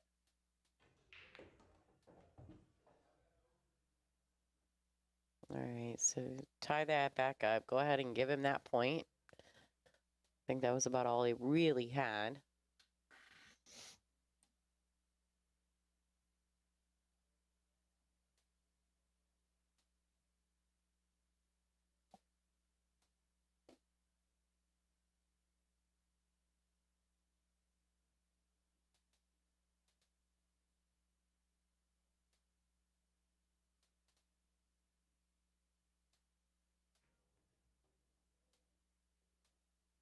I'm about to say, don't do it again, Paul. Yeah, I was thinking kind of the same thing, but it's crazy how he was so far away from that ball and he managed to not follow it in, but he was right on top of the last one. And the cue ball goes in. It's crazy. All right, so we're going to have a wall of balls here. A wall of balls. Mm-hmm. Now, there's a rule here. There's a rule about how many balls down you can just shoot a ball towards your pocket. Obviously, that's not going to be the case here, because if anything, Paul's going to have to cross it. But I'm wondering if there's a better play here, trying to get the cue ball behind the 6-ball. Oh, he's just going to kick it to 6. There's some things that can happen bad here if you go at it with pace. Well, the cue ball could track right into those balls. Or that ball could track in. Oh, he's gonna. Oh, that's very smart. That was a really good shot there. Really good shot. I like that a lot.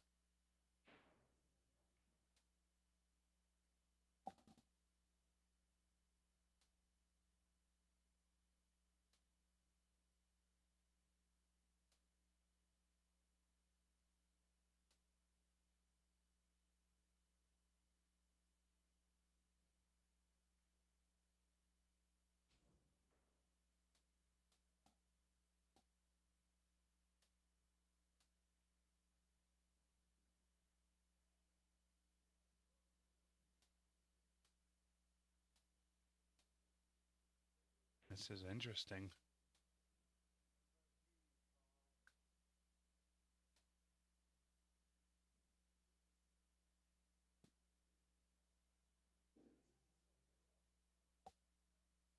Lou gonna try and play the 7 off the 11? No, there's no way. He wants to bank the 7.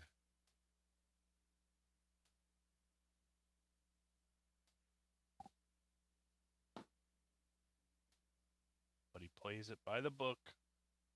Puts the cue ball on the bottom rail close to Paul's pocket. Smart, smart, smart.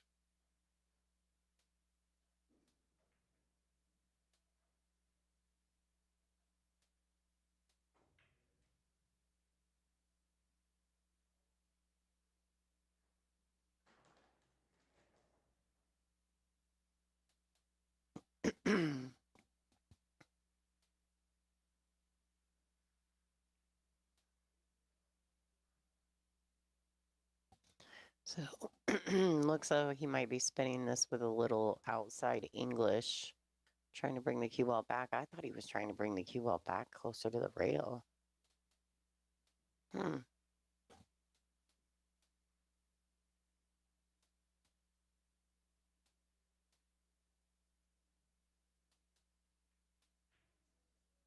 Sorry, I'm getting caught up. I'm just watching the Yeah. shots, and it's Me too.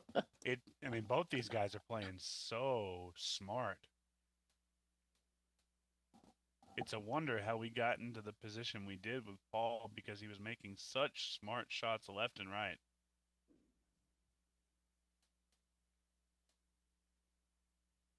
Yeah, but you know, sometimes too, like that first game, right? He puts all that effort into that first game and then still doesn't quite snap it off and finish it, you know? And I just wonder too how much of that plays a part in Paul at this point in the match. Like I don't know Paul, right? So I don't know like mentally where he stands in those situations where you kind of feel like you should have maybe won.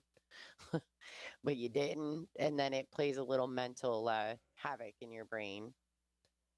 Can start causing you chaos in your decision making as well. Well, that's not a terrible thing for Lou. I mean, I don't think that.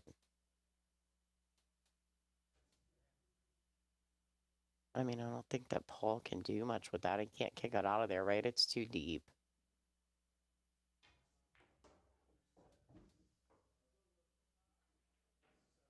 Hmm. Yeah, a little loose from Paul this rack. I seems to be playing at a completely different pace, almost a different pace around the table as well. All right, so Lou's going to try to lay another one up in the pocket. Gets it close.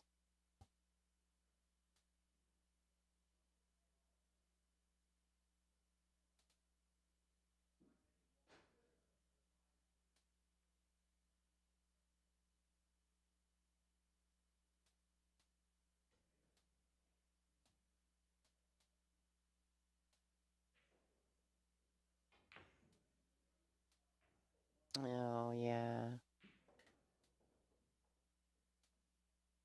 All right, so this is a bad deal for Paul.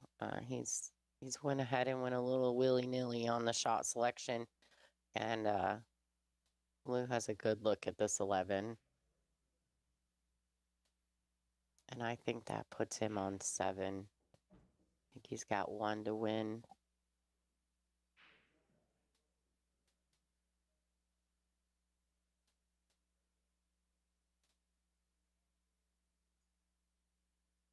Looks like Lou's going to put his extension on his cue. Mr. DeMarco at the table. He is the owner of Railbird's Cue Repair and Pro Shop right on site right there at Railyard.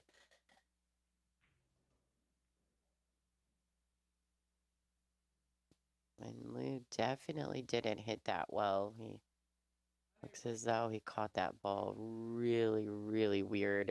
I don't know if the spin caught it or his body was kind of in the way on the shot, but I know he hit really far up the right long rail.